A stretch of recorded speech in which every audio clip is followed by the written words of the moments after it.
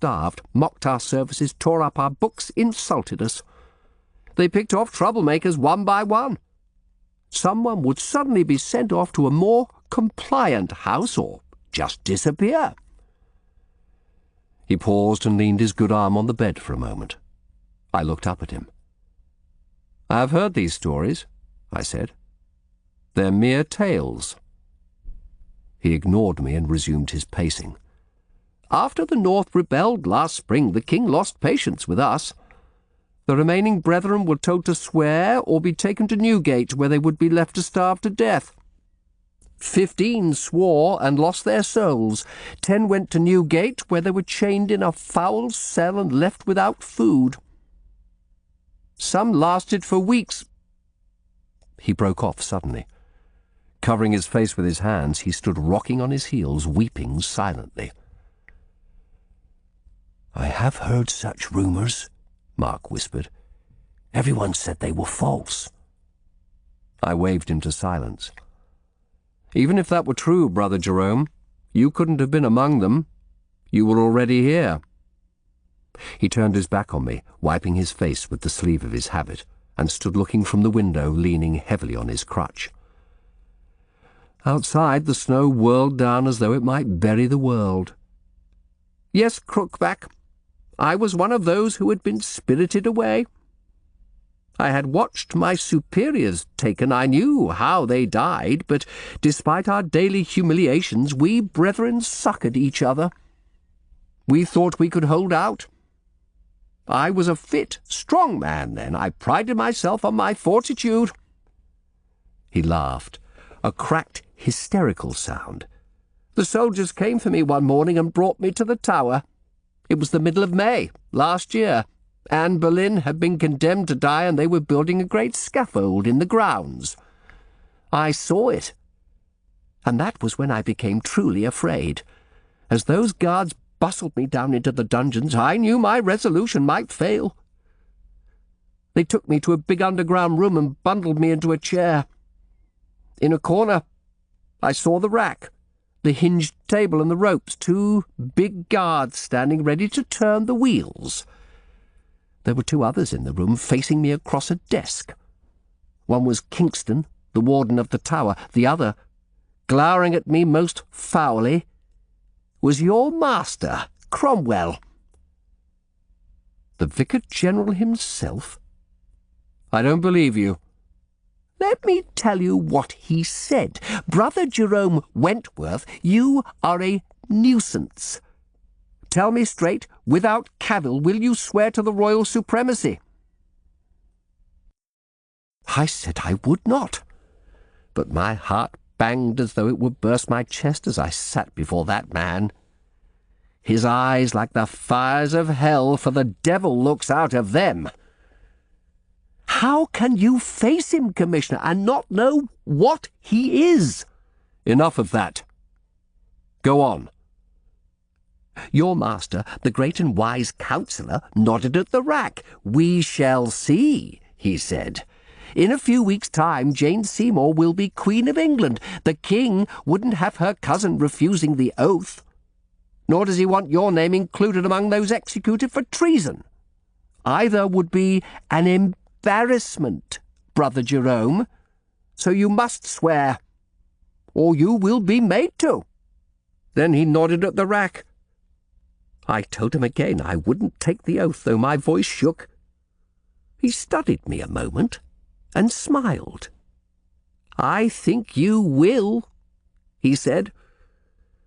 "Master Kingston, I have little time. Get him lengthened." Kingston nodded at the rackmasters, and they hauled me to my feet. They slammed me down on the rack, knocking the breath from my body. They bound my hands and feet, stretching my arms above my head. Jerome's voice lowered to a whisper. It was all so quick. Neither of the rackmasters spoke a word. I heard a creak as they turned the wheel, then there was a great tearing pain in my arms like I'd never known. It consumed me. He broke off, gently massaging his torn shoulder, his eyes vacant. In the memory of his agony, he seemed to have forgotten our presence.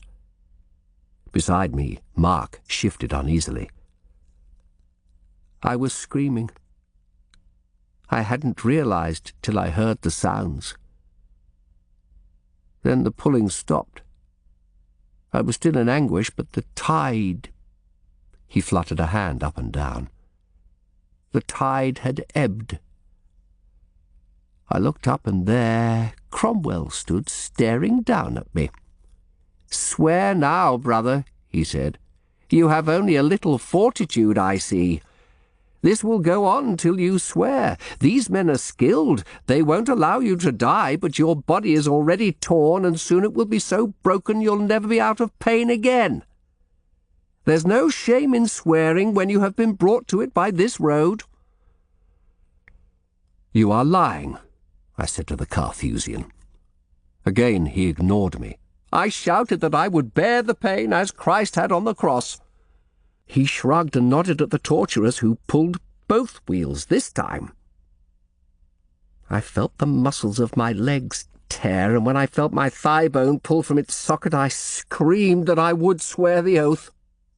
"An oath sworn under duress is surely not binding in law," Mark said. "God's blood, be quiet!" I snapped at him. Jerome started a little, recalled to himself, then smiled.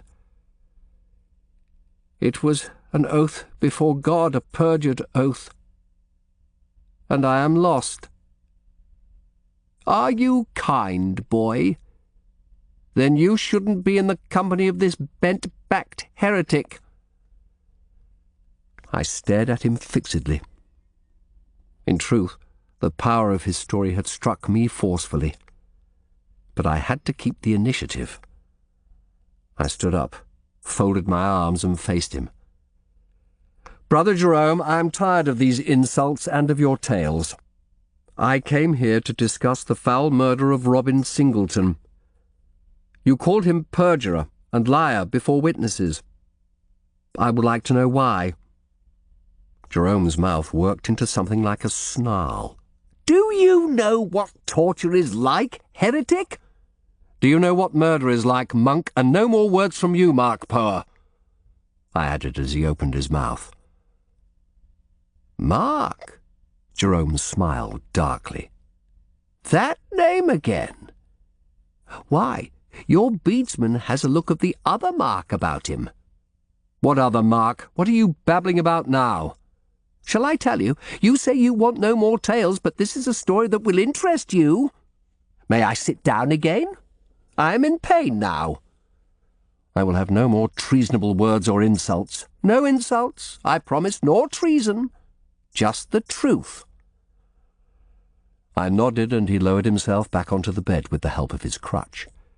He scratched his chest, wincing at a pang from the hair shirt.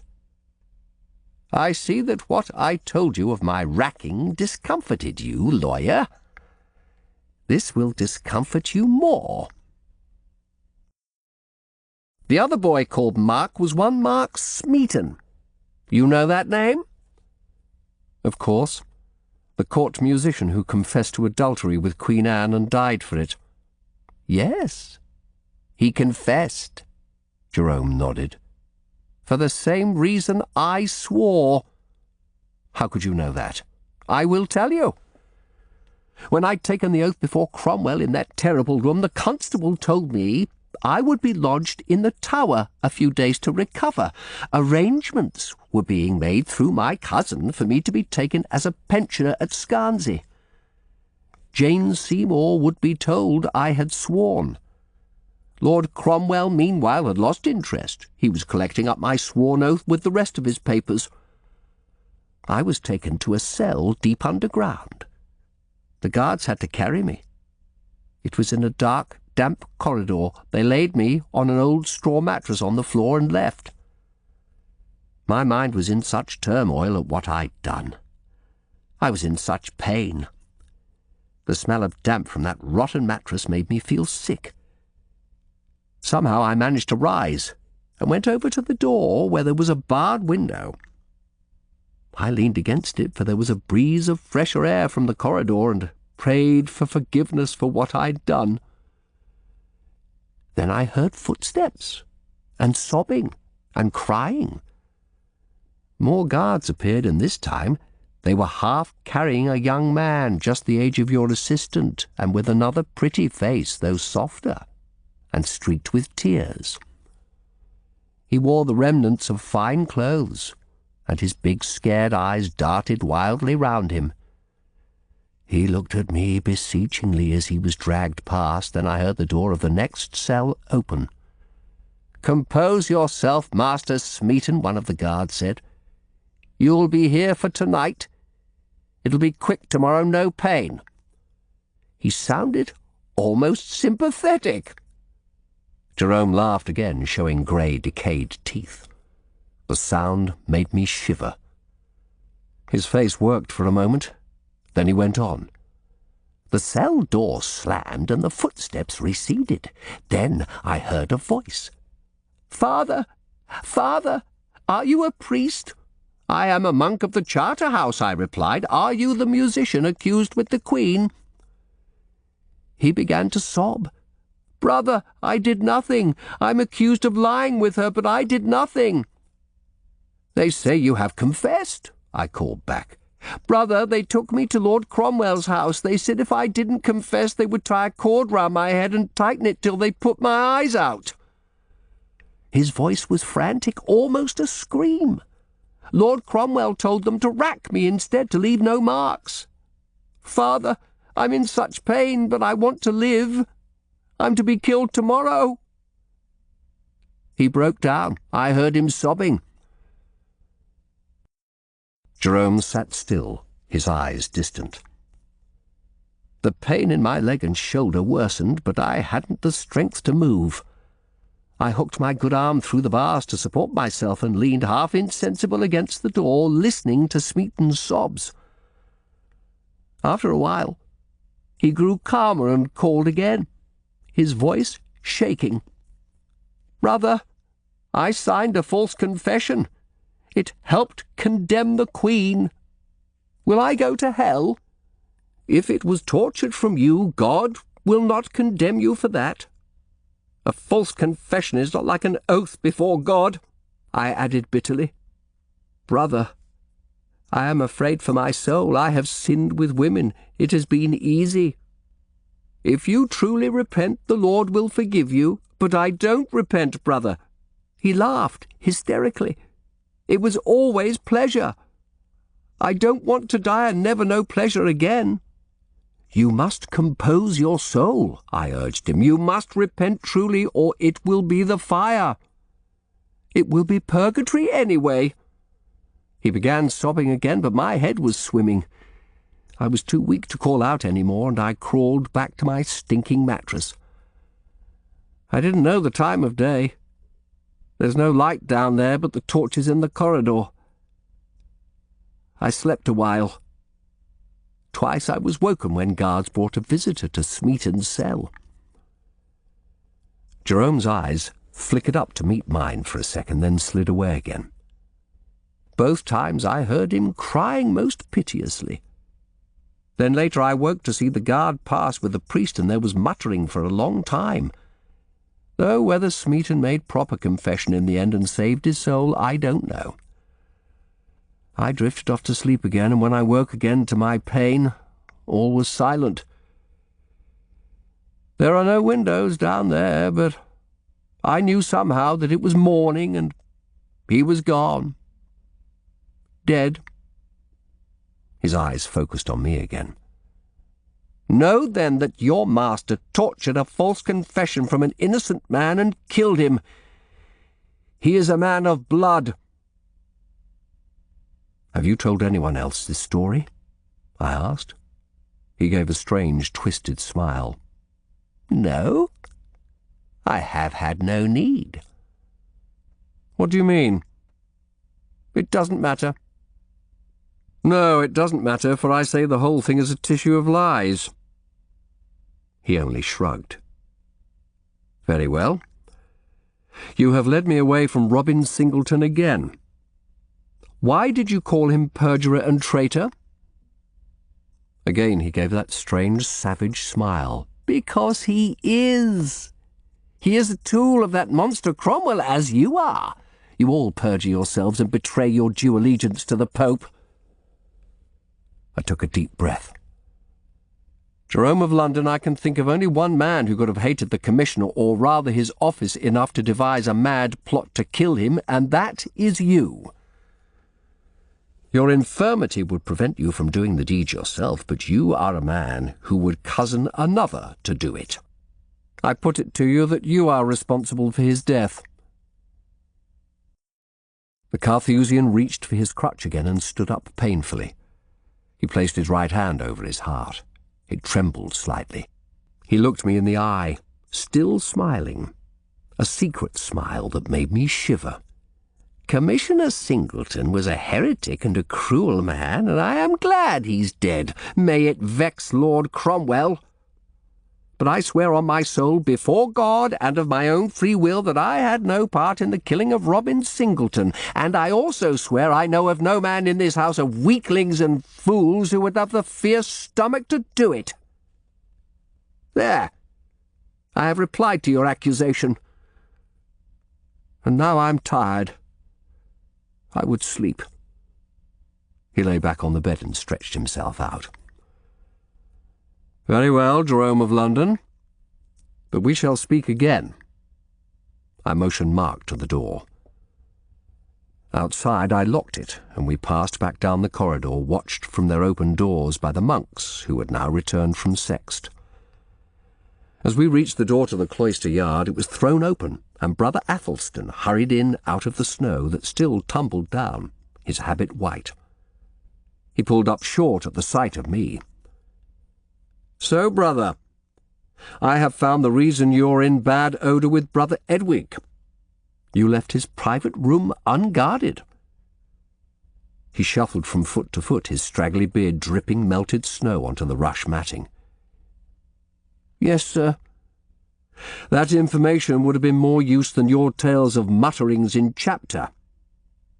What happened?" He looked at me, his eyes afraid. "I didn't think it important, sir. I came in to do some work and found Commissioner Singleton upstairs in Brother Edwig's room looking at a book. I pleaded with him not to take it, or at least to let me take a record, for I knew Brother Edwig would be angry with me. When he returned and I told him, he said I should have kept an eye on what Commissioner Singleton was doing." "So he was angry?" "Very, sir." He hung his head. "Did you know what was in the book he had?" "No, sir, I only deal with the ledgers in the office. I don't know what books Brother Edwig has upstairs." "Why didn't you tell me about this?" He shifted from foot to foot. "I was afraid, sir. Afraid that if you asked Brother Edwig about it, he would know I'd spoken. He's a hard man, sir." "And you were a fool. Let me advise you, brother. A good informer must be prepared to give information even at risk to himself. Otherwise, he'll be mistrusted. Now be gone from my sight." He vanished down the corridor at a run. Mark and I hunched ourselves into our coats and stepped out into the blizzard. I looked around the white cloister.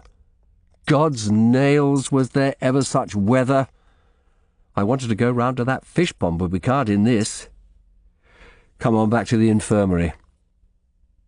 As we trudged back to our room, I noticed Mark's face was thoughtful and sombre. We found Alice in the infirmary kitchen, boiling herbs. "You look cold, sirs. Can I bring you some warm wine?" "Thank you, Alice," I said. "The warmer the better." Back in our room, Mark took a cushion and sat before the fire. I lowered myself onto the bed. "Jerome knows something," I said quietly.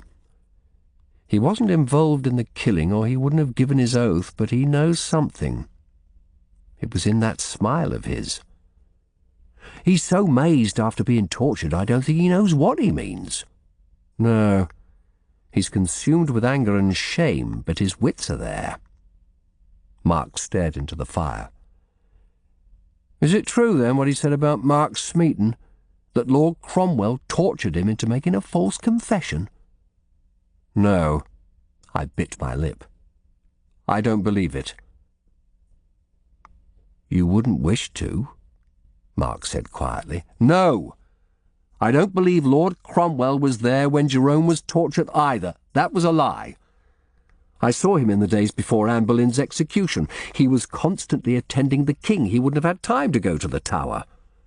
And he wouldn't have behaved like that. He wouldn't. Jerome invented it.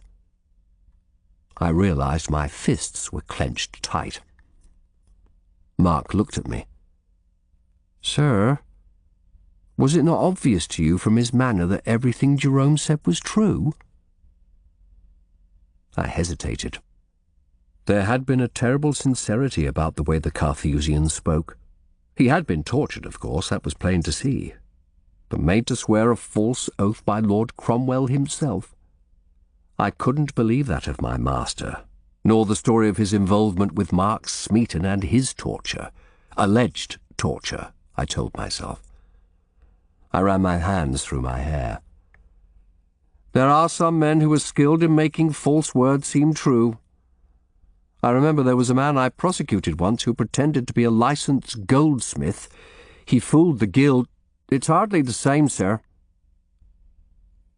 I can't believe Lord Cromwell would have prepared false evidence against Anne Boleyn. You forget I've known him for years, Mark. He rose to power in the first place because of her reformist sympathies. She was his patron.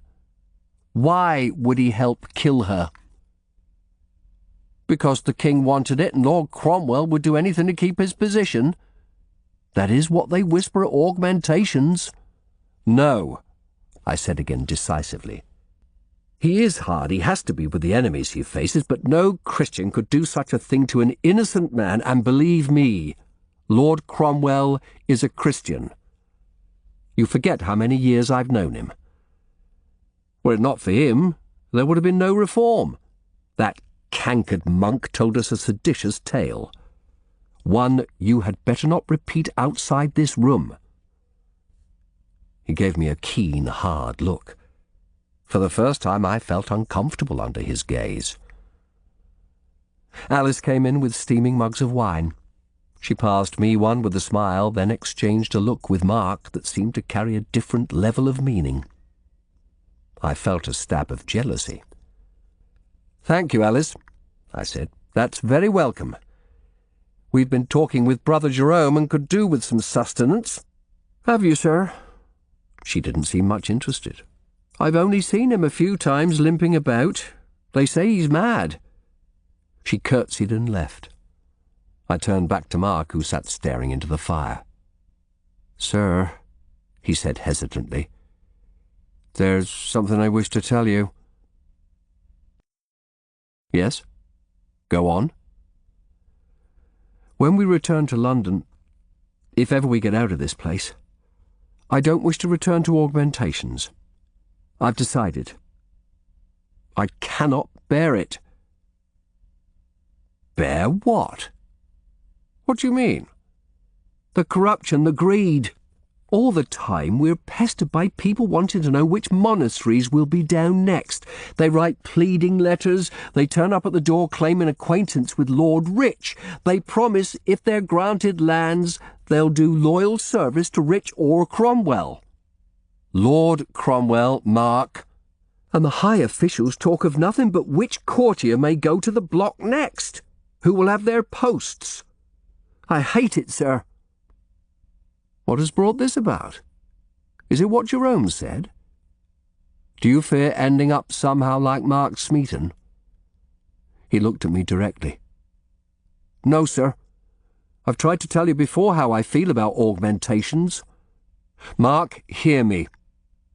I don't like some of the things that are happening now any more than you, but it's all to an end. Our goal is a new and purer realm." I got up and stood above him, spreading my arms wide. "The monastic lands, for example. You have seen what this place is like. These fat monks steeped in every heresy the Pope ever devised, living on the backs of the town, becking and scraping to their images when, given the chance, they would play the filthy person with each other, or young Alice, or you. It's all coming to an end, and so it should. It's a disgrace. Some of them are not bad people. Brother Guy, the institution is rotten. Listen, if Lord Cromwell can get these lands into the king's hands, then yes, some will be given to his supporters. That is the nature of patronage. It's how society works. It's inevitable. But the sums are vast. They will give the king enough money to make him independent of Parliament. Listen, you feel for the plight of the poor, do you not? Yes, sir. It is a disgrace. People like Alice thrown off their lands everywhere. Masterless men begging in the streets. Yes, it is a disgrace. Lord Cromwell tried to put a bill through Parliament last year that would truly succour the poor, set up almshouses for those who couldn't work, and provide great public works for those without labour, building roads and canals. Parliament turned the bill down because the gentry didn't want to pay a tax on income to fund it. But with the wealth of the monasteries in the king's coffers, he won't need Parliament. He can build schools. He can pay to provide an English Bible in every church. Imagine it. Work for everyone, all the people reading God's word. And that is why augmentations is vital. He smiled sadly. You don't think like Master Coppinger that only householders should be allowed to read the Bible? I've heard Lord Rich believes the same. My father's not a householder. They wouldn't allow him the Bible. Nor am I. You will be one day. But no, I don't agree with Coppinger. And Rich is a rogue. Cromwell needs him now, but he'll ensure he rises no further. Things will settle down. Will they, sir? They must. They must. You need to think, Mark. You need to pray. I cannot cope with doubts, not now. There's too much at stake. He turned back to the fire. I'm sorry to vex you, sir. Then believe what I say. My back ached. For a long time we were silent as dusk fell outside, and the room slowly darkened. It was not a comfortable quietude. I was glad I'd spoken so vigorously to Mark, and I believed all I'd said about the future I thought we were building. Yet as I sat there, Jerome's words came back to me, and his face, and my lawyer's instinct told me that he had not been lying. But if everything he'd said was true, then reform was being built on an edifice of lies and monstrous brutality. And I was part of it all. Lying there, I was horrified. Then a thought came to comfort me. If Jerome was mad, he might have come truly to believe in something that was only a fantasy in his head. I had known such things before. I told myself that must be the answer. What was more, I should cease from agonizing over this. I needed rest and a clear head for the morrow. In such ways do men of conscience comfort themselves against their doubts. Chapter 17. All at once Mark was shaking me awake. I must have fallen asleep lying there. "Sir, Brother Guy is here." The infirmarian stood looking down at me. Hastily I got to my feet. "I have a message, Commissioner. The abbot has the land deeds you requested and some correspondence he wishes to send out. He is on his way." "Thank you, brother." He looked at me intently, fingering the rope at the waist of his habit with long brown fingers. "I will shortly be going to the night service for Simon Wellplay, Commissioner. I feel I should tell what I suspect about his poisoning to the abbot." I shook my head. "Not yet. His killer doesn't know murder is suspected, and that may give me an advantage." "But how am I to say he died? The abbot will ask." "Say you're unsure." He passed a hand across his tonsure. When he spoke again, his voice was agitated. "But, sir, knowledge of how he died should guide our prayers. We should be asking the Lord to receive the soul of a slain man, not his sick one. He died without shrift or housel. That alone is a danger to his soul. God sees all. The boy will be admitted to heaven or no, as he wills. The infirmarian looked set to argue further, but just then the abbot entered. His old servant followed behind, carrying a big leather satchel. Abbot Fabian looked grey and worn, peering at us through tired eyes. Brother Guy bowed to his superior and left us. "Commissioner, I have brought the deeds of the 4 land sales made this last year. Also some correspondence, business letters and some personal letters from the monks. You asked to see correspondence before it went out." "Thank you. Put the satchel on the table." He hesitated, rubbing his hands together nervously. "May I ask how things went in the town today? Did you make progress? The smugglers?" "Some progress. My lines of inquiry seem to multiply, my Lord Abbot. I also saw Jerome this afternoon." "I trust he was not... "Oh, he insulted me again, naturally. I think he should remain in his cell for the present." The abbot coughed. "I have had a letter myself," he said hesitantly. "I have put it with those others. It's from an old friend, a monk at Bissam. He has friends at Lewes Priory. They say terms of surrender are being negotiated with the Vicar General." I smiled wryly. "The monks of England have their own communication networks. It was ever so." "Well, my lord, I think I may say Scarnsea is not the only house with a mischievous history that Lord Cromwell thinks would be better closed." "This is not a mischievous house, sir." There was a slight tremble in his deep voice. "Things went well and peacefully until Commissioner Singleton came." I fixed him with an affronted look. He bit his lip and swallowed, and I realized I was looking at a frightened man near the edge of his reason. I felt his sense of humiliation, his confusion as his world shook and trembled about him. He raised a hand. "I'm sorry, Master Shardlake, forgive me. This is a difficult time." "Nonetheless, my lord, you should mind your words." "I apologize again." "Very well." He collected himself. "Master Goodhaps has made ready to leave tomorrow morning, sir, after Commissioner Singleton's funeral. The night service will begin in an hour, followed by the vigil. Will you attend?"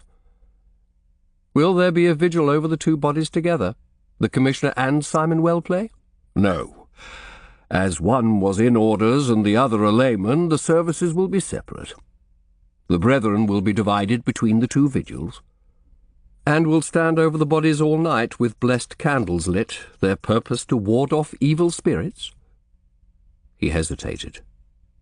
"That is the tradition." "A tradition disapproved in the King's 10 Articles of Religion. Candles are allowed for the dead only in remembrance of God's grace. Commissioner Singleton wouldn't have wanted superstitious powers imputed to his funeral candles." "I will remind the brethren of the provision." "And the rumours from Lewes? Keep those to yourself." I nodded in dismissal and he left. I looked after him thoughtfully. "I think I have the upper hand there now," I told Mark.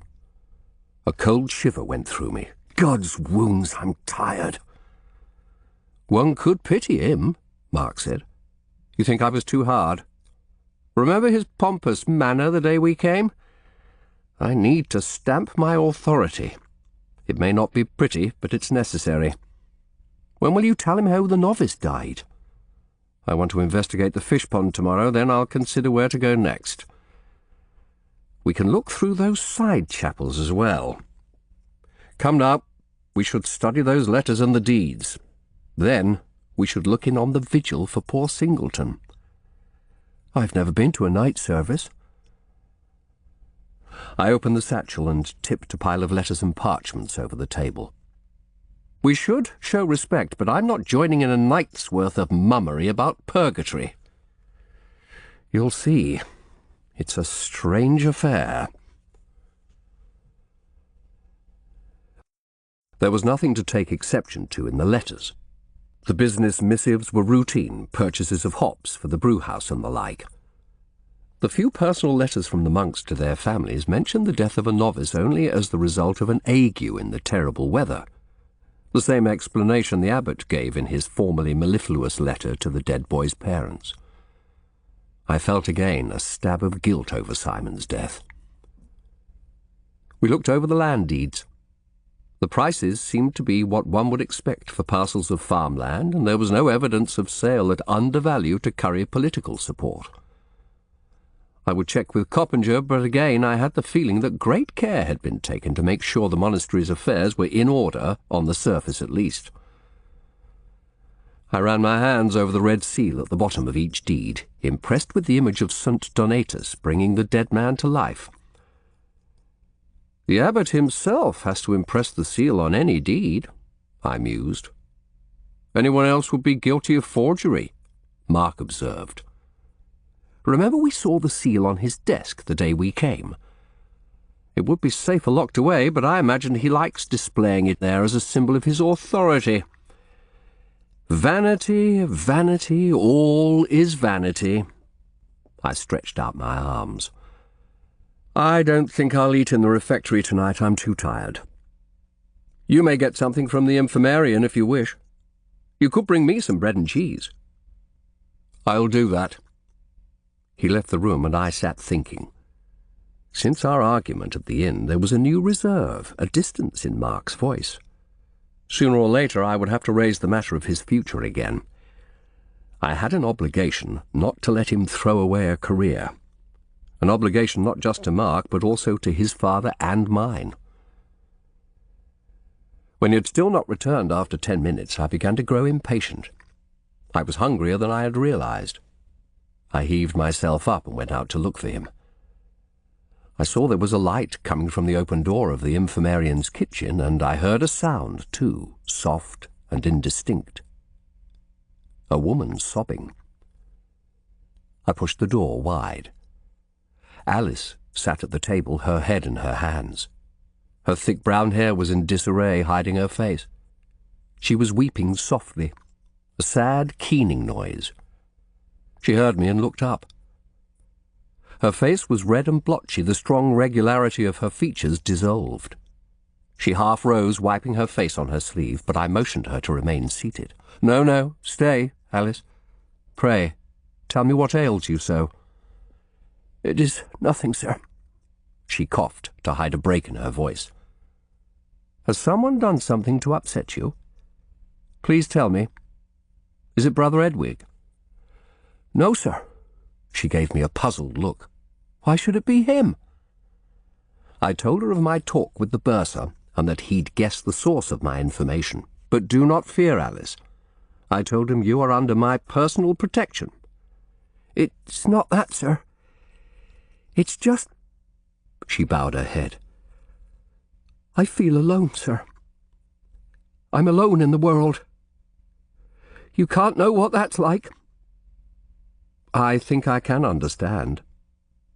I've not seen my family for years. They live far from London. I have only Master Poor at my house. I know I have a position in the world, but I too can feel alone. Yes, alone." I smiled at her sadly. "But you have no family at all? No friends in Scarnsea that you visit?" She frowned, playing with the loose thread on her sleeve. "My mother was the last of our family. The Futurers weren't popular in the town. Women healers are always a little apart." Her voice became bitter. "People come to women like my mother and grandmother for help with their ills, but they don't like the sense of obligation. Once, when he was young, Justice Coppinger came to my grandmother seeking help for a griping in his guts that wouldn't leave him. She cured him, but he wouldn't so much as acknowledge her in the street afterwards. And it didn't stop him taking our cottage when my mother died.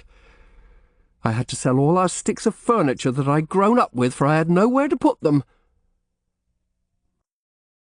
"I am sorry. Such thefts of land should be stopped." "So I don't go into Scarnsea any more. On my rest days, I stay here looking at Brother Guy's books. He helps me try to read them. Well, then you have one friend. She nodded. Yes, he is a good man. Tell me, Alice, did you ever hear of a girl who worked here before you? A girl named Orphan? I heard she took some gold cups and ran away. I don't blame her. I decided to say nothing of Goodwife Stump's fears. I didn't wish to worry Alice further. I felt an overpowering urge to rise and clasp her to my breast, to ease the ache of loneliness in us both. I fought it down. Perhaps you too could leave, I suggested diffidently. You did once, when you went to work for the apothecary in Esher, was it not? I would leave this place if I could, all the more after what's happened these last 10 days. It's full of dusty old men, and there's neither love nor warmth in their ceremonies. And I wonder still over what poor Simon meant about warning me. Yes, so do I. I leaned forward. Perhaps I may do something to help. I have contacts in the town, and in London too. She looked at me curiously. I can feel for your position, truly I can, and I would help you. I wouldn't have you— I felt myself blush— put under any obligation to me for it, but if you would accept help from an ugly old hunchback, I would gladly give it. Her look of curiosity deepened. She frowned. Why do you call yourself old and ugly, sir? I shrugged. I'm approaching 40, Alice, and I've always been told I'm ugly. It is not so, sir, she said hotly. Why, only yesterday Brother Guy remarked how your features have a rare combination of refinement and sadness. I raised my eyebrows. I hope Brother Guy isn't of Gabriel's inclination, I said jokingly. No, he's not, Alice said with sudden heat. And you shouldn't insult yourself so, sir. Is there not enough suffering in the world? I am sorry. I laughed nervously. I was overcome with embarrassment and pleasure at her words. She sat looking at me sadly, and despite myself, I lifted a hand to reach across and touch hers. Then we both jumped as the church bells began to peal, clashing and echoing through the night. I let my hand fall as we both laughed nervously. The door opened and Mark walked in. Alice at once rose and went to a cupboard. I guessed she didn't want him to see her tear-streaked face. I'm sorry I took so long, sir. He spoke to me, but his eyes were on Alice's back. I went to the privy and then stopped in the infirmary hall. Brother Guy is there. The ancient monk's very ill. Brother Francis? Alice turned quickly. Then please excuse me, sirs. I must go to him. She brushed by us, her footsteps pattering up the corridor. Mark's face was concerned. Has she been crying, sir? What ails her? I sighed. Loneliness, Mark, only loneliness. Now come, those infernal bells are tolling for the vigil. As we passed through the infirmary hall, we saw Alice and Brother Guy standing over the old monk's bed. Blind Brother Andrew sat in his chair as usual, cocking his head from side to side to catch the sounds of Alice and Brother Guy's movements. The infirmarian looked up as I approached the bed. He is sinking, he said quietly. It seems I must lose another. It is his time. We all looked round as the blind monk spoke. Poor Francis, he has watched nearly 100 years as the world falls down to its end. He has seen the coming of the Antichrist, as was foretold. Luther, and his agent Cromwell. I realized he had no idea I was there. Brother Guy stepped hastily towards him, but I laid a restraining hand on his arm. No, brother, let us hear. Is that a visitor? The blind monk asked, turning his milky eyes towards me. Did you know Brother Francis, sir? No, brother. I am a visitor. When he was professed, it was still the time of the wars between Lancaster and York. Think of that! He told me there was an old monk at Scarnsea then, as old as Francis is now, who had known monks who were here at the time of the great pestilence. He smiled softly. Those must have been great days. Over 100 brothers here, a clamour of young men seeking the habit. This old man told Brother Fabian that when the pestilence came, half the monks died in a week. They partitioned the refectory, for the survivors couldn't bear the sight of the empty tables. The whole world was stricken then as it fell a further step towards its close. He shook his head. Now all is vanity and corruption as the end nears. Soon Christ will come and judge all. Quiet, brother, Brother Guy murmured anxiously. Quiet. I looked across at Alice. She dropped her eyes. I studied the ancient monk. He lay quite unconscious, his wrinkled face calm. Come, Mark, I said quietly. Let us go. We muffled ourselves up and went out. The freezing night was still, moonlight glinting on the snow as we crunched along to the church. A subdued glow of candlelight was visible from the windows. At night, the church had quite a different aspect. It seemed like a great cavern, the roof lost in echoing darkness. Pinpoints of light came from candles lit before favoured images round the walls, and there were two larger oases of light, one beyond the rood screen in the choir, the other in a side chapel. I led Mark there, guessing Singleton would have the less exalted setting. The open coffin stood on a table. Posted round it were 9 or 10 monks, each holding a large candle. They made a strange sight, those cowled figures in the dark, their sombre faces lit from below. As we approached, I saw Brother Athelstan there. He quickly lowered his head. Brother Jude and Brother Hugh shuffled aside to give us room. Singleton's head had been set upon his neck, and a block of wood laid between the head and the coffin's back to hold it in place. His eyes and mouth had been closed, and but for the red line round the neck, he could have been lying in the repose of natural death. I looked down, then lifted my head hastily at the smell that rose from the body, cutting through the monk's fusty odour. Singleton had been dead over a week, and out of the vault he was decomposing fast. I nodded gravely to the monks and withdrew a few paces. I'm going to bed, I said to Mark. You may stay if you wish. He shook his head. I will come with you. It's a doleful sight. I would pay my respects to Simon Wellplay, but as laymen, I doubt we would be welcome. Mark nodded and we turned away. The sound of a Latin psalm came from behind the rood screen where the novice lay. I recognized Psalm 94. O Lord God, to whom vengeance belongeth, O God, to whom vengeance belongeth, show thyself. Exhausted though I was, I slept badly again. My back pained me, and I only dozed in fits and starts. Mark, too, was restless, grunting and mumbling in his dreams. Just as the sky lightened, I fell at last into a deep sleep, only to be woken by Mark an hour later. He was already up and dressed.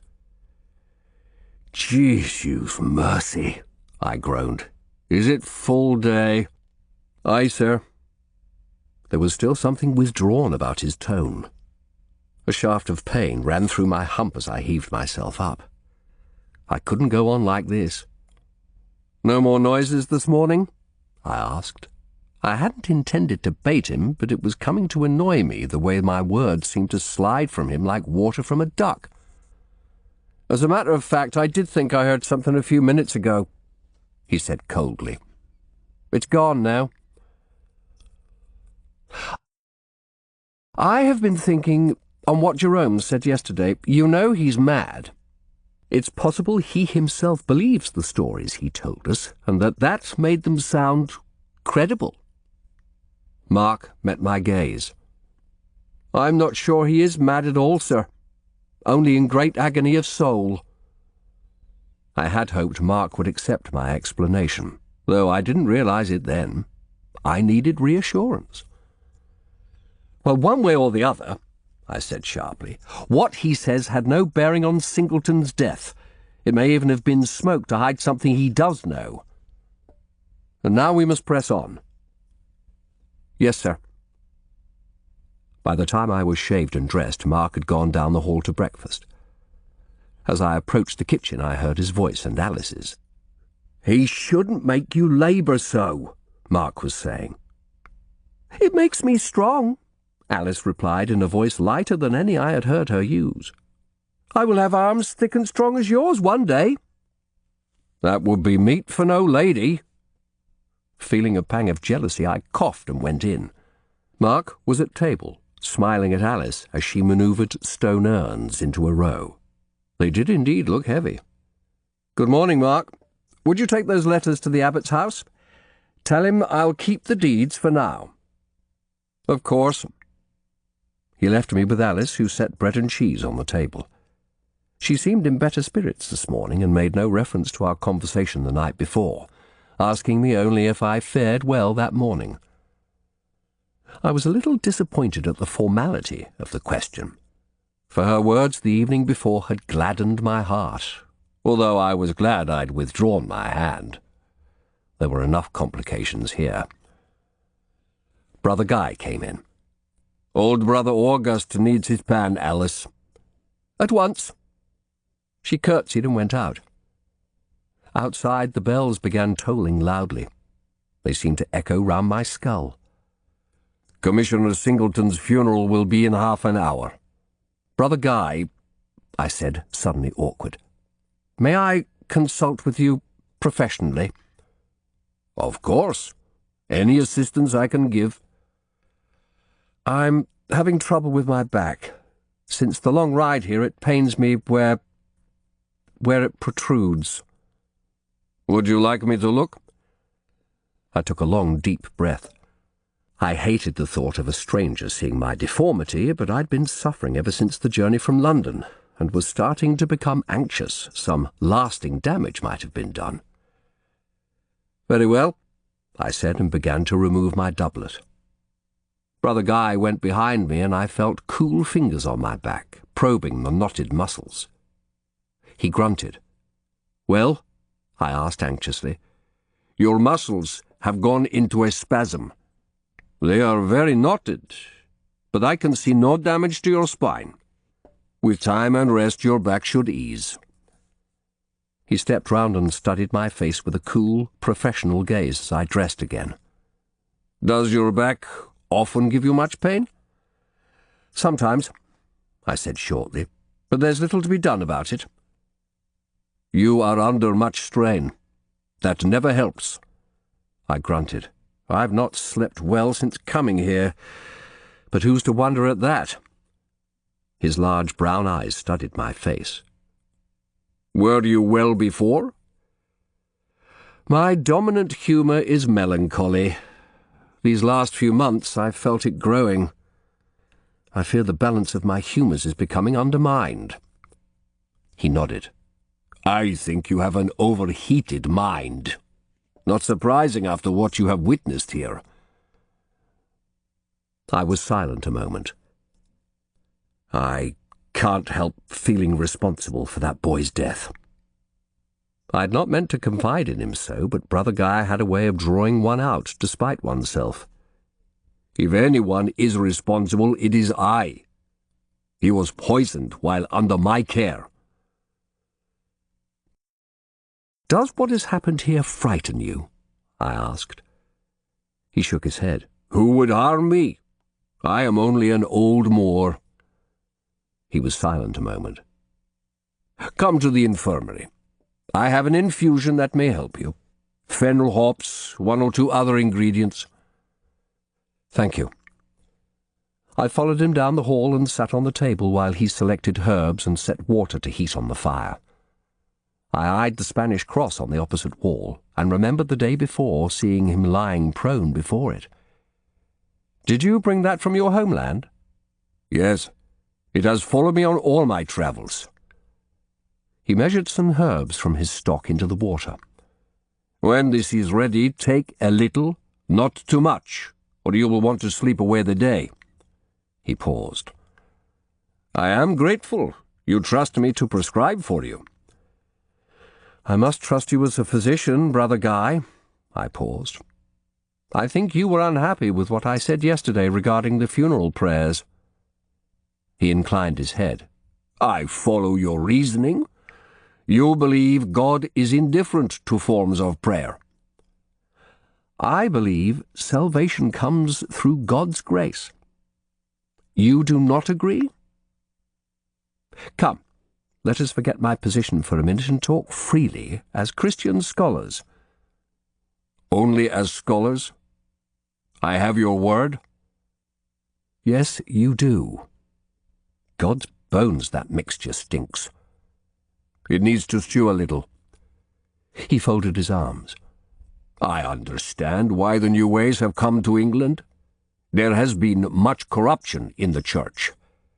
But these matters could be dealt with by reform, as has been done in Spain.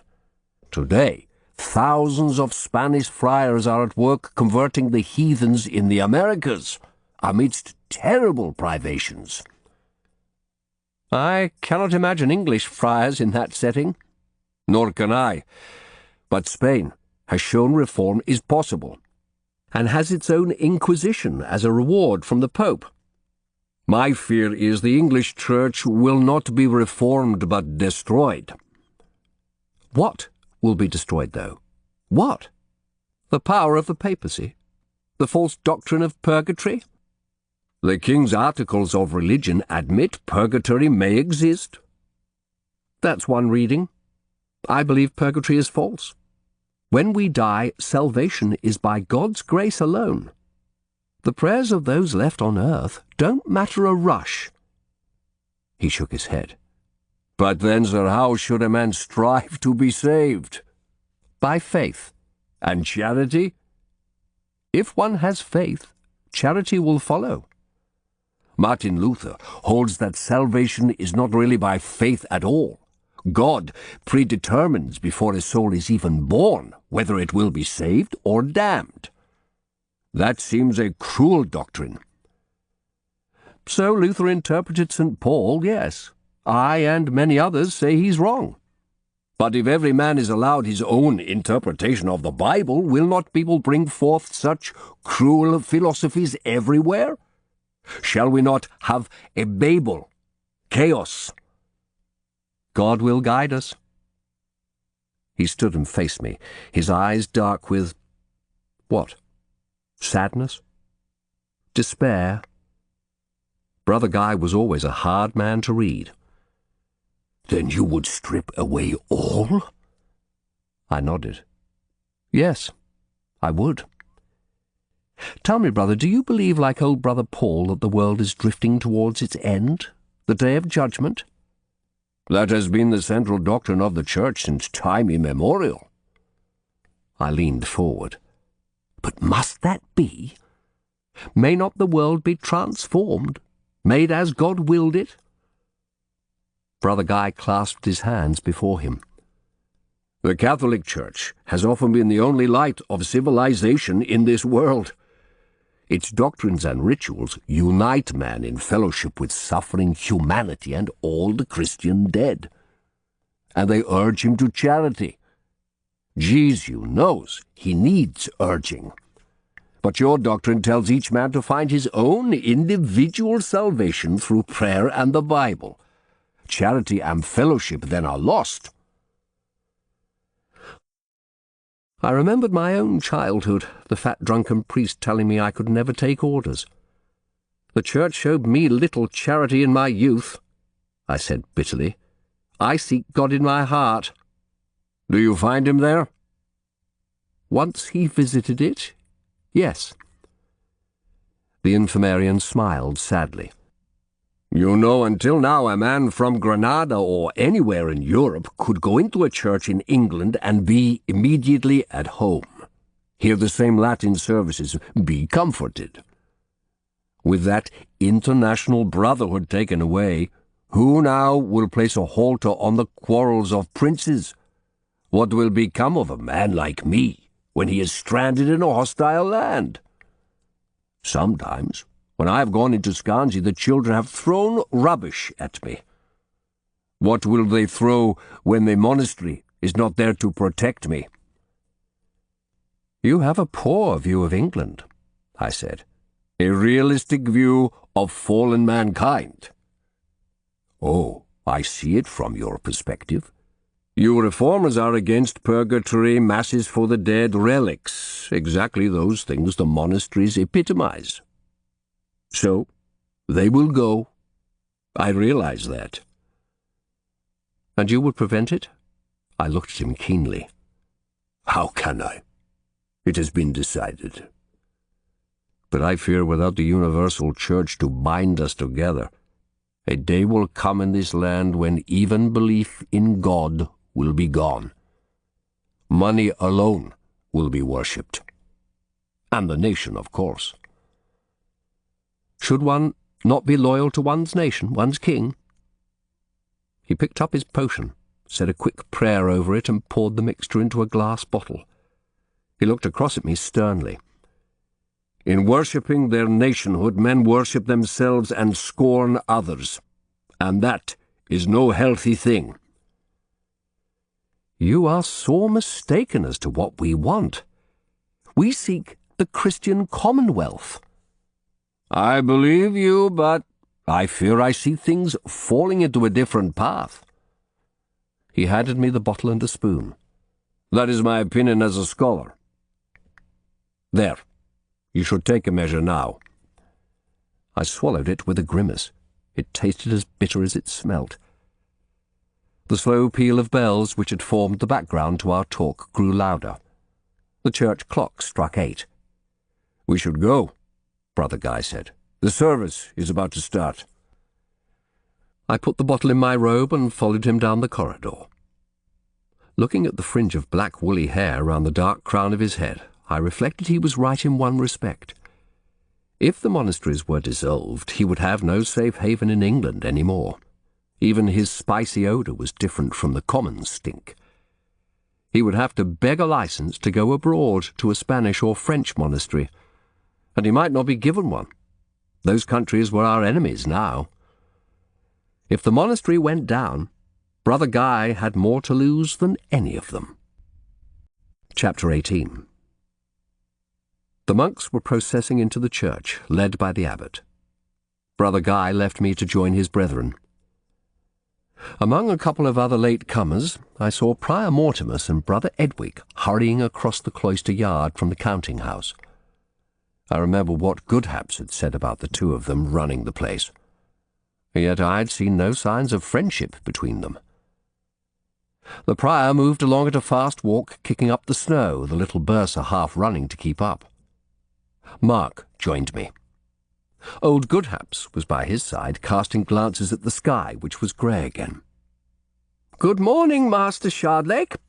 Do you think it will snow?" he asked anxiously. "I want to be on the road once the service is over." "The road to Scarnsea is passable. Now come, we shall be late." I led the way into the church. The monks had filed past the rood screen into the choir stalls. I could hear them coughing and shuffling. On our side of the screen, Singleton's coffin, still open, had been set on some chairs. Some way off another coffin stood surrounded by candles. Simon Wellplays. The abbot stood by Singleton's coffin, not too near, for as we approached we caught again the smell of decay. "If you lay mourners would sit with the coffin while the dirigy is offered up," he said solemnly, "and afterwards bear the coffin to the churchyard. Prior Mortimus has offered to be the fourth bearer. If, he glanced at my hump, "you are able to take the weight." "I'm quite capable," I said sharply, though I winced at the thought. "I can't," Dr. Goodhaps piped up. "I have arthritis in my shoulder. I should be in bed a week." "Very well, Dr. Goodhaps," the abbot said wearily. "I will find a monk to be the fourth bearer." For the first and last time I exchanged a look of sympathy with Abbot Fabian over the old man's head. Then he bowed and walked behind the screen, and we took our seats behind Singleton's coffin. Goodhaps coughed and buried his nose in a handkerchief. The service began. That morning, for all I sat behind the stinking coffin of a murdered man, I found myself lulled along by the monk's beautiful polyphonic chant. The Psalms and the Latin readings from Job struck a chord. And thou sayest, how doth God know? Can he judge through the dark cloud? Thick clouds are a covering to him that he seest not, and he walketh in the circuit of heaven. Thick clouds indeed, I thought. I'm still in a fog here. I shook myself angrily. This wouldn't do. Where was my resolution? And then something occurred to me that I'd not considered before, though I should have. Mark and Dr. Goodhap sat on either side of me. The old man still with a handkerchief to his nose, while Mark stared before him, lost in thought. I nudged him. "Will Alice be in the infirmary this morning?" I whispered. "I believe so." "Good." I turned to Goodhaps. "And I would like you to come there too before you leave." He gave me a put-upon look. I turned back to the service. The chanting ebbed and flowed, dying out at last to silence. The monks filed out of the choir, and a servant, who'd been waiting in the church, hurried over and took up the coffin lid.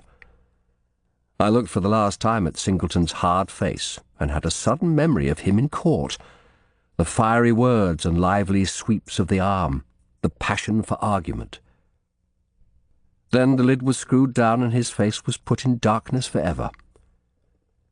The prior and a squarely built middle-aged monk appeared, and Mark and I bent with them to take the weight of the coffin. As I lifted it, I felt something move within. Mark turned to me, his eyes wide. "His head," I whispered. "It slipped away." We bore the coffin from the church, horribly conscious of the head and the piece of wood rolling about inside, the monks following behind in a long procession. On the way out, I saw Brother Gabriel standing over Novice Wellplay's coffin, praying fervently. As we passed, he looked up at us with blank, despairing eyes. We walked through the snow, the dead bell tolling in our ears, to the lay churchyard where a grave had been dug, a brown slash in the white expanse. I glanced at Prior Mortimus beside me. His hard face wore an expression of unaccustomed thoughtfulness. Servants were waiting with spades. They took the coffin and laid it in the grave. Snowflakes began falling silently in the grey morning, dusting the excavated earth as the final prayers were said and holy water sprinkled over the coffin. As the first clods banged down, the monks turned and processed silently back to the church. As I followed them, the prior fell into step beside me. "They can't wait to be out of the cold. If they'd had the watches I've had in winter weather—" He shook his head. "Indeed?" I asked with interest. "Were you once a soldier?" "Do I seem that rough to you? No, Master Shardlake, I was once the town constable at Tunbridge. I helped the sheriff arrest wrongdoers, watch for thieves on winter's nights, and in the day I was a schoolmaster. Does that surprise you, that I should be a scholar?"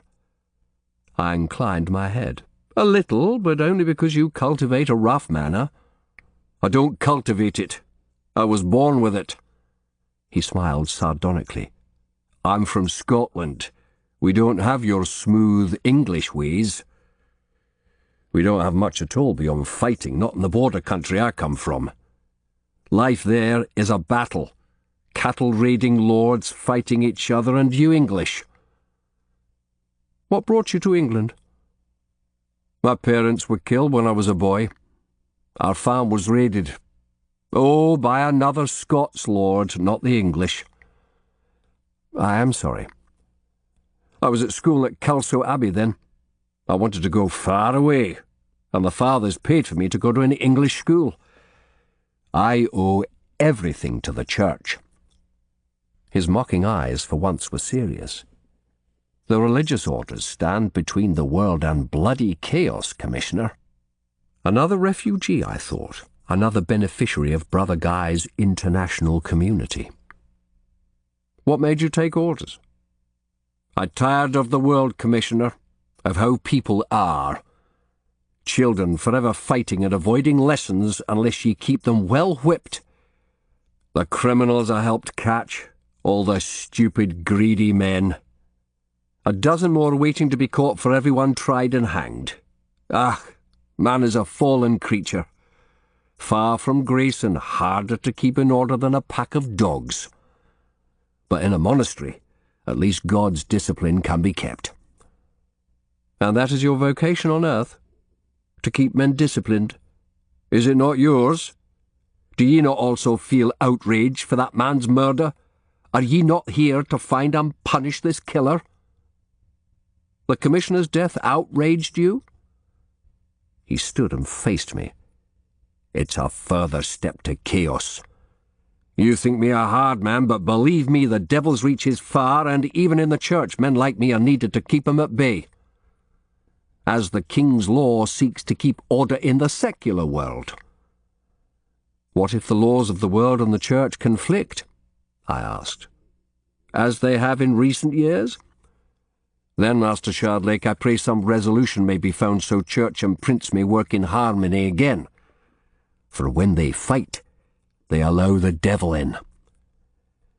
Then let the church not challenge the prince's will. Well, I must return to the infirmary. I will leave you here. You'll be returning to the church. For the funeral of poor novice Wellplay, I added meaningfully. He answered my gaze. I shall pray for that lad to be admitted to heaven in God's time, sinner as he was. I turned away, peering through the snowflakes to where Goodhaps was tottering along. Mark had given him his arm. I wondered if he would make it to the town, make his escape. In the infirmary hall, Alice was still tending the old dying monk. He was conscious again, and she was gently spooning gruel into his mouth. Attending to the ancient, her face had a new softness, a gentleness. I asked her to accompany us to the infirmarian's little kitchen. I left them all there while I fetched the book the bursar had given me. They all looked at me expectantly as I held it up. According to the bursar, this is the book poor Singleton obtained just before he died. Now, Dr. Goodhaps and Alice Futura, I want you both to look at it and say whether you've seen it before. You'll notice it has a large stain of red wine on the cover. It occurred to me in church that those who'd seen the book should remember that stain. Goodhaps reached across and took the account book, turning it over in his hands. I remember the Commissioner reading a book with a blue cover. It might have been this. I don't know, I don't remember. With your pardon. Alice leaned across and took the book. She studied the cover, turned it over, then said decisively, This is not the book. My heart quickened. You're sure? The book Brother Ebwick handed the Commissioner had no stain on it. I would have remarked it. The bursar likes everything so clean and tidy. Would you swear to that in a court of law? I would, sir. She spoke quietly and seriously. So now I can be sure the bursar played me false. I nodded slowly. Very well. Alice, I thank you again. All of you, keep this quiet. I will not be here, Goodhaps said smugly. I looked from the window. The snow had stopped. Yes, Dr. Goodhaps, I think you should be on your way. Mark, perhaps you could aid the doctor on his road to town. The old man cheered up. Thank you, sir. An arm to lean on would be welcome, and I have my bags at the abbot's house. My horse is here. If it could be returned to London when the weather allows. Yes, yes. But, Mark, make as much haste as you can. We have things to do when you return. He helped the old man to his feet. Goodbye, Commissioner, Goodhaps said. I hope you keep safe in this pestiferous place. And with that cheerful valediction, he left us. I returned to my room, secreting the book under the bedclothes. I felt pleased. This was progress. I wanted to investigate the church and the pond next, and wondered how long it would take Mark to get to Scarnsea and back. On his own, little over an hour, but with the old man, I chid myself for a soft noddle, but I hadn't liked to think of Goodhap stumbling through the drifts with his bags. I decided to visit the horses. They hadn't been out for several days. I went back outside and made my way over to the stables. There, a stable boy sweeping up assured me the animals were in good condition. Indeed, both Chancery and Mark's Redshanks looked well, and were pleased to see me after so long inside. I stroked Chancery's long white head. "Would you be out, old horse?" I said softly. "Better to be bored in here than to drift in that place outside. There are worse things than standing in a stall." The stable boy passed, giving me an odd look. "Do you not talk to your horses?" I asked him. He muttered something unintelligible and returned to his sweeping. I said goodbye to the animals and walked slowly back to the infirmary. In the courtyard, I saw that a space had been cleared in the snow. Squares of different sizes had been chalked on the exposed ground, and half a dozen monks were playing a game that involved making intricate steps on the throw of a dice. Bug stood watching, leaning on his spade. At the sight of me, the monks paused and made to step aside, but I waved them to continue. I recognized the game from Lichfield, an elaborate combination of hopscotch and dice that was played in all the Benedictine houses. As I stood watching, Brother Septimus, the fat, foolish monk whom Brother Guy had chid for overeating, limped by, puffing and blowing as he waddled through the snow. "Come and join us, Septimus," one of the monks called. The others laughed. "Oh, no, I couldn't, I would fall." "Come, we're playing the easy version. No trouble even for a noddle like you to follow." "Oh, no." One of the monks grasped his arm and led him protesting into the middle of the cleared area, the monk already there moving aside. They were all grinning, even Bug. Almost at once, though, Septimus slipped on a patch of ice and went over, landing on his back with a howl. The other monks roared with laughter. "Help me up!" Brother Septimus howled. "He's like a woodlouse on its back. Come, woodlouse, up with you." "Give him some snowballs," one called. "That'll raise him." The monks began throwing snowballs at the poor creature who, between his weight and infirmity, found it impossible to rise. He cried out as snowballs burst all over him, twisting and rolling so that he looked more like a stranded tortoise than ever. "Stop!" he yelled. "Brothers, I pray you, desist!" They went on pelting and catcalling. This was no good-natured jest such as I'd witnessed the night before. I was considering whether to intervene when a loud voice cut through the noise. "Brethren, stop that now!" The monks dropped their snowballs as the tall figure of Brother Gabriel strode up, frowning angrily. "Is this Christian brotherhood? You should be ashamed of yourselves! Help him up!" Two of the younger monks hastily aided the puffing, gasping Septimus to his feet. "To the church, all of you! Prime is in 10 minutes. The sacrist started a little as he noticed me among the watchers. He came over to me as the brothers dispersed. "I am sorry, Commissioner. Sometimes monks can be like naughty schoolboys." "So I see." I recalled my conversation with Brother Guy. No Christian brotherhood in that performance. I looked at Gabriel anew, realizing he wasn't a senior official for nothing. He was more than capable of exercising authority and moral force when necessary. Then, as I watched, the power seemed to drain from his face, and it was overcome with sadness. "It seems a universal rule in this world that people will always look for victims and scapegoats, does it not? Especially at times of difficulty and tension. As I said earlier, sir, even monks aren't immune to the devil's wiles." He gave a brief bow and followed his brethren into the church. I resumed my way to the infirmary, passing again through the hall to the inner corridor. I felt hungry and paused at the kitchen to take an apple from the bowl there. As I did so, something outside caught my eye. A great splash of scarlet across the white snow. I crossed to the window. Then my legs almost gave way. Alice was lying face down in the garden, a broken pot at her side. She lay in a lake of blood that even now spread steaming across the snow. Chapter 19. I groaned aloud and pressed a fist into my mouth. Simon Wellplay had died for talking to me, not Alice too.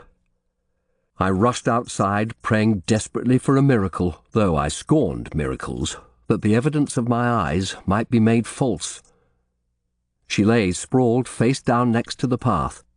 There was so much blood over and around her that for a sickening moment I thought her head had been struck off like Singleton's. I forced myself to look closely. She was whole. I stepped over the shards of the pot and knelt beside her. Hesitantly I touched the pulse in her neck and cried out in relief when I felt it beating strongly. At my touch, she stirred, groaning. Her eyes fluttered open, startlingly blue in her blood-stained face. "Alice! Oh, praise God you live! He has wrought a miracle!" I reached down and hugged her to me, gasping for joy as I felt her living warmth, the beating of her heart, even as the ferrous tang of blood filled my nostrils. Her arms pushed at my chest. "Sir, what is this? No!" I released her and she sat up groggily. "Forgive me, Alice," I said, covered in confusion. "It was relief. I thought you dead. But lie still, you're badly hurt. Where are you injured?" She looked down at her vermilion-stained dress, staring in puzzlement for a moment, then put her hand to her head. Her face softened, and to my amazement she laughed. "I'm not hurt, sir. Only stunned. I slipped in the snow and fell. But I was carrying a pitcher of blood. You remember from the monk's bleeding? This is not my gore." "Oh!" I leaned against the infirmary wall, almost giddy with relief. "We were going to pour it over the garden. We've been keeping it warm, but Brother Guy said to wait till the snow is gone. I was taking it to the storehouse." Yes, I see." I laughed ruefully. "I've made a fool of myself." I looked down at my blood-spattered doublet. "And ruined my clothes." "They will clean, sir." "I am sorry. I seized you as I did. I meant no harm." "I see that, sir," she said awkwardly. "I'm sorry I frightened you so. I've never slipped before, but these paths through the snow are turning to ice. Thank you for your care." She bowed her head. I saw that her body was held compressed in on itself, and realized with a pang of disappointment that my embrace had been unwelcome.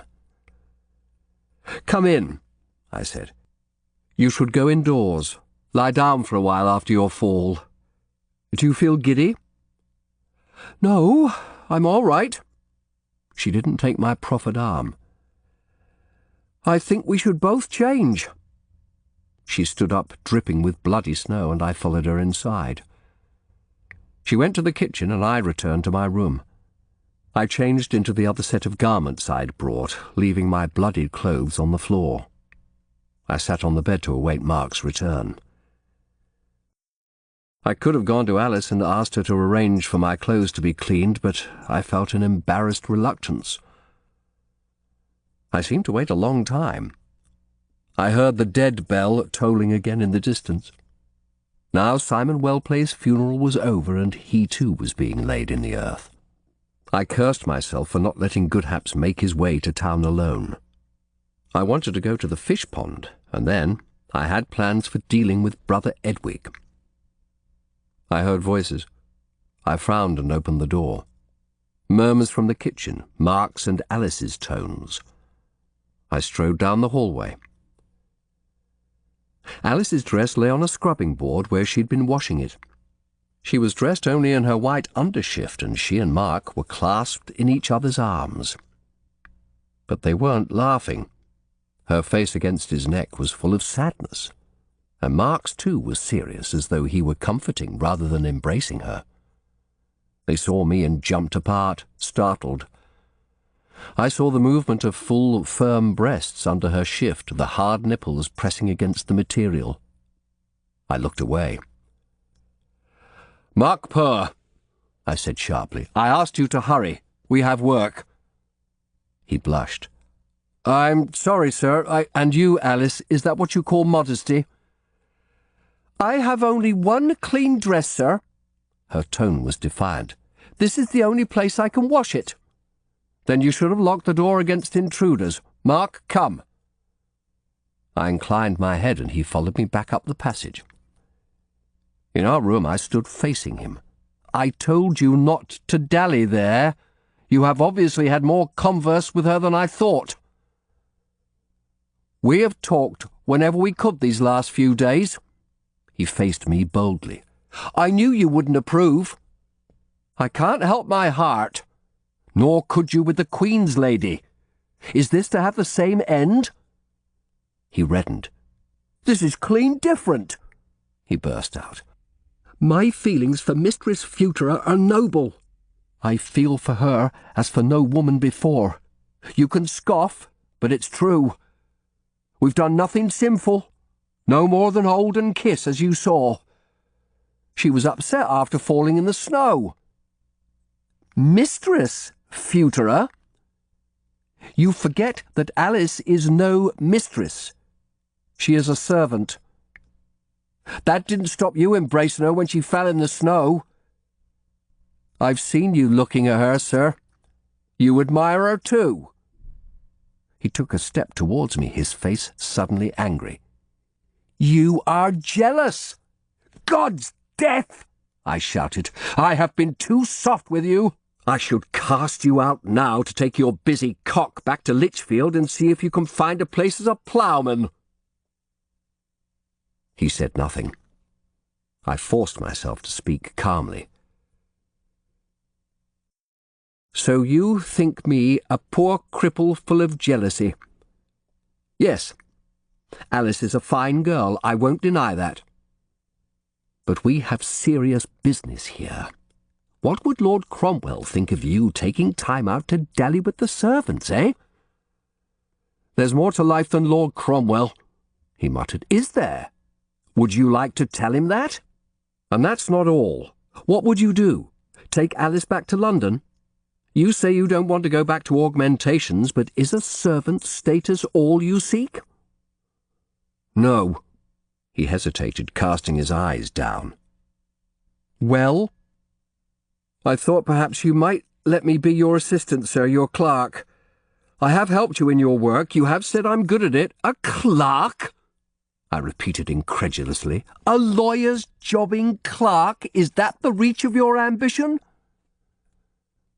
"It's a bad time to ask, I know," he said sulkily. "God's blood, any time would be bad for that request."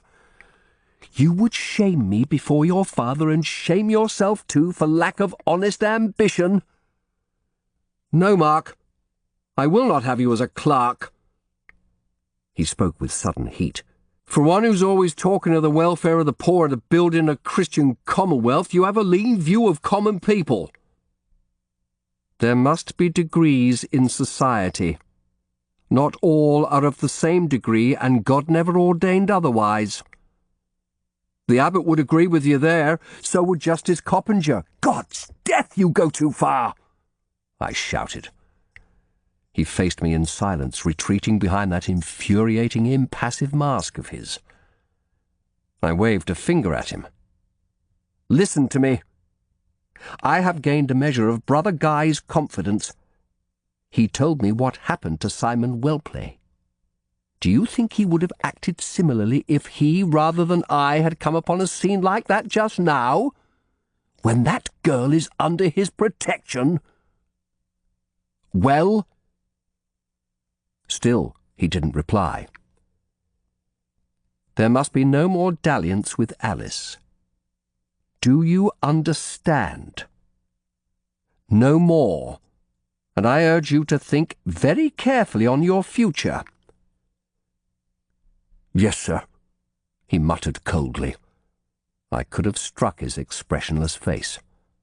Get your coat. We're going to investigate that pond. We can look round the chapels on the way back.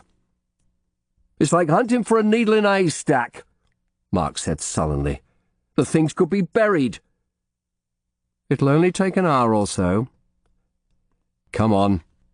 And you had better prepare your flesh for the touch of cold water, I added maliciously. It will be a lot colder than the arms of that girl. We made our way in silence. I was burning with anger. Anger at Mark's thoughtlessness and insolence, but also at myself, for what he had said about my jealousy was true. To see him holding Alice, when she had shrunk from me, had burned me to the heart. I glanced sideways at him. First with Jerome, now with Alice. How could this obstinate, self-indulgent boy always leave me feeling in the wrong? As we passed the church, the monks were going in once more in double file. Simon was buried now in the monks' churchyard, but evidently there was to be a further service for him, though there had been none for Singleton. I reflected bitterly that Simon would have been grateful for a tenth of the attributes and opportunities God had lavished on Mark. The last of the brothers filed in, the door banged shut, and we walked on past the outhouses to the lay cemetery. Mark stopped suddenly. "Look there," he said. "That is strange." He pointed to Singleton's grave, its brown earth standing out against the snow. The fresh snowfall had covered everything around with a further dusting, but not the grave. We crossed to it, and I exclaimed with disgust. The grave was covered with a viscous liquid glittering in the weak sun. I bent down, touched it carefully, and lifted my finger to my nose. Then I snorted angrily. Soap! Someone's coated the grave with soap to prevent the grass growing. It has melted the snow. But why? Haven't you heard the story that grass won't grow on the graves of the sinful? There was a woman hanged for infanticide when I was a boy. Her husband's family would steal out and coat the grave with soap so nothing would grow, like this. It's a vicious piece of mischief. Who has done it? How should I know? I snapped. God's passion, I'll have Abbot Fabian bring the lot of them out here to clean it under my supervision. No, under yours. It'll be a bigger humiliation to do it under you. I turned away furiously. We trudged on, traversing the graveyard and then the orchard, now almost a foot deep in snow. Watery sunlight was reflected from the stream and the ice-covered circle of the fish pond. I pushed my way through the frozen rushes. The ice was thicker now, a light covering of snow round the edges. But by bending down and squinting hard, I could still discern something gleaming faintly near the middle of the pond. Mark, see that pile of loose stones under where the wall is patched? Fetch a big one and break the ice. He sighed, but at a stern look from me went off and fetched a great lump of limestone. I stood back as he raised the boulder above his head and flung it into the centre of the pond. There was a tremendous crash, satisfying somehow, though I flinched as a spout of water and shards of ice flew into the air. I left the water to settle, then carefully approached the edge, got down on hands and knees again and peered in. Disturbed fish milled about frantically. Now. Yes, just there. Do you see it? A gleam of yellow? I think so, Mark agreed. Yes, there's something. Shall I try fishing for it? If I take your staff and you hold my other arm, by stretching, I might reach it. I shook my head. No, I want you to go in for it. His face fell. The water's near frozen. Singleton's killer may have thrown his bloody clothes in there too, Go on, it can't be more than 2 or 3 feet deep. You'll live." For a moment I thought he would refuse, but he set his lips and bent to remove his coat, his overshoes, and finally his boots. Those expensive leather shoes would be no better for a soaking. He stood a moment, shivering on the bank, his solid bare legs and feet nearly as white as the snow. Then he took a deep breath and waded in, shouting aloud at the shock of the cold water. I'd expected it to reach his thighs, but he'd taken no more than a couple of steps before, with a cry, he sank to his chest. Great bubbles of stinking gas belched up around him, smelling so vile I took an involuntary step back. He stood there gasping as the foul air dissipated. "There's a foot of mud. Ugh!" he gasped. "Yes," I said. "Of course the silt from the stream will fall to the bottom. Can you see anything? Can you reach?" He gave me a withering look. Then with a groan he bent down, his arm disappearing under the water. He scrabbled about. "Yes. Something. It's sharp." His arm reappeared. He was holding a great sword, its handle gilded with gold. My heart leaped as he threw it on the bank. "Well done!" I breathed. "Now, again. Is there anything more?" He bent again, his whole shoulder disappearing under the surface and sending slow ripples towards the icy rim. "Jisoo, it's cold!" "Wait. Yes, there is something. It's soft cloth, I think." "The killer's clothes," I breathed. He rose, pulling, and then overbalanced with a shout, falling right under the surface as another figure shot up out of the water. I gaped at the sight of a human form, dressed in a sodden robe. Its upper body seemed to hang in the air a moment, hair swirling round its head. Then it splashed down into the reeds. Mark's head rose again. He howled with shock and fear, flapping for the shore. Hauling himself onto the bank, he collapsed onto the snow, his yells turning to gasps and his eyes bulging, as mine were, at the sight of the figure in the reeds. A woman's body, grey and rotten and draped in the rags of a servant's dress. The eye sockets were empty. A lipless mouth was drawn back over grey, clenched teeth. Rats' tails of hair dripped onto its face. Mark got shakily to his feet.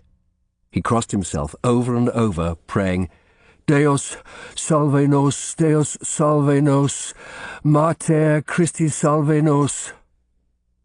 "It's all right," I said gently, all my anger gone. "It's all right." I put a hand on his shoulder. He was shaking like a leaf. "She must have been lying under the silt. Gases built up and you disturbed them. You're safe. The poor creature can do us no harm." But my own voice broke as I looked at the terrible thing lying there. "Come, you'll catch an ague. Put on your boots." He did so, the action seeming to calm him a little. I saw that something else had risen to the surface and lay floating there. A large black piece of cloth, bloated with gas. I reached over with my staff, dreading a second body, but it was only an empty monk's habit. I hauled it in and set it on the bank. I could see dark patches that could have been the marks of congealed blood. I suddenly remembered the fat carp we had eaten on our first night and shuddered. Mark was still staring at the body in horror. Who is it?" he stuttered. I took a deep breath. "My guess is those are the remains of Orphan Stonegarden." I looked at the dreadful head, grey skin stretched over a skull. "A sweet, gentle face, Goodwife Stump said. One of the prettiest I've ever seen. So this is what Simon Wellplay meant about warning a woman of danger. He knew. So now we have 3 deaths. I pray God it's the last." I forced myself to pick up the monk's robe. I turned it over and paused at the sight of a little harp sewn into the fabric. I'd seen it before. It was the sacrist's badge of office. My mouth fell open with amazement. "It's Brother Gabriel's," I gasped. Chapter 20. I told Mark to run and fetch the abbot as fast as he could to warm his blood. I watched him plough away through the snow, then turned back to the pond. Bubbles were still rising from the silt, churning the surface. I wondered if the relic was down there, and perhaps the chalices the poor girl was supposed to have stolen. I made myself approach the cadaver. There was a thin silver chain round its neck, and after a moment's hesitation I bent and took it, snapping the links easily between my fingers. There was a tiny medallion on the end, with the crude figure of a man bearing a load on his back. I pocketed it and took up the sword. It was an expensive weapon, a gentleman's sword. A maker's mark was stamped into the blade, JS 1507. Above the effigy of a square building with 4 pointed towers. I went and sat down on the pile of rubble by the wall. I was stiff with shock as I sat staring at the bundle among the reeds. Between that and the cold, my fingers and toes soon became numb, and I got up, waving my arms and stamping my feet to restore the circulation. I walked up and down, the snow creaking under my boots, pondering what these discoveries meant. I began to see a pattern, facts slotted into place in my head. After a while I heard voices from the orchard and saw Mark hurrying back, accompanied by 2 black-habited figures, the abbot and the prior. Prior Mortimer's carried a large blanket. Abbot Fabian's face was aghast as he came to a halt and stared at the thing on the bank. He crossed himself and muttered a prayer. The prior went over to the body, his face contorted with disgust. His eyes went to the sword, which I had placed on the bank. "Was the woman killed with that?" he breathed. "I don't think so. The body was preserved under the silt. I think it had been there a long time. But I believe this is the sword that killed Singleton. This pond has been used as a hiding place more than once." "Whose corpse is it?" There was a note of panic in the abbot's voice. I gave him a level stare. "I've been told a former assistant of the infirmarian disappeared 2 years ago. A girl called Orphan Stonegarden." The prior looked at the body again. "No," I heard him mutter. There was anger in his voice, and sorrow too, disbelief. "But she ran away," he said. "She was a thief." We looked round at the sound of more people approaching, 4 servants carrying a stretcher between them. The abbot nodded to Prior Mortimer, and he threw the blanket over the body. The abbot leaned towards me. "There is a great hue and cry at the monastery. People saw Master Poor come running to my house. He told me you had found a body, and I asked the servants to bring a stretcher to carry it back. But, please, may we keep it covered? Just say someone drowned in the pond for now, not that it's a woman." "For the present," I agreed. I hid the sword in the soaked habit as the servants approached. They hung back, crossing themselves. "Mark, help them," I said. I noticed that under his coat he had exchanged his wet clothes for a blue servant's shirt. He helped them lay the blanket-covered form on the stretcher and lifted it. It seemed light as paper. "Take the stretcher to the infirmary," I said. We formed a procession behind the servants. I glanced at Prior Mortimer's once or twice, and he looked away. Discoloured water dripped from the body, staining the snow. A crowd had gathered, monks and servants buzzing around in the orchard like a swarm of bees. The prior called to them angrily to go about their business, and they dissipated with many backward glances at the blanket-covered stretcher. Brother Guy approached us. "Who is it? They say someone drowned in the pond." I turned to the bearers. "Take the corpse to the infirmary for Brother Guy to examine. Mark, go with him. And take this. Put it in our room." I handed him the soaked habit. "Careful of the sword," I murmured. It's sharp. "I should tell the brethren something," the prior said. "Only that a body has been found in the pond. Now, my Lord Abbot, I will talk with you." I nodded towards his house. Again he faced me across his desk, still covered with papers and with the Abbey seal resting on its lump of red wax. His face seemed to have aged a decade in a few days, the confident glow in his cheeks replaced by grey, exhausted fear. I laid the sword on his desk. He looked at it with distaste. I placed the little silver chain beside it and pointed at it. "Do you recognize that, my lord?" He bent and looked at it. "No, I've never seen it. Was it on the body?" "Yes." "And the sword?"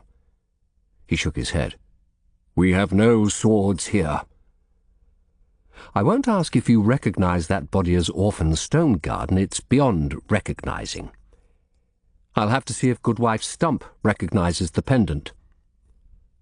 He looked at me with horror. "The poor house overseer? Does she have to be involved? She has no love for us." I shrugged. "And she will have less if it transpires her ward was murdered and thrown in your fish pond. She told me the girl was unhappy working here. What can you tell me about that?" For answer he buried his head in his hands. I thought he would begin sobbing, but after a moment he lifted his face. "It is not good to have young girls working in monastic houses. There I agree with Lord Cromwell. But Brother Alexander was infirmarian then. He was getting old and needed help. The girl was sent, and he wanted to take her on." "Perhaps he liked her looks. I hear she was comely." He coughed. "Not Brother Alexander. In fact, I thought it safer than having a boy to assist him. That was in the days before the visitation, when, I see. When a boy might have to watch his arse. But Brother Guy was infirmarian by the time she disappeared?" "Yes. Brother Alexander was named in the bishop's visitation. It broke him. He died of a seizure soon after. Then Brother Guy came." "So who was it that bothered the girl?" "I believe somebody did." He shook his head. "Commissioner, it is a temptation to have a pretty girl around the cloister.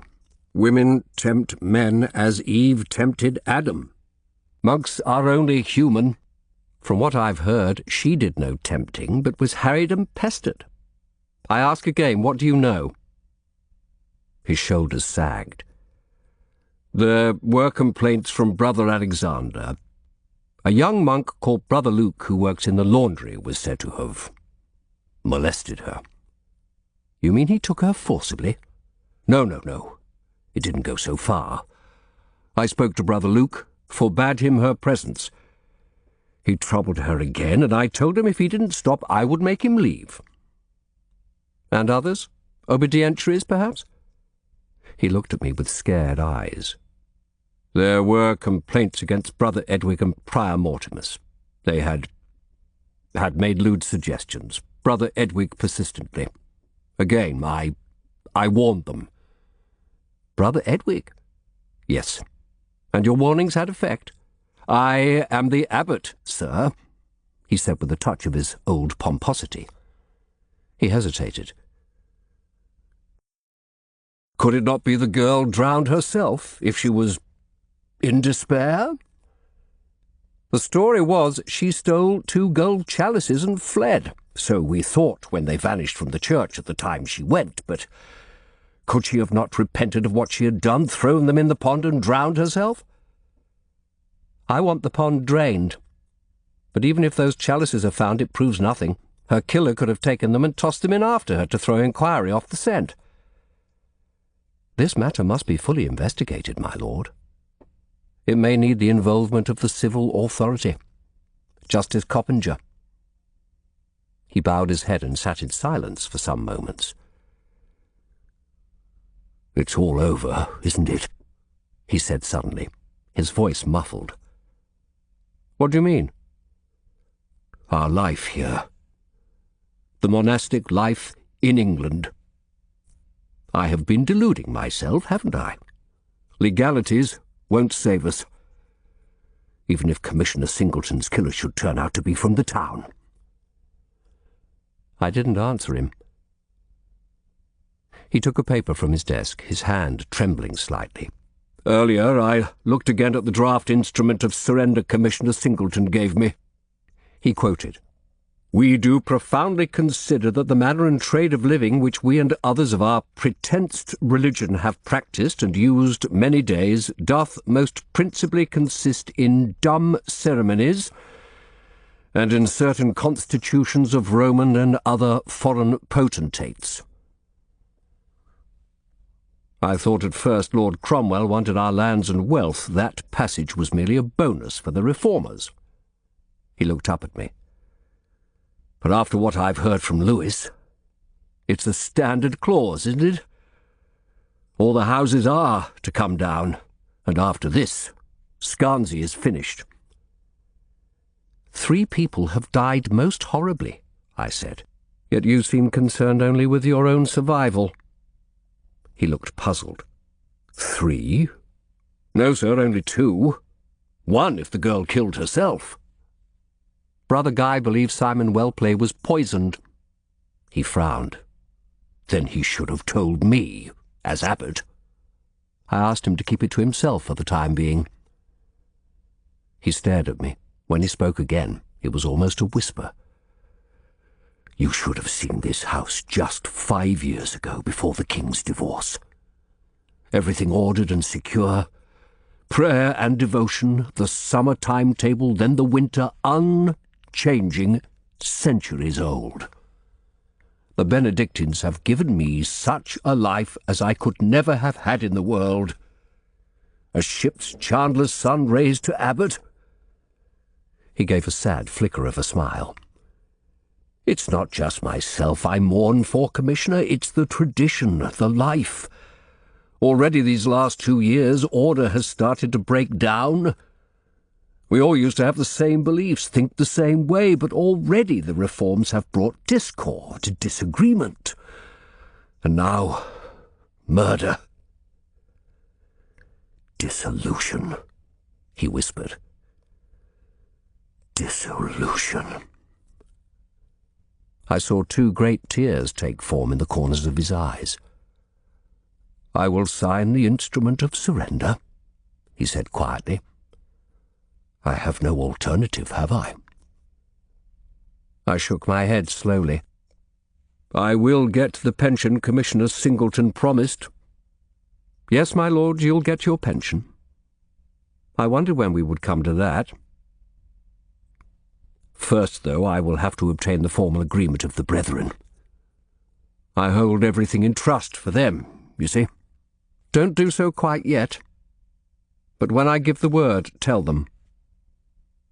He nodded dumbly, lowering his head again to hide his tears. I looked at him.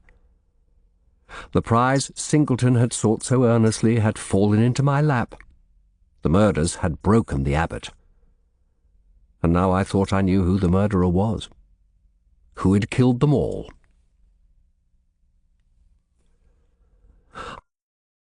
I found Brother Guy in his dispensary. Mark sat on a stool beside him, still in his servant's clothes. The infirmarian was cleaning knives in a bowl of water stained brownish-green. The cadaver lay on the table, covered with the blanket, for which I was grateful. Mark's face was pale, and even the infirmarian's dark features had an underlying pallor, as though there were ashes under his skin. I have been examining the body, he said quietly. I cannot be sure, but from her height and build, I think it is the girl, orphan, and the hair was fair.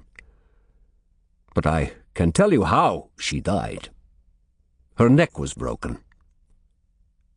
He lowered the blanket, exposing that dreadful head. He rotated it slowly. It swung loose, the vertebrae dislocated. I fought down nausea. Murdered, then. She couldn't have done that going into the pond. Master Poor says the bottom is thick silt. I nodded. Thank you, brother. Mark, those other things we found, are they in our room? We have a call to make. Have you a change of clothes? Yes, sir. Go and put them on. You shouldn't be going around dressed as a servant. Mark left us and I took his stool. The infirmarian bowed his head. First Simon Wellplay poisoned under my nose. And now it seems this poor girl who used to be my assistant murdered too. And I thought her a thief. How long was she with you?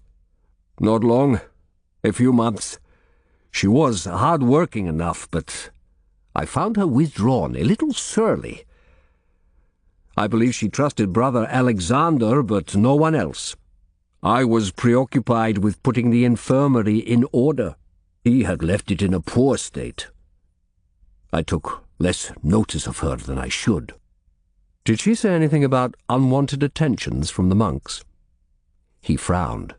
No, but one day I came in and found her struggling with one of the brethren in the corridor outside her door. She had the room Alice occupies now at the end of the corridor.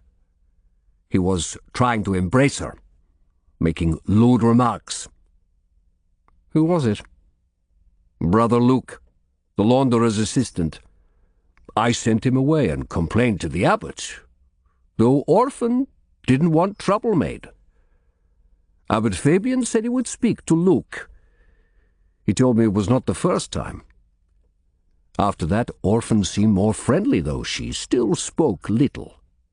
Then, not long after, she vanished.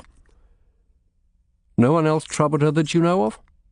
Not that I saw, but, as I say, she didn't confide in me.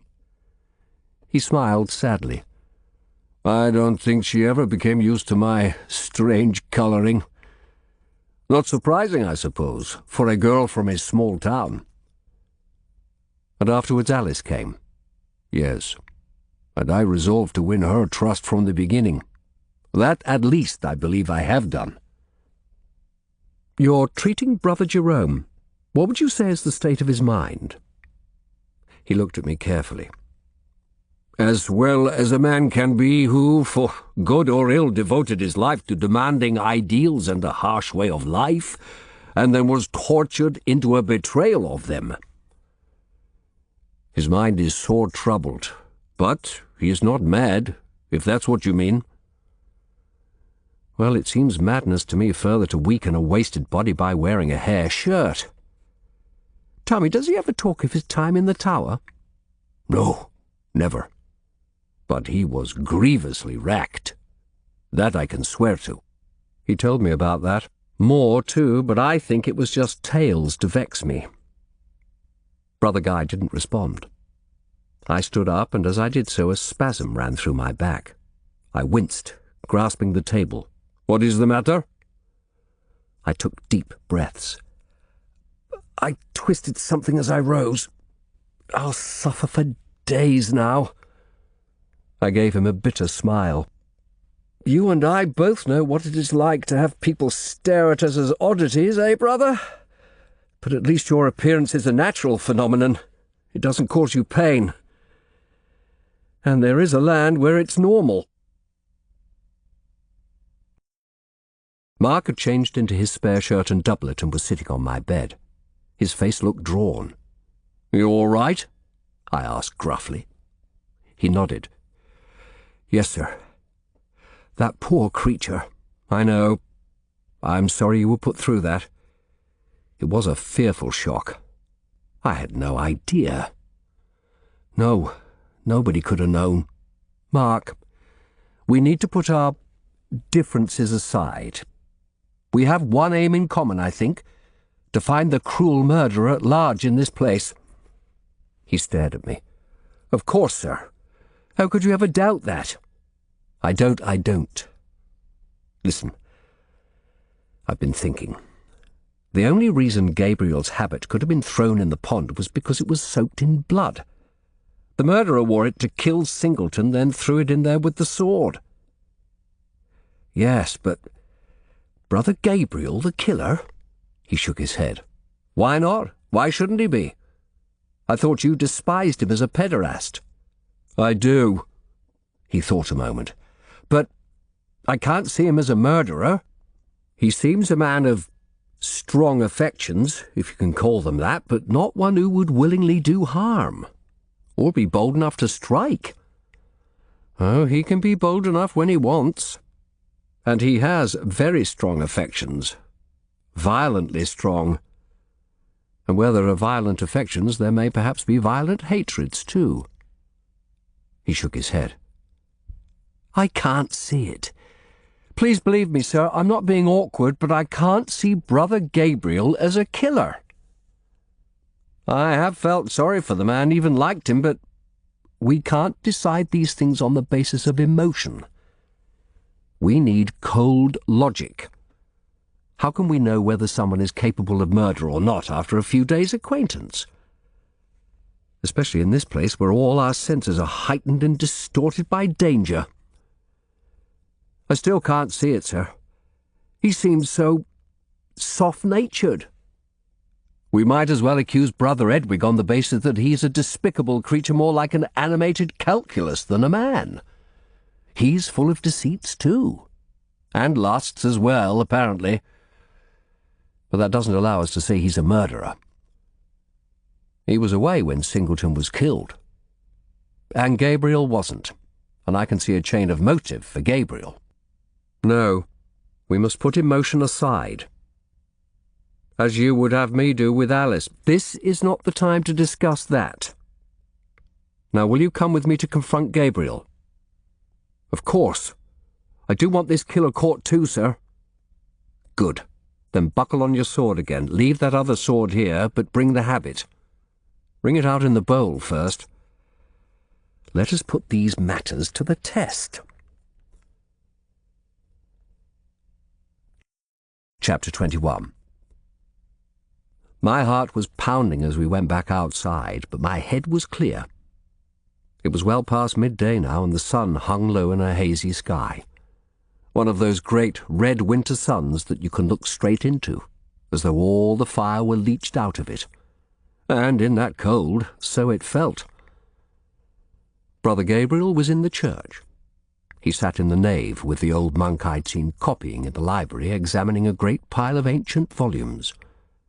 They looked up at our approach, Gabriel's eyes flickering uneasily between Mark and me. "More ancient books, brother?" I asked. "These are our service books, sir, with the musical notations. No one prints them. We have to copy them when they fade." I picked one up. The pages were parchment. Latin words were marked phonetically and interspersed with red musical notation. Different psalms and prayers for each day of the calendar. The ink faded at the edges from long years of handling. I dropped it on a bench. "I have some questions, brother." I turned to the old monk. "Perhaps you could leave us?" He nodded and scuttled away. "Is something amiss?" the sacrist asked. There was a tremor in his voice. "You haven't heard, then? About the body in the fish pond?" His eyes opened wide. "I have been engaged. I've just come from fetching Brother Stephen from the library." "A body?" "We believe it to be a girl who disappeared 2 years ago, one Orphan Stone Garden." His mouth dropped open. He half rose, then sat again. Her neck was broken. It appears she was killed and thrown in the pond. There was a sword there, too. We think the one that killed Commissioner Singleton. And this. I nodded to Mark, who passed me the habit. I waved the badge under the sacrist's nose. "Your robe, Brother Gabriel." He sat there gaping. "The badge is yours?" "Yes. Yes, it is. That... It must be the robe that was stolen." "Stolen?" 2 weeks ago I sent a habit to the launderer and it never came back. I inquired, but it was never found. The servants steal habits now and then. Our winter robes are good wool." "Please, sir, you cannot think—" I leaned over him. "Gabriel of Ashford, I put it to you that you killed Commissioner Singleton. He knew of your past and discovered some recent felony you could have been tried and executed for." So you killed him." "No." He shook his head. "No." "You hid the sword and your bloody robe in the pond which you knew to be a safe hiding place as you'd used it before to hide that girl's body. Why kill Singleton in such a dramatic way, Brother Gabriel? And why did you kill the girl? Was it jealousy because Brother Alexander befriended her? Your fellow sodomite?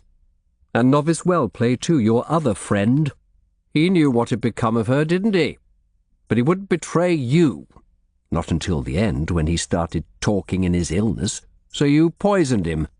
Since then you have seemed racked with pain, as one in an agony of conscience. It all fits, brother." He stood up and faced me, gripping the back of his chair while he took a couple of long breaths. Mark's hand strayed to his sword. "You are the King's Commissioner," he said, his voice shaking, "but you harangue like a cheap lawyer. I have killed nobody." He began to shout, "Nobody! A sinner I am, but I have broken none of the King's laws these 2 years. You may inquire every soul here and in the town too if you wish, and you will find nothing. Nothing!" His voice echoed round the church. "Calm yourself, brother," I said in measured tones, "and answer me civilly. Brother Alexander was neither my friend nor my enemy. He was a foolish, lazy old man. As for poor Simon—" He gave a sigh that was almost a groan. "Yes, he befriended the girl in his first days as a novice. I think they both felt lost and threatened here.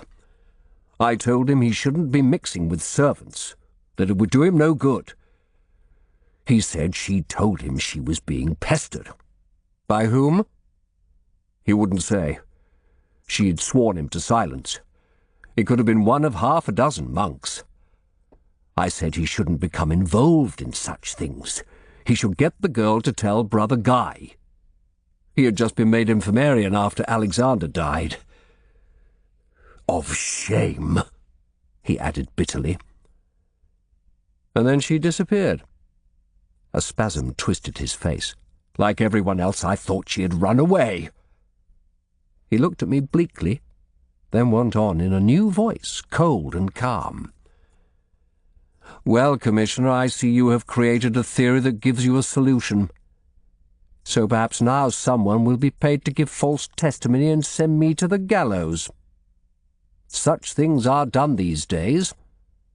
I know what happened to Sir Thomas More.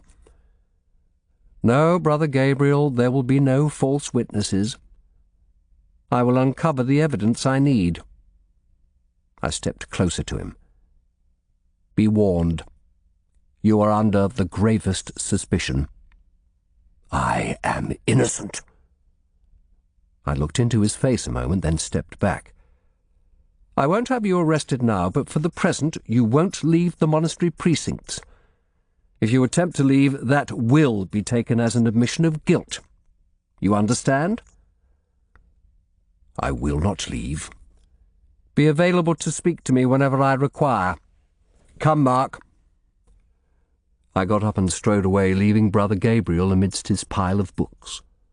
Outside the church, I struck the stone doorway with my hand. "I thought I had him." "Do you still think him guilty?" "I don't know. I thought if I confronted him and he was guilty, he'd collapse. But—" I shook my head. "He's hiding something, I know it. He called me a haranguing lawyer, and perhaps I am, but if 20 years about the courts have taught me anything, it's when a man is concealing things. Come." "Where now?" "The laundry. We can check his story and see this Luke at the same time." The laundry was housed in a large outhouse next to the buttery. Steam issued from ventilator grills, and I had seen servants going in and out of there with baskets of clothes. I unlatched the heavy wooden door and stepped inside. Mark closed it behind him. Within it was warm and very dim. At first I could see only a big stone-flagged chamber with baskets and buckets dotted around. Then Mark said, "Jesu, and I saw them. The chamber was full of dogs, a dozen of the great lurchers that had been roaming the yard on our first day before the snow came. The room stank of their piss. They all rose slowly to their feet, and 2 stepped forward growling, hackles raised and lips flickering back over yellow teeth. Mark slowly unsheathed his sword, and I grasped my staff hard. I could hear noises behind an inner door and thought of shouting, but I'd been brought up on a farm and knew that would only startle the dogs and make them spring. I gritted my teeth. We wouldn't come out of this unmarked. I gripped Mark's arm with my free hand. I had led him to the horror in the pond, and now to this. There was a creak, and we spun round as the inner door opened and Brother Hugh appeared, a bowl of offal in his plump hands. At the sight of us, his mouth dropped open. We stared at him desperately, and he collected himself and called to the dogs. "Brutus! Augustus! Here! Now!" He tossed chunks of offal onto the flags. The dogs looked between him and us, then one by one slunk over to the food. The leader stood growling for a few seconds more, but finally turned and joined the others. I took a shuddering breath. Brother Hugh waved at us urgently. "Inside, sir, I pray you. Now, while they're eating." Circling round the slobbering animals, we followed him to the inner room. He closed the door and latched it. We found ourselves in the steam-filled laundry room. Supervised by 2 monks, servants were labouring over cauldrons of clothes boiling over fires, or squeezing habits and undershirts out in presses. They looked at us curiously as we took off our heavy coats. I'd started to sweat profusely, and so had Mark. He gripped the edge of a table and took deep breaths. He was pale, and I feared he would faint. But after a moment his colour returned. My own legs were unsteady as I turned to Brother Hugh, who stood bobbing agitatedly, wringing his hands. "Oh, sirs, my Lord Commissioner, thank Jesu I came when I did." He bowed at our Lord's name, as did the others. "We are grateful to you, brother, but those dogs shouldn't be there. They could kill someone." "But, sir, they know everyone. By your leave, it was only seeing strangers. The abbot said to keep them here while the snow lasted." I wiped the sweat from my brow. "Very well, Brother Chamberlain. You have charge of the laundry?" "I do. How can I help you? The abbot said we are to assist however we can. I heard someone has drowned in the pond." His red-rimmed eyes were full of curiosity. "The prior will be making an announcement about that. I've come with an inquiry for you, sir. Have you a table?" He led us to a corner away from the others. I signalled Mark to lay out Brother Gabriel's habit and pointed to the badge. Brother Gabriel reported he had a habit disappear a couple of weeks ago. Do you remember? I confess I hoped for a denial, but he nodded promptly. "Yes, sir. We hunted up and down for it. The bursar gets angry if things go missing. That's why I keep a book." He disappeared into the steam, returning with a ledger. "See, sir, there is the entry for it coming in, and that's the note of it being reported lost." I studied the date. 3 days before Singleton was killed. "Where was it found, my lord?" he asked. "Never mind that. Who could have had the opportunity to steal it?" "In the day we're always here working, sir. The laundry's locked at night, but—" "Well?" "Keys have been lost. My assistant can be, well, a bit careless, shall I say?" He smiled nervously, running his hand over the wen on his face. "Brother Luke, over here." Mark and I exchanged glances as a tall, powerfully built monk in his late 20s came over to us. He had red hair, heavy features, and a surly expression. "Yes, brother?" "You have lost 2 sets of keys since you've been with me, haven't you, Luke?" "They slip out your pocket," he said sullenly. "They do if you're careless," I agreed. "When was the last time you lost a key?" "In the summer it was." "And before that?" How long have you worked in the laundry? 4 years, sir. The other time was a couple of years ago. Thank you, Brother Hugh. I would have a word with Brother Luke in private. Where can we go? Brother Luke's eyes swivelled anxiously as the chamberlain, looking disappointed, led us to an anteroom where clothes were drying. I faced the young monk sternly. Do you know what has been found in the fish pond? They say a dead body, sir. A woman's body, that we think is a girl called Orphan. We've been told that you used to trouble her.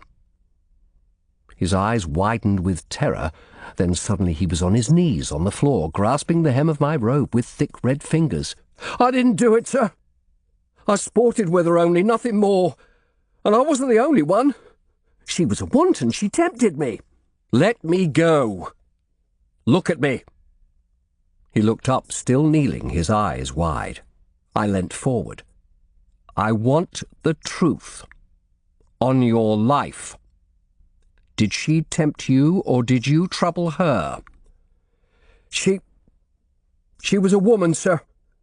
The very sight of her was temptation. Her image filled my mind. I was always thinking of her.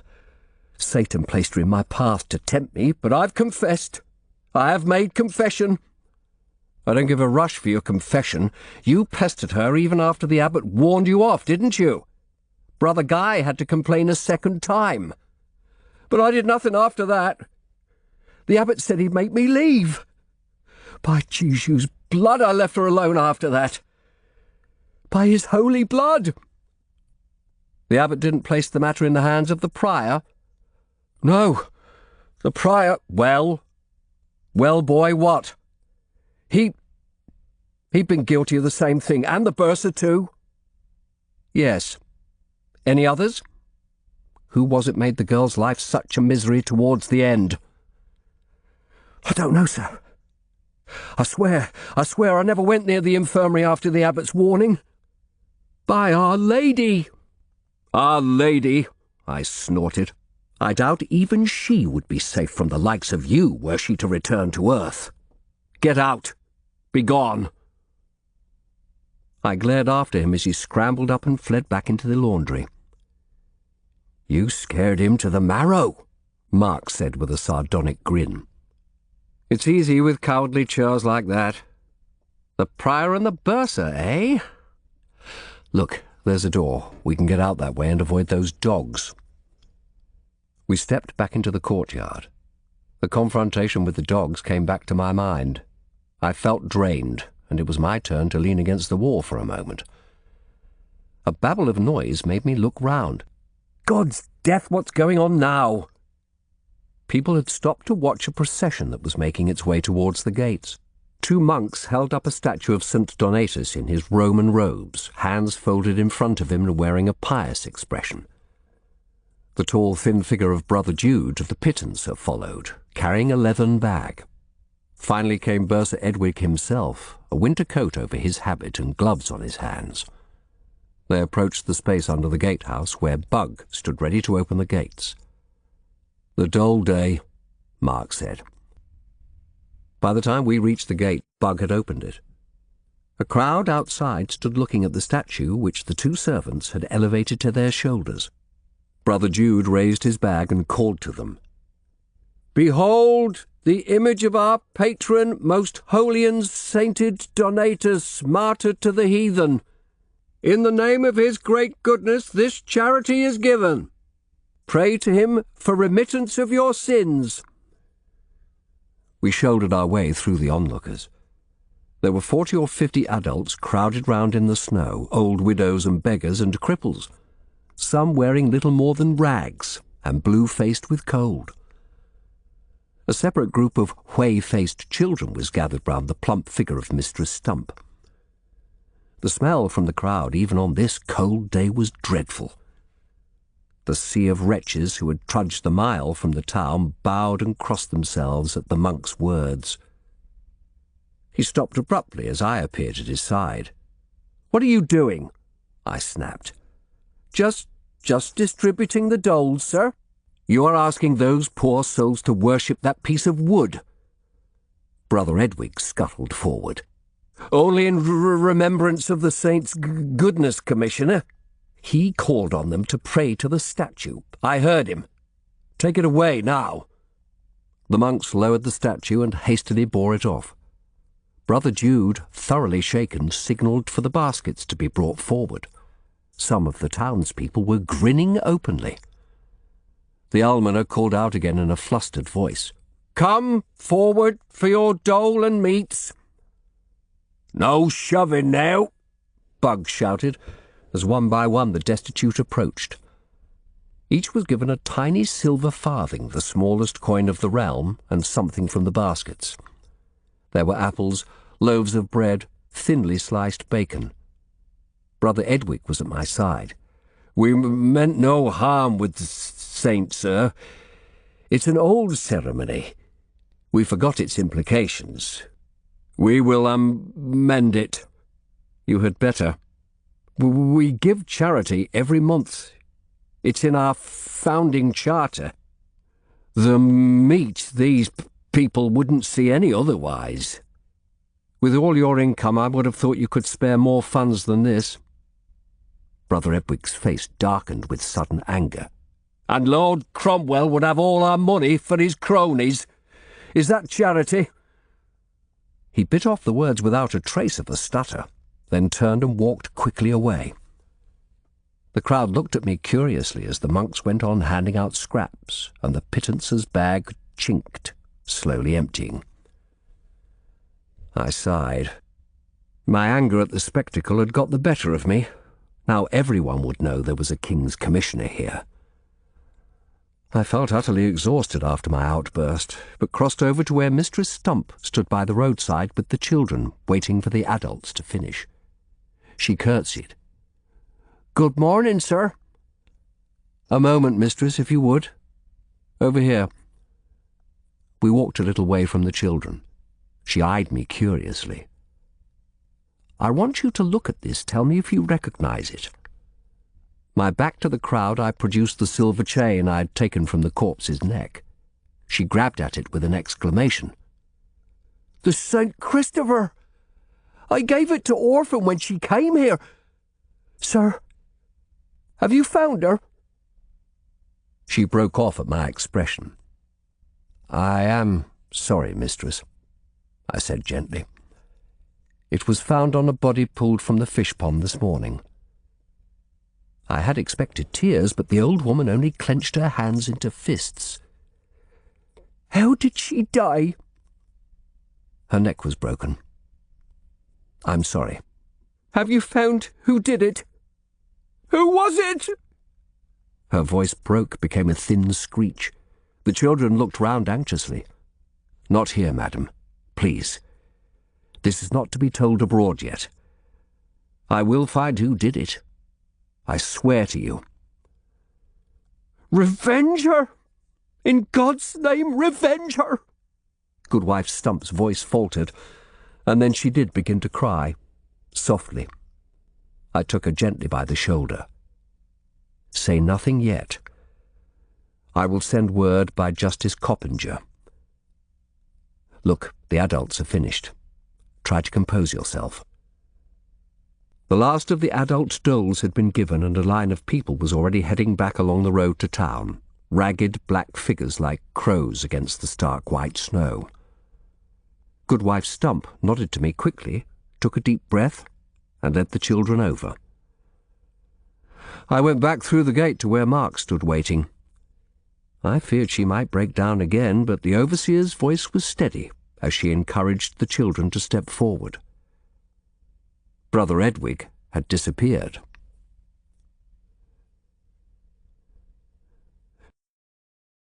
Chapter 22. I entered the dark church quietly, closing the big door carefully behind me. Beyond the rude screen, candles were flickering, and I could hear the monks' voices chanting a psalm. The evening service of Vespers was in progress. After leaving Mistress Stump, I told Mark to go to the abbot and order him to ensure Brother Gabriel didn't leave, and to arrange for the cleaning of Singleton's grave. I wanted the pond, too, drained on the morrow. Mark had been reluctant to give orders to Abbot Fabian, but I told him if he was to make his way in the world, he would have to get used to dealing with those of high station. He went off without further comment, his manner stiff-backed again. I had stayed in our room. I needed time alone to think. I sat before the fire as darkness began falling outside. Exhausted as I was, it was hard not to fall asleep before the warmth of the crackling logs. I stood up and splashed water over my face. The launderer's confirmation that Gabriel's rope had been stolen was a grievous disappointment, for I had thought to have our man. I was still certain he was holding something back. Mark's words came back to mind, and surely they were true. Gabriel had nothing about him of the brutal savage our murderer must be. Savage, I thought. Where had I heard that term before? I remembered. It was how Goodwife Stump had described Prior Mortimer's. The bells began their clangour. The monks would be in service now for an hour. At least I reflected that would provide an opportunity to do what Singleton had done, and I myself should have done earlier. Investigate the counting-house while Brother Edwig was out of the way. Despite my exhaustion and the weight of anxiety upon me, I realized I felt better in myself, less sluggish of mind somehow. I took another dose of Brother Guy's potion. I made my way quietly down the dim nave, invisible to those chanting behind the rood screen.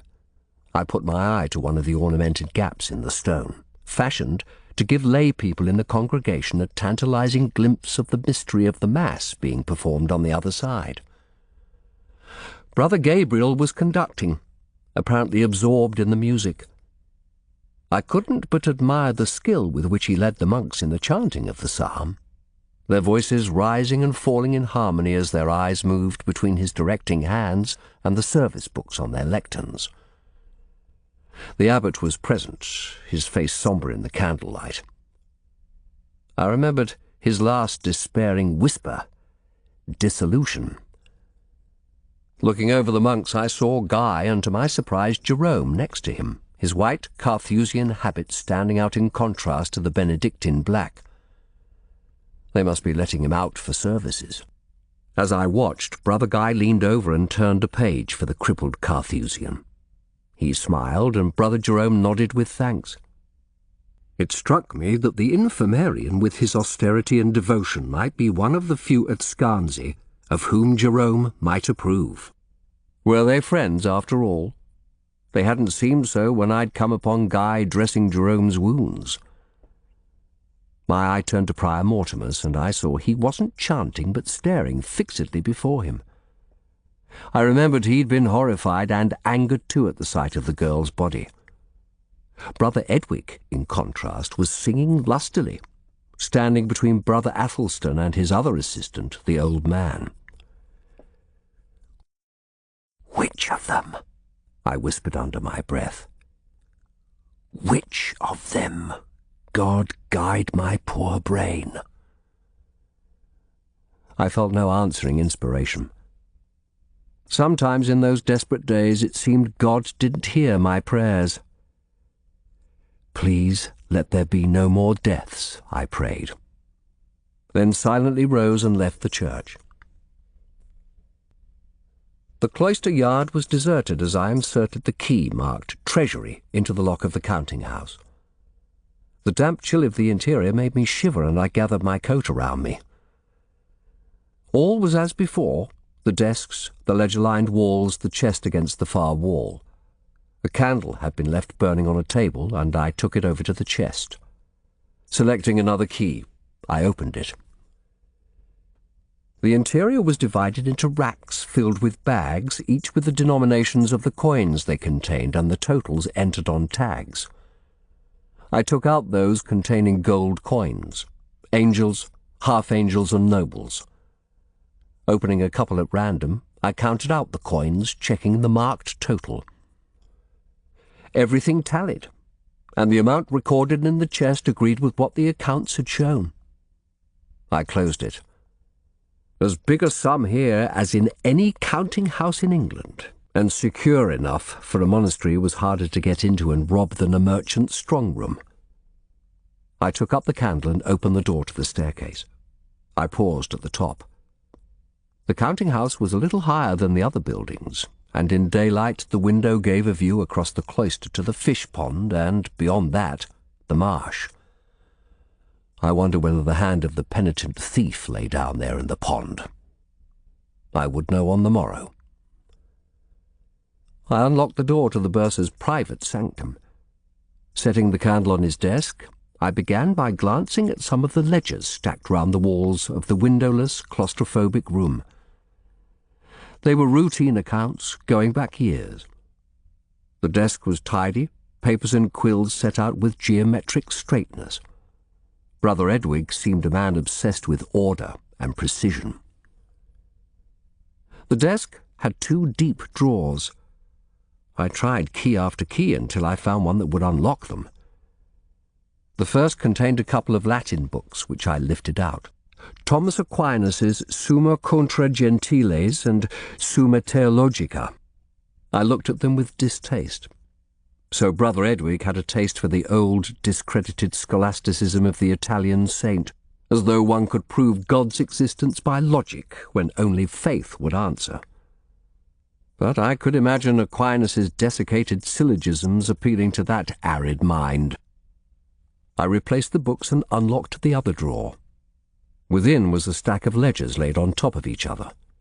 I smiled grimly. All had blue covers. "Thank you, Alice," I breathed. 3 or 4 were like the one he had given me, filled with rough notes and calculations going back several years. One had a wine stain on the cover, but to my disappointment it contained only more jottings. I pulled out the last one, which was also stained. He must have been drinking wine one day and spilled the flagon. That would have annoyed him, having his pristine books so marked. The last book contained records of land sales going back over the last 5 years. My heart began to pound and my body felt suddenly charged with excitement. I laid it on the desk and brought the candle close with a hand that trembled slightly, coughing as the wick smoked. Details of the parcels sold, the buyers, the prices, and the dates the documents were sealed. I looked at the most recent. According to the book, there had been 4 large sales in the last year which hadn't been recorded in the monastery's account books. They totalled nearly £1,000, an enormous sum. One of them, the largest, was to Jerome's relative.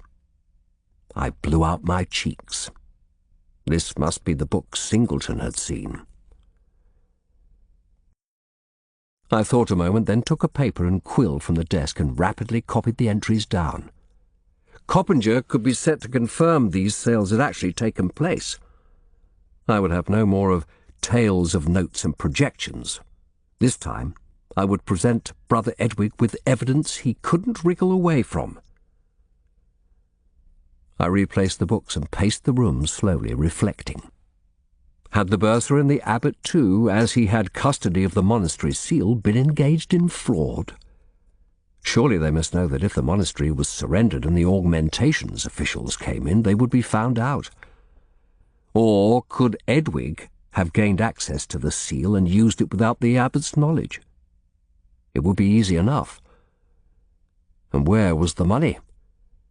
The proceeds of these sales constituted another half-chestful of gold. I stood looking at the backs of the old ledgers that lined the walls, wondering. Something caught my eye. The candle flame was flickering. I realized there was a draught behind me. The door had been opened. I turned slowly. Brother Edwig stood in the doorway staring at me. He cast a quick glance at his desk, which I was glad I'd relocked. Then he pressed his palms together and spoke. "I had no idea anyone was here, Commissioner. You startled me." "I'm surprised you didn't call out." "I was too astonished." "I am allowed all access. I decided to have a look at some of these ledgers you have round the walls. I'd just begun." Had he seen me at his desk? No, or I would have felt the draught before. I fear those are only old accounts." "So I see. "I am glad to see you, sir," he said, giving his quick, mirthless smile. "I wanted to apologise for my outburst this morning. I was upset by the ceremony's interruption. I beg you will take no note of words spoken in thoughtless heat." I replaced the ledger, inclining my head. "I know many think as you do, even if they don't say it. But you're wrong.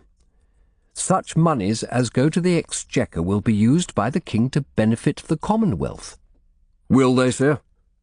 "You think not?" "In these days when all men are consumed by greed. Is it not said covetousness was never more attacked nor more seductive? His friends will pressure the king for largesse. And who can hold the king to account?" "God. He's placed the welfare of his people in the king's hands." "But kings have other priorities," Brother Edwig said. "Pray don't misunderstand me. I don't criticise King Henry." "That would be unwise." "I mean kings in general. I know how they throw money to the winds. I've seen for myself how it's wasted on armies, for example." There was an animated light in his eyes that I'd never seen before, an eagerness to talk that made him appear at once more human. "Have you?" I encouraged him. "How is that, brother?" "My father was an army paymaster, sir. I spent my childhood as a camp follower while I learned his trade. I was with King Henry's army in the war against France 20 years ago. When the Spanish king deceived him, promising support and then abandoning him?" He nodded. "And all done for the sake of glory and conquest. I saw the armies rampaging through France. I spent my childhood looking at dead soldiers laid out in rows in camps, sir. Their bodies going green. Prisoners hanged at the gate. I was at the siege of Terouanne." "Warfare is a terrible thing," I agreed. "For all that many say it's noble." He nodded vigorously. "And always the priests moved among the wounded, giving unction, trying to mend what man had torn asunder." I decided then to become a monk, put my figuring skills at the service of the church. He smiled again, and this time it was a smile with life in it, a wry smile. "People say I'm mean, do they not?" I shrugged. "To me, every groat that goes to the church is one for God from the sinful world. Can you understand that? It goes to support prayer and charity. But for what we give them, the poor would have nothing. We have to give alms because of our faith. And for kings it's a choice, one they may choose not to make?" "Just so. And the payment we receive for masses for the dead, sir. It's good in God's eyes. It helps the dead in purgatory and brings merit for the giver." "Purgatory again. You believe in it?" He nodded vigorously. "It is a real place, sir. We disregard it at the peril of many pains to come. And does it not make sense that God weighs up our merits and sins and casts us in the balance, as I balance my accounts?" "So God is a great figurer?" He nodded. "The greatest of all. Purgatory is real. It lies beneath our feet as we stand. Have you not heard of the great volcanoes in Italy where purgatory's fires spew out on the land?" "Do you fear it?" He nodded slowly. "I believe we should all fear it." He paused, collecting himself and eyeing me carefully. "Forgive me, but the 10 Articles don't deny purgatory." "No, indeed. What you've said is permissible and interesting. But were you not also implying just now that the king might not act responsibly in his headship of the church?" "I told you, sir, I spoke only of kings in general, and I said the Church, not the Pope. With respect, my views are not heretical. All right. Tell me, with your background in the army, would you know how to use a sword? Such as kill the Commissioner? I raised my eyebrows. I guess that's how it was done when I heard how the body looked on my return from the estates. I saw enough men beheaded when I was young, but I forswore that world as soon as I reached manhood. I'd seen more than enough blood by then. The life of a monk has its drawbacks, though, does it not? The vow of celibacy, for example, that must be hard. His composure faltered. What do you mean? As well as the death of the Commissioner, I now have to investigate the death of a young girl. I told him whose body was found in the pond. Your name was given, among others, as one who had behaved improperly towards her. He sat down at the desk, bowing his head so I couldn't see his face. Celibacy is hard, he said quietly. Don't think I relish the urges that come over me as some do. I hate these devilish passions. They tear down the edifice of a holy life it takes such labour to build. Yes, sir, I wanted the girl. It's as well I'm a timid man. Each time she gave me harsh words, I went away. But I would come back. She seemed to tempt me just as the lust for glory tempts men to war. She tempted you? She couldn't do otherwise.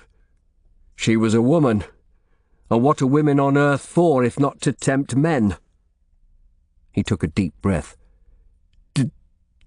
Did she kill herself? No. Her neck was broken. He shook his head. She should never have been allowed here. Women are the devil's instruments. Brother Edwig, I said quietly, you may call yourself timid, but I think perhaps you are the hardest man here. And now I'll leave you. You will have figuring to do. I stood outside on the landing, collecting my thoughts. I'd been certain Gabriel was the murderer, and had killed in hot passion.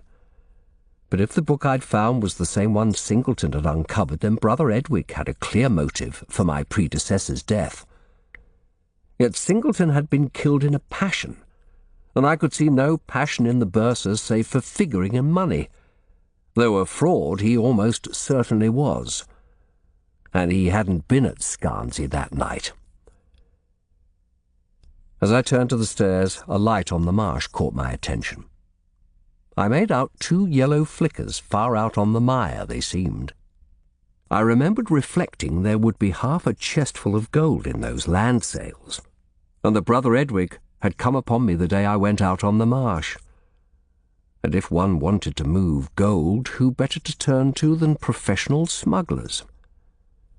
I caught my breath and hurried back to the infirmary.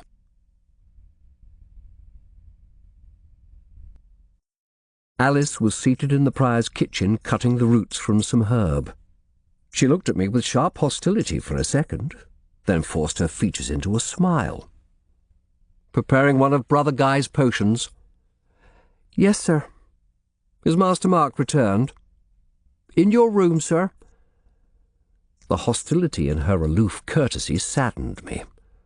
Mark, then, had told her what I'd said to him. I've been at the counting-house.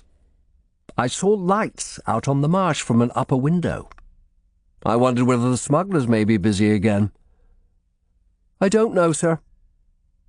You told Master Mark you would show us the trackways. Yes, sir. Her voice was wary. I would be interested to see them. I wonder if you would take me tomorrow. She hesitated. I have duties for Brother Guy, sir. If I were to speak to him? As you instruct. And there are one or two matters I'd like to talk to you about, Alice. I would be your friend, you know." She looked away. "If Brother Guy says I should accompany you, then of course I will." "Then I will ask him," I replied in a tone as cold as hers. I felt hurt and angry as I went along the corridor to our room, where Mark stood, looking gloomily out of the window. "I've asked Alice to show me the pass through the marsh," I said without preliminary. "I saw lights there just now." "I see from her manner you've told her what I said about leaving her alone." "I have told her you think it unseemly that we associate." I took off my coat and flung myself into the chair. "So it is," I said. "Have you given the abbot my orders?" "Commissioner Singleton's grave will be cleaned tomorrow and then the pond drained." "I'd like you there. I will go out on the marsh with Alice alone. And before you say something you might regret, I've asked her to do this because I think those smugglers may matter to our inquiry after all. And then I'm going to the town to see Coppinger." I told him what I'd found in Brother Edwig's office. "I wish I were among ordinary people again," he said, avoiding my eye. "Everywhere you turn here you seem to find a rogue or a thief." "Have you thought any more on what we said about what you'll do when we return to London?" "No, sir." He shrugged. "There are rogues and thieves aplenty there too." "Then perhaps you should live in the trees among the birds, so that you're not soiled by contact with the world," I said curtly. "And now I'll take some more of Brother Guy's good potion and sleep till dinner. This has been as long and hard a day as any I've known." Chapter 23. Supper in the refectory that night was a subdued affair. The abbot called on everyone to observe silence during the meal, enjoining them to pray for the soul of what he called the unknown person whose body had been found in the pond. The monks wore strained, worried expressions, and I caught many fearful, anxious looks cast at me. It was as though the sense of dissolution the abbot had mentioned was already starting to pervade the entire monastery. Mark and I walked back to the infirmary in silence. We were both exhausted, but also I sensed once again the distance that had come on Mark since I forbade him to court Alice. When we regained our room, I threw myself down on my cushioned chair while Mark put some more logs on the fire. I had told him of my encounter with Brother Edwig. My head was still abuzz with it. If I set Coppinger about his inquiries tomorrow morning, we should have an answer the day after. If even one of those land sales is confirmed, we have Edwig for fraud. And it gives him a clear motive for murder. Mark sat down on a pile of cushions opposite, his face alive with interest. Whatever our quarrels, he was as eager as I to catch our murderer. I wanted to test my thoughts against his wits, and also it was cheering to hear him talk enthusiastically again. "We always come back, sir, to the fact he was away. Away when Singleton found the book, and away when, the same night, he was murdered." "I know. Only Athelstan knew, and he said he told no one else." "Could Athelstan be the killer? Him strike off a man's head? A commissioner?" "No. Remember how frightened he was when he approached me to offer himself as an informer? He hasn't the courage to defy a mouse. Is that not an emotional reaction to his personality?" There was a note of sarcasm in Mark's voice. "All right. Perhaps I was carried away with the logical edifice I'd built when I accused Gabriel. Yet it all seemed to fit so well. But yes, of course, we must take our judgment of men's characters into account, and Athelstan's is palpably weak. And why should he care if Brother Edwig goes to the gallows, or even if the monastery goes down? He's hardly devout. And how could he have come by that sword? I wish I could trace its history. In London I could probably discover the maker through his mark. The Swordsmiths' Guild would know. But we're trapped down here by this snow. Sir, What if Singleton told someone else what he'd found in the counting house and they decided to kill him? The abbot, perhaps? His seal would be on those deeds. Yes, a seal he leaves lying on his desk where anybody could use it while he was away. Prior Mortimus, then. He's brutal enough for murder, surely. And isn't it said that he and Brother Edwig run the place? Those two in a fraud together? I wonder. I must get that answer from Coppinger. I sighed. How long is it since we set out from London? A week? It seems a lifetime. Just 6 days. I wish I had time to go back. But even sending a message would take days in this snow. Pox on it! Is it going to go on forever? It seems so. Shortly after, Mark got into his little wheeled cot and pulled it back under my bed. I sat on, staring into the banked-up fire. Through windows already frosting again with ice, I heard the bells ring out for Compline. Whatever happened, whatever nightmares unfolded, the services still went on. I thought of Lord Cromwell waiting in London for my reply. I must try to send a message soon, even if it were only to say I had no answers and 2 more murders to solve.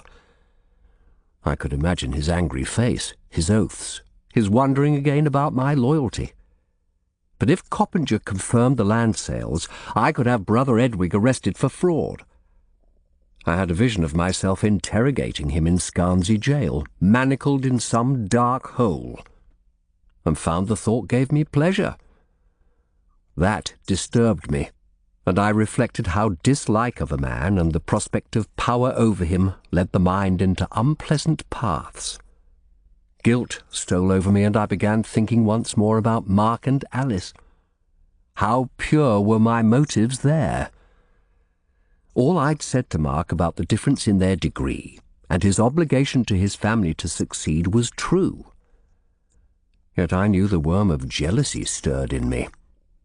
The sight of them embracing in the kitchen came back to me, and I clenched my eyes shut as another vision stirred in the corner of my mind's eye, of Alice embracing me instead of him. All the time I could hear Mark's breathing, which had deepened into sleep.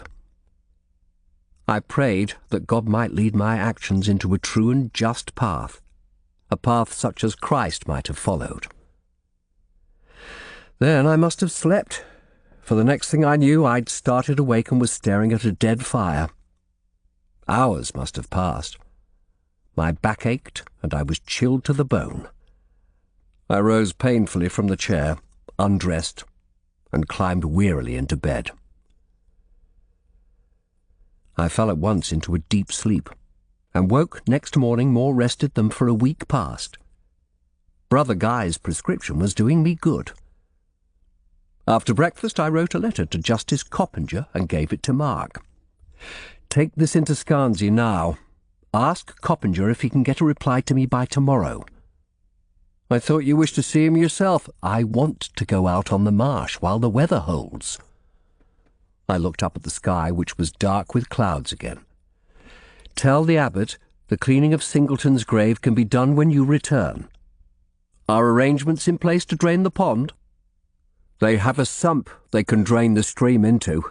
Apparently, they clear out the silt every 10 years or so. When was it last done? 3 years ago. So that body would have lain undisturbed for many years yet. And yet not forever. Maybe the murderer needed to get rid of it quickly. Yes, and then it would be hard to get out again. No need to go to the church now. No. Let's get the pond drained first.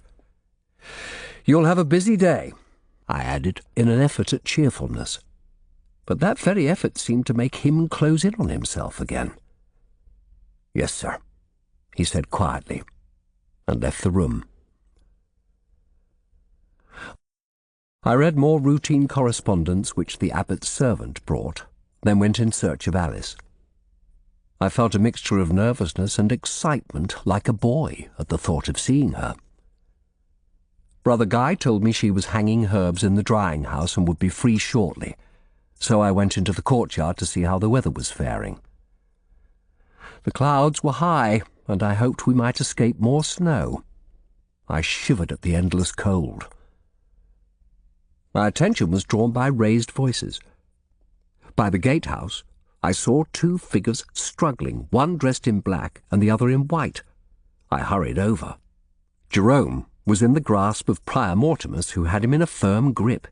He was trying to seize a paper Jerome held tightly in one hand. Despite his disabilities, the Carthusian was putting up a fierce struggle. Nearby, Bug was holding a squirming small boy by the collar. "Give me that, ye whoreson!" the prior growled. Jerome tried to stuff the paper in his mouth, but the prior hooked a foot beneath his good leg and he toppled over, landing on his back in the snow. Prior Mortimus reached down, tore the paper from his hand, and stood breathing heavily. "What is this tumult?"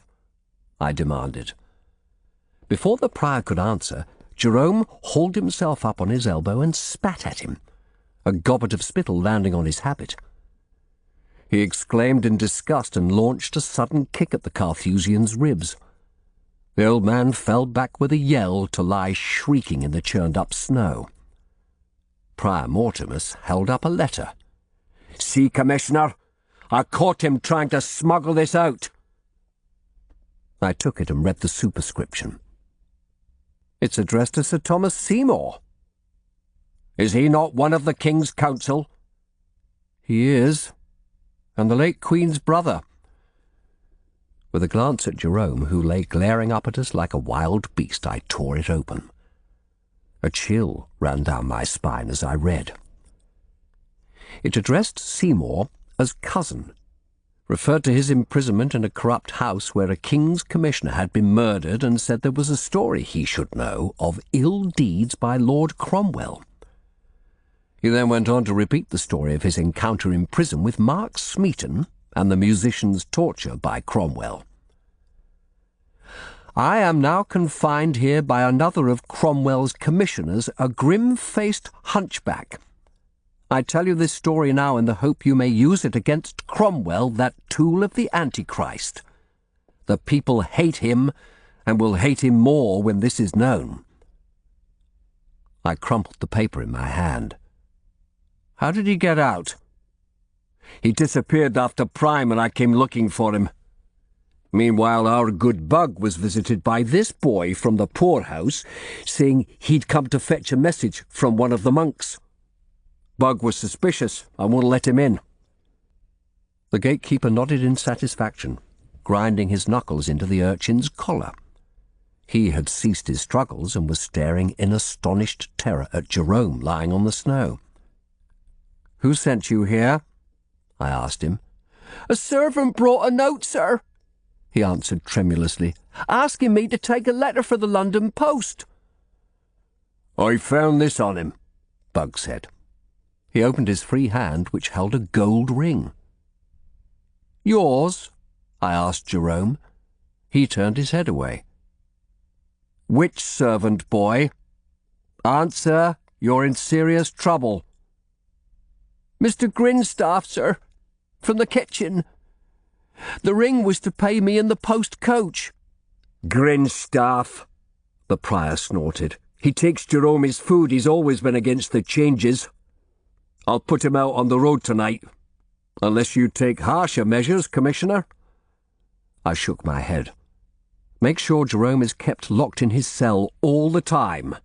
You shouldn't have let him out for services. See what has come of it?" I turned to Bug. "Let the boy go." Bug hauled the urchin to the gate and shoved him out on the road with a cuff. "Get up, you!" Prior Mortimus snapped at Jerome. He tried to struggle up, but fell back. "I can't, you unchristian churl!" "Help him!" I ordered Bug. "Lock him in his cell." The gatekeeper hauled Jerome to his feet and led him roughly away.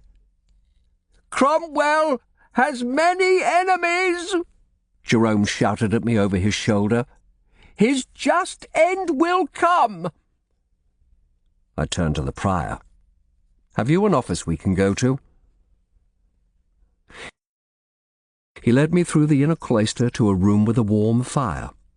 A jug of wine stood on a paper-strewn desk, and he poured us each a cup. "Is this the first time Jerome has disappeared after a service?" "Yes. He's always watched." "Is there any chance he could have sent another letter out before today?" "Not since he was confined, the day you came. But before, yes." I nodded, biting a fingernail. He must be guarded closely from now on. This letter is a serious matter. It should be reported to Lord Cromwell at once. He gave me a calculating look. "Would ye perhaps tell Lord Cromwell that a monk loyal to the king stopped the letter going?" "We'll see." I looked at him coldly. "There was another matter I wanted to discuss with you. Orphan Stone Garden." He nodded slowly. "Aye, I'd heard questions were being asked." "Well, your name has been mentioned." He shrugged. "Even old celibates get lusty. She was a fine-looking girl. I tried to get her to romp with me, I'll not deny it." "You, who are charged with keeping discipline in this house, and told me yesterday that discipline is all that keeps the world from chaos?" He stirred uneasily in his chair. "A tumble with a warm girl's a different matter from unnatural passions that rot the relations monks should have with each other," he said sharply. "I'm not perfect. Nobody is except the saints, and not all of them." "Some would say, Prior Mortimus, those words make you a hypocrite." "Oh, come, Commissioner. Aren't all men hypocrites? I wish the girl no harm. She rejected me quickly enough, and that old pederast Alexander reported me to the abbot." "I felt sorry for her afterwards," he added in a quieter tone, "drifting about the place like a wraith. I never talked to her again, though." "Did anyone take her by force that you know of?" "Goodwife Stump believes someone did." "No." His face darkened. "I wouldn't have stood for that." He let out a long breath. "It was bad, seeing her yesterday. I knew her at once." "So did Goodwife Stump." I folded my arms. "Brother Prior, your fine feelings amaze me. I can hardly believe this is the same man I saw kick a cripple not half an hour ago." "A man's place in the world is hard, amongst most of all. He has obligations set by God and fierce temptations to resist. Women, they're different. They deserve a peaceful life if they behave. Orphan was a good girl, not like that malapert guy has working for him now." "She too had an approach from you, I hear." He was silent a moment. "I wasn't fierce with her, you know, Orphan. When she turned me away, I didn't press her. But others did. Brother Luke." I paused. "Brother Edwig." "Aye, Brother Alexander reported them too, though his own greater sins were to find him out," he added maliciously. "The abbot dealt with Brother Luke and told Brother Edwig to leave her be, and me as well. He doesn't often give me orders, but he did then." "They tell me, you know, that you and Brother Edwig run this place." "Someone has to. Abbot Fabian's always been more interested in hunting with the local gentry. We see to the dull things that keep the monastery going." I wondered whether to mention the monastery's financial affairs or land sales in general to see how he reacted. But no, I shouldn't warn any of them till I had evidence to hand. "I never believed she'd stolen those cups and run away, you know," he said quietly. "You told Goodwife Stump she had." "It was how it looked. And it was the line Abbot Fabian told us to take. He bestirred himself over that. I hope you find who put her in there," he added grimly. "When you do, I wouldn't mind 5 minutes alone with them myself." I stared at his face, full of righteous anger. "I imagine you would enjoy that," I said coldly. "And now you must excuse me. I'm late for an appointment."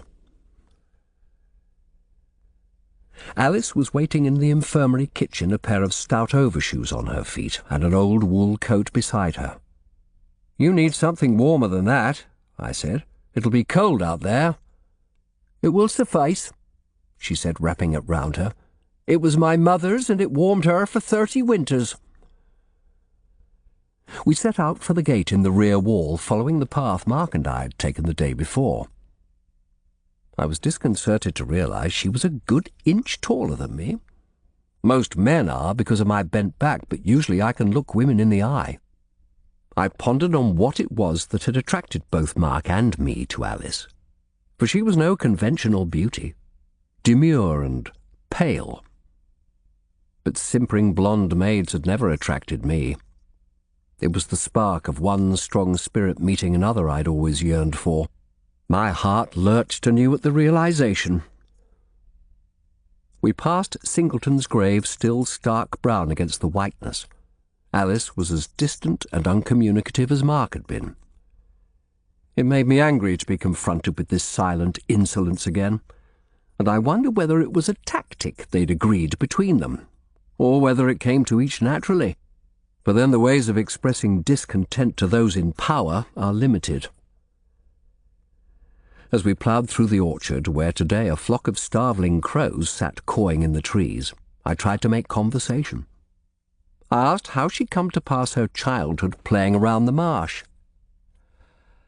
2 little boys lived in the cottage next to ours, brothers Noel and James. We used to play together. Their family had been fishermen for generations. They knew all the paths through the marsh, all the landmarks that kept you on firm ground. Their father was a smuggler as well as a fisherman. They're all dead now. Their ship was lost in a great storm 5 years ago." "I am sorry." "It's what fishermen have to expect." She turned to me, a spark of animation entering her voice. "If folk do take treated cloth to France and bring back wine, it's only because they're poor." "I have no interest in prosecuting anybody, Alice. I merely wonder whether some moneys that may be unaccounted for, and perhaps the lost relic, could be taken out that way." We arrived opposite the fish pond. A little way off, some servants, supervised by a monk, were working by a little lock gate in the stream, and I saw the water level in the pond had already fallen. "Brother Guy told me about that poor girl," Alice said, wrapping her coat around her more tightly. "He said she did my work before I came." "Yes, she did. But the poor creature had no friends apart from Simon Wellplay. You have people who will guard you." I saw anxiety in her eyes and smiled reassuringly. "Come, there is the gate. I have a key." We went through, and again I stood looking over the white expanse of the marsh, the river in the distance, and the little knoll with the ruined buildings halfway between. "I nearly fell in the first time I came out here," I observed. "Are you sure there's a safe way?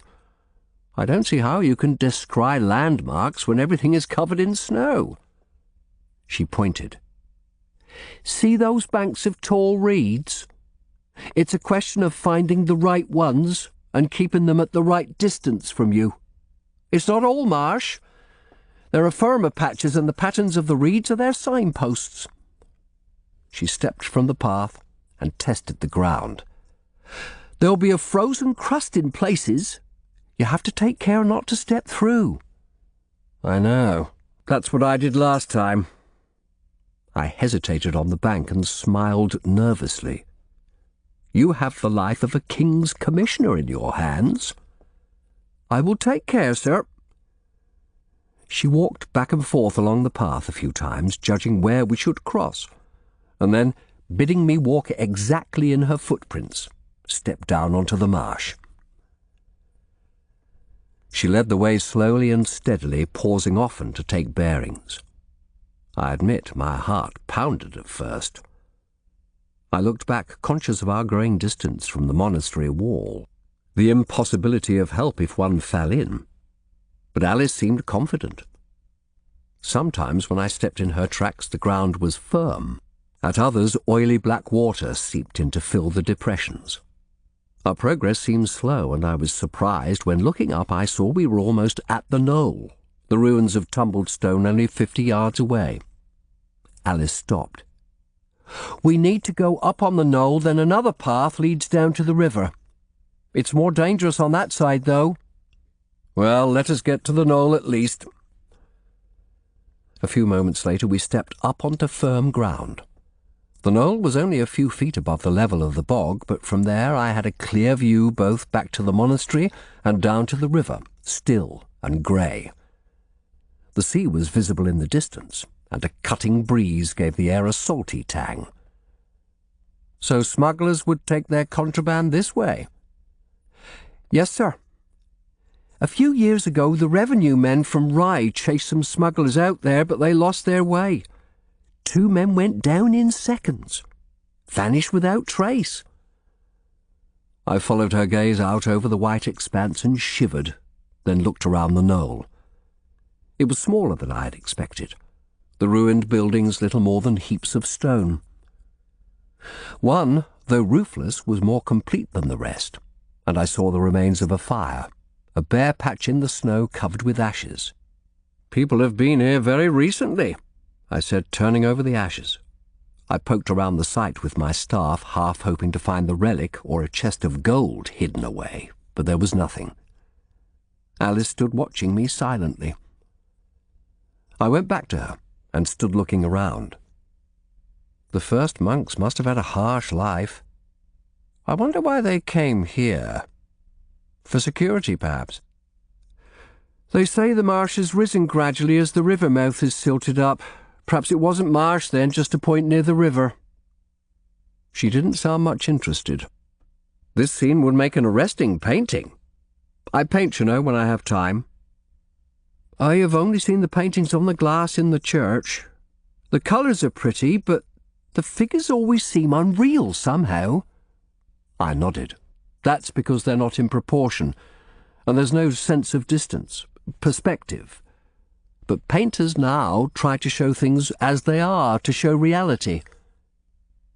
"Do they, sir?" Her voice was still cool, distant. I cleared the snow from a patch of ancient wall and sat down. "Alice, I'd like to talk with you. About Master Mark." Her look at me was bleak. "I know he's formed an attachment to you, and I believe it's an honourable one." At once she became animated. "Then why, sir, do you forbid him to see me?" "Mark's father is the steward of my father's farmlands. Not that my father is rich, but I have been lucky to make my way through the law into the service of Lord Cromwell himself." I thought to impress her, but her expression didn't change. "My father gave his word to Marks that I would try to advance the boy in London. I have done that. Not alone. His own good mind and fair manner have played their part." I coughed delicately. "Unfortunately, there was some trouble. He had to leave his post. I know about the lady-in-waiting, sir. He's told me all." "Oh, has he? Then don't you see, Alice, he has a last chance with this mission to return to favour. If he takes it, he could advance himself further, have a secure and wealthy future, but he will have to find a wife of rank. Alice, you are a fine girl. If you were a London merchant's daughter, it would be another matter. Why, if that was so, you might find me as a suitor as well as Mark." I had not meant to say that, but it came in a sudden rush of feeling. She frowned, her face uncomprehending. Had she not realized? I took a deep breath. In any event, if Mark is to advance, he cannot go wooing a servant. It's hard, but it's how society works. And society is wicked, she said with sudden cold anger. I have thought so for a long time. I stood up. It's the world God has made for us. For weal or woe, we must live in it. Would you hold Mark back? Prevent his advancement? If you encourage him, that is what will happen. I would do nothing to hinder him, she said hotly. I would do nothing against his wishes. But he may wish for something that would hinder him. It's for him to say. Though if we're not to speak, he can say nothing. Would you spoil his chances? Really? She studied me closely, so closely I felt uneasy as I never had in my life under a woman's look. At length, she gave a heavy sigh. Sometimes it seems all those I love are to be taken from me. But perhaps that's a servant's lot, she added bitterly. Mark said you had a swain, a woodsman who died in an accident. If he hadn't, I would be secure in Scarnsea, for landlords do nothing but cut down woods these days. Instead, I'm in this place. Tears appeared in the corners of her eyes, and angrily she wiped them aside. I would fain have held her to me and comforted her, but I knew it wasn't my arms she wanted. I am sorry. It is in the world's nature that often we lose those we love. Alice, it may be the monastery has little future now. What if I were to try and find a post for you in the town, through Justice Coppinger? I may be seeing him tomorrow. You shouldn't be here, where these terrible things are happening. She wiped her eyes and gave me a strange look, full of feeling. Yes, I have learned here the depths of violence in mankind. It's a frightening thing.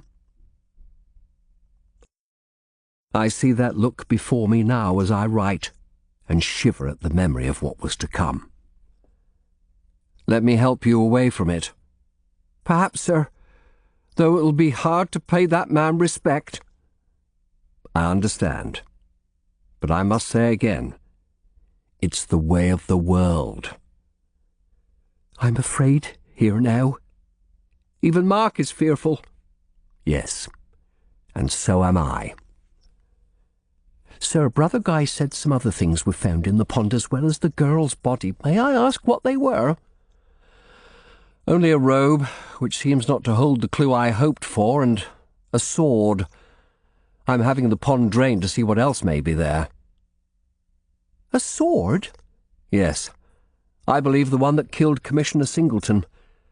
It had a maker's mark that should make it possible to trace, but I would need to go to London to follow that up.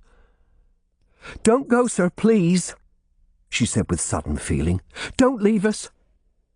Sir, I beg forgiveness if I've been impertinent with you, but please do not go. It's only your presence here that ensures my protection. I think you exaggerate my powers, I said gloomily. I couldn't save Simon Wellplay. But I don't see how I could get there in this snow without taking a week upon the road, and I don't have that amount of time. Her face filled with relief. I ventured to lean over and pat her arm. It touches me that you have such faith in me. She withdrew her arm, but smiled. Perhaps you have too little faith in yourself, sir. Perhaps in other circumstances. Without Mark... She left the sentence unfinished, lowering her head demurely. I confess, my heart was thudding. We stood on the knoll in silence for a moment. I think we should go back now, I said, rather than try to reach the river. I'm expecting a message from the Justice. And Alice, I will do something for you, I promise. And thank you for your words. And you for your help." She smiled quickly, then turned and led the way back down to the bog. The return journey was easier.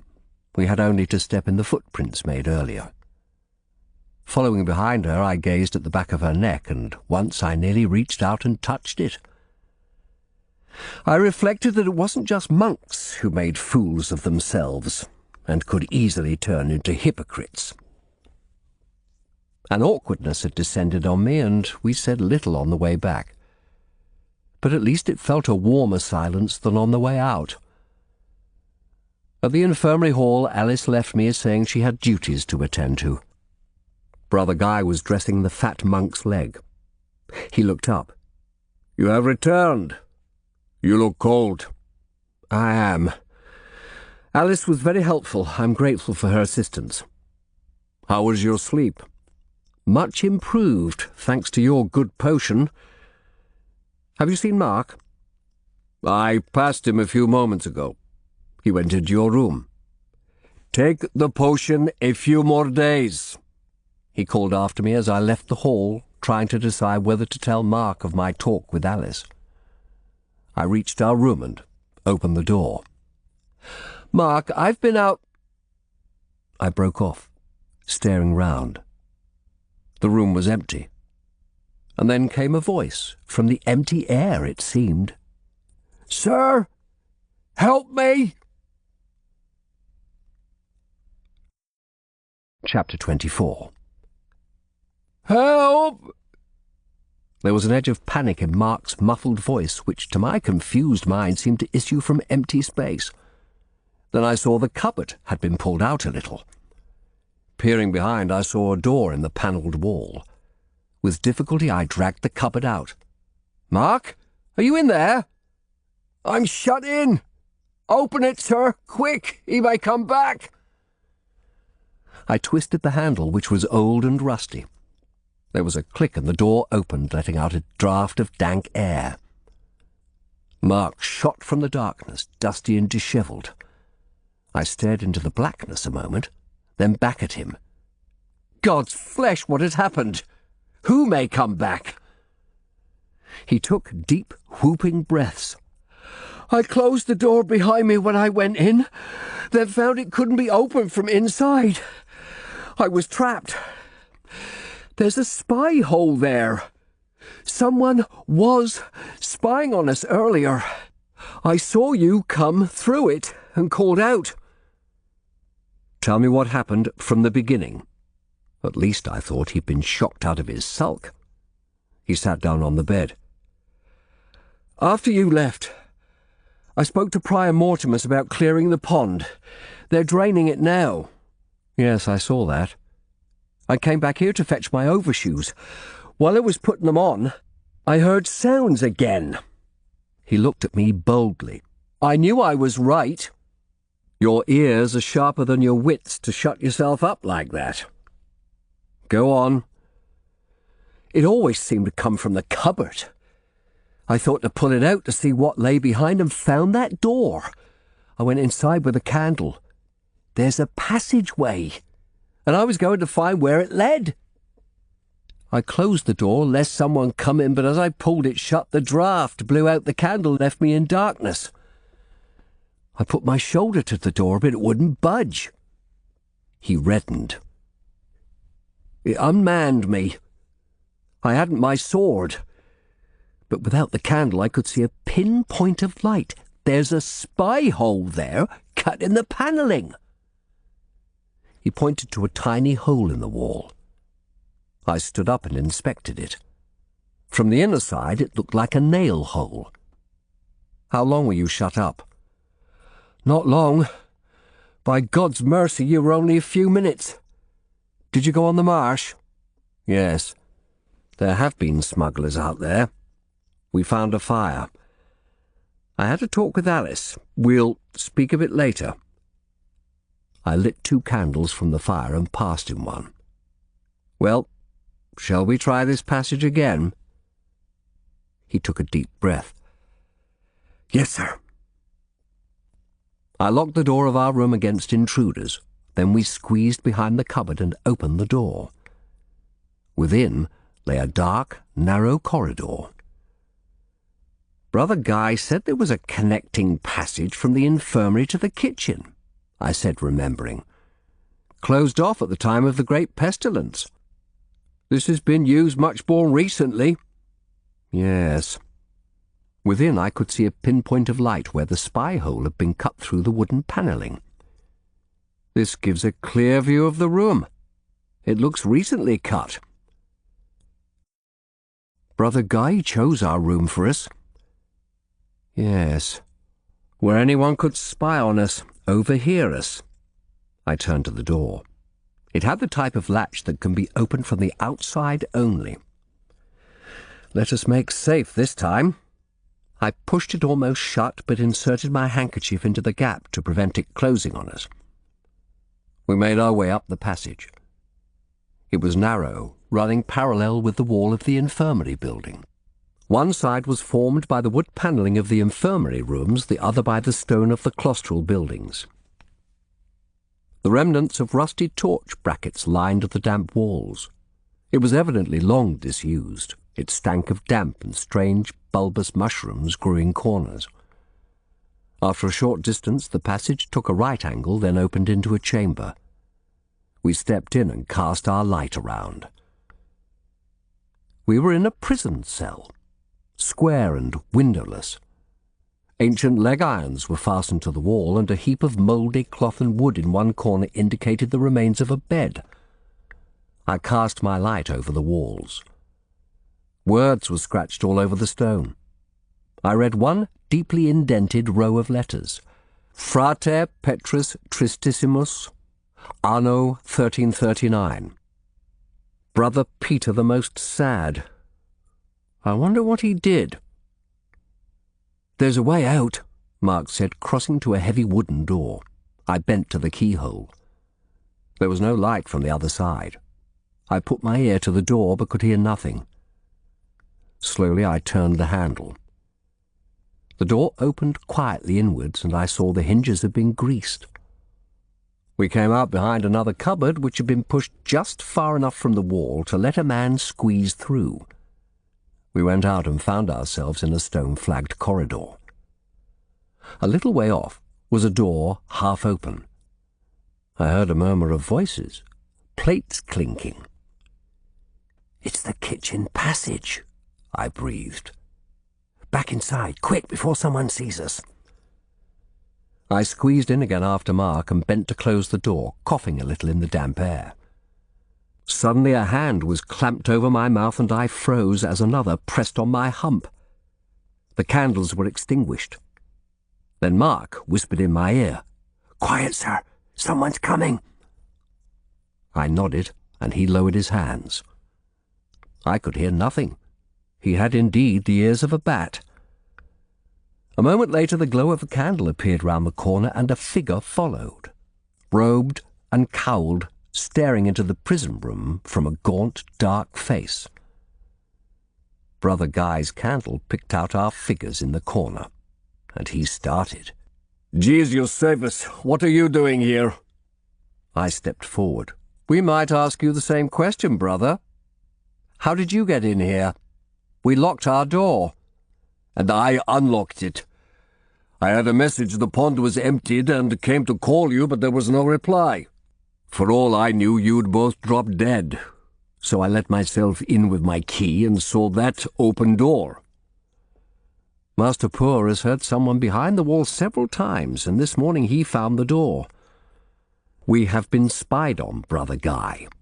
You gave us a room with a hidden passage behind. Why? And why didn't you tell me there was an open way from the infirmary to the kitchens?" My voice was harsh. I'd begun to see Brother Guy as something like a friend in that place. I cursed myself for allowing myself to become close to a man who, when all was said and done, was still a suspect. His face set. The candle light flickered strangely over his long nose and narrow, dark features. "I had forgotten that door was in your room. Sir, this passage hasn't been in use for nearly 200 years. It was used this morning, and you gave us the one room where a spy hole could be cut in the wall. It is not the only room, he said calmly. His gaze was level, the candle held in a steady hand. Did you not see? This passage runs behind the panelling of the infirmary wall, behind all the rooms on that corridor. But there's a spy hole only behind ours. Are visitors normally put in our room?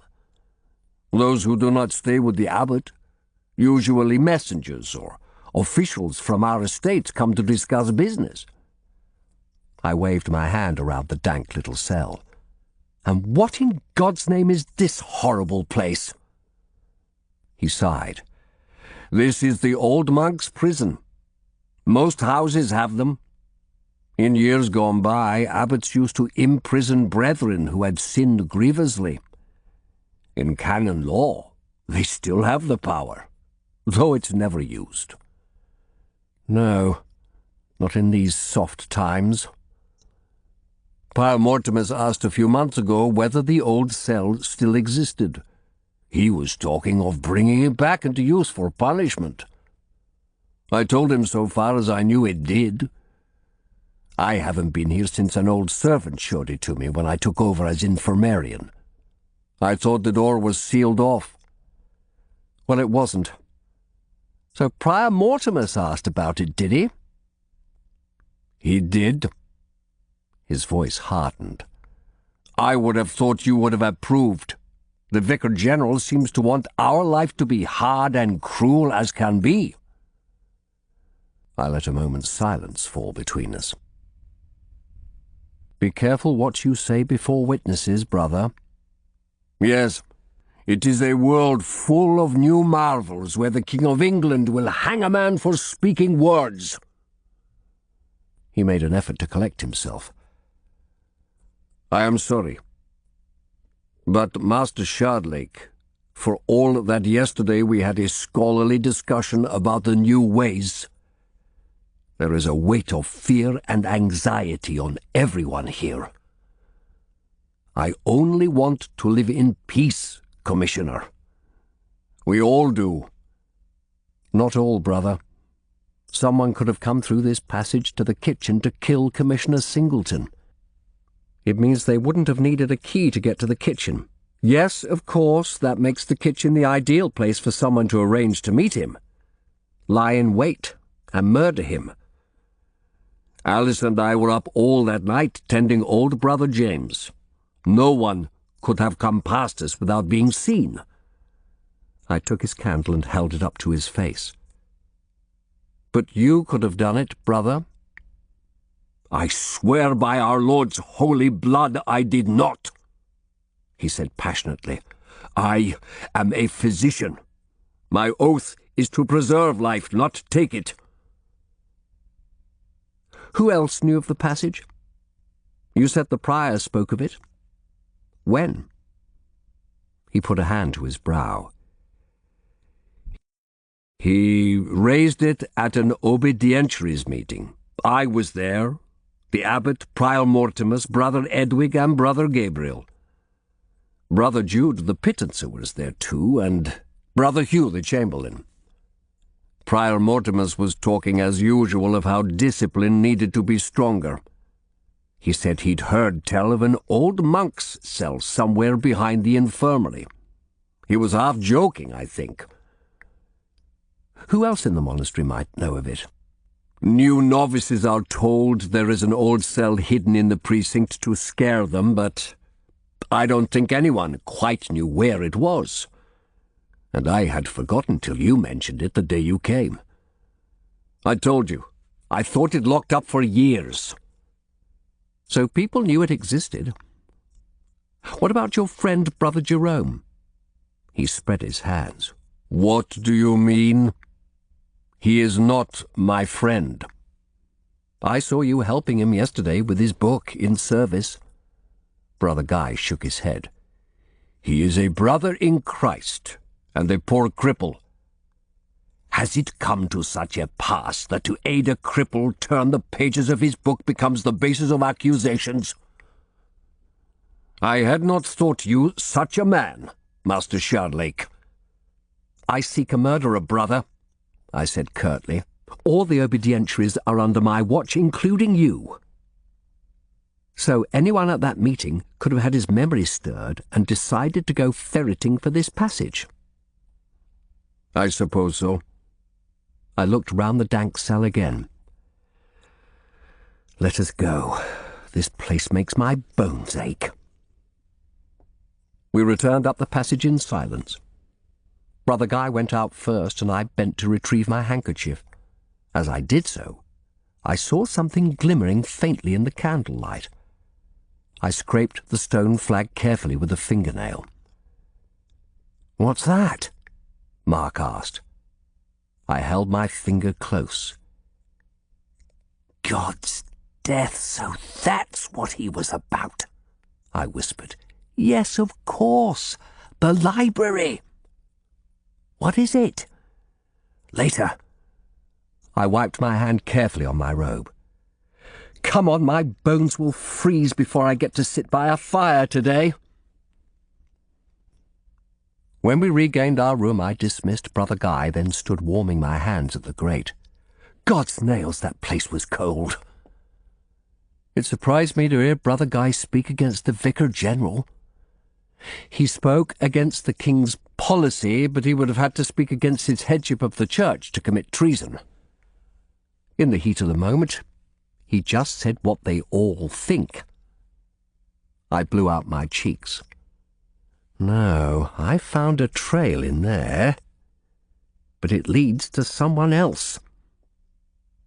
To whom? I looked at him, pleased his sulks seemed to be forgotten. Later.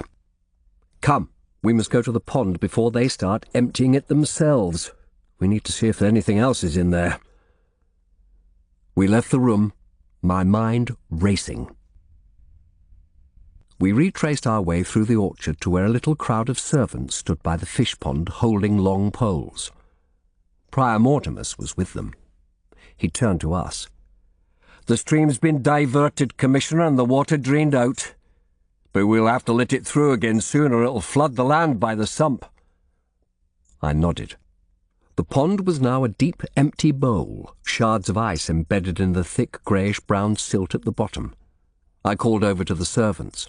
"A shilling for the man who finds anything in there."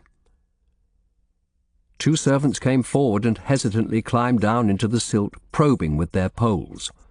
At length one of them called out and held something up. 2 gold chalices. "Orphan was supposed to have taken those," the prior breathed. I had hoped we might find the relic, but another 10 minutes of searching revealed nothing beyond an old sandal. The servants climbed out again, and the man who had found the chalices passed them to me. I gave him his shilling, and turned to find the prior looking at them. "They're the ones, no doubt." He let out a long breath. "Commissioner, remember, if you find the man who killed that poor girl, give me some time alone with him."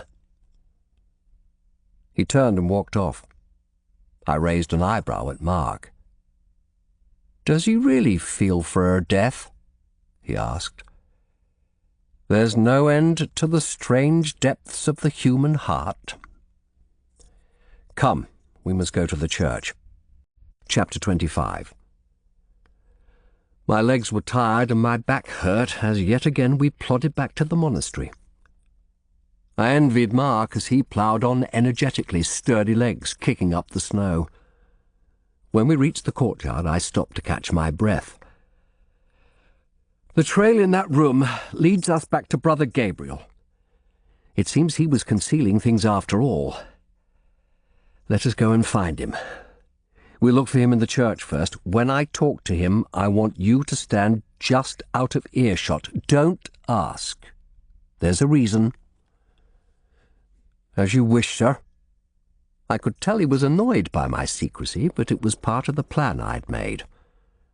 I'd been surprised by what I'd found in that passage, but I couldn't help a feeling of satisfaction that my earlier suspicions of Gabriel hadn't, after all, been groundless. Truly, the human heart holds strange and unaccountable depths. The day was still cloudy and the church interior was dim as we walked down the nave. There was no susurration of prayers from the side chapels. It must have been the monks' recreation time. I made out the figure of Brother Gabriel halfway down the nave. He was supervising a servant polishing a large metal plaque set into the wall. "The verdigris is coming off," his deep voice echoed around as we approached. "Guy's formula works." "Brother Gabriel," I said, "I fear I'm always sending away your servants, but I must talk to you again."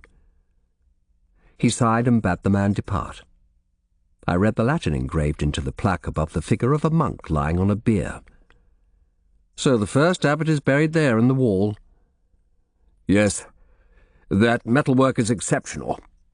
He glanced at Mark, who stood a little way off as I had bid him, then turned back to me.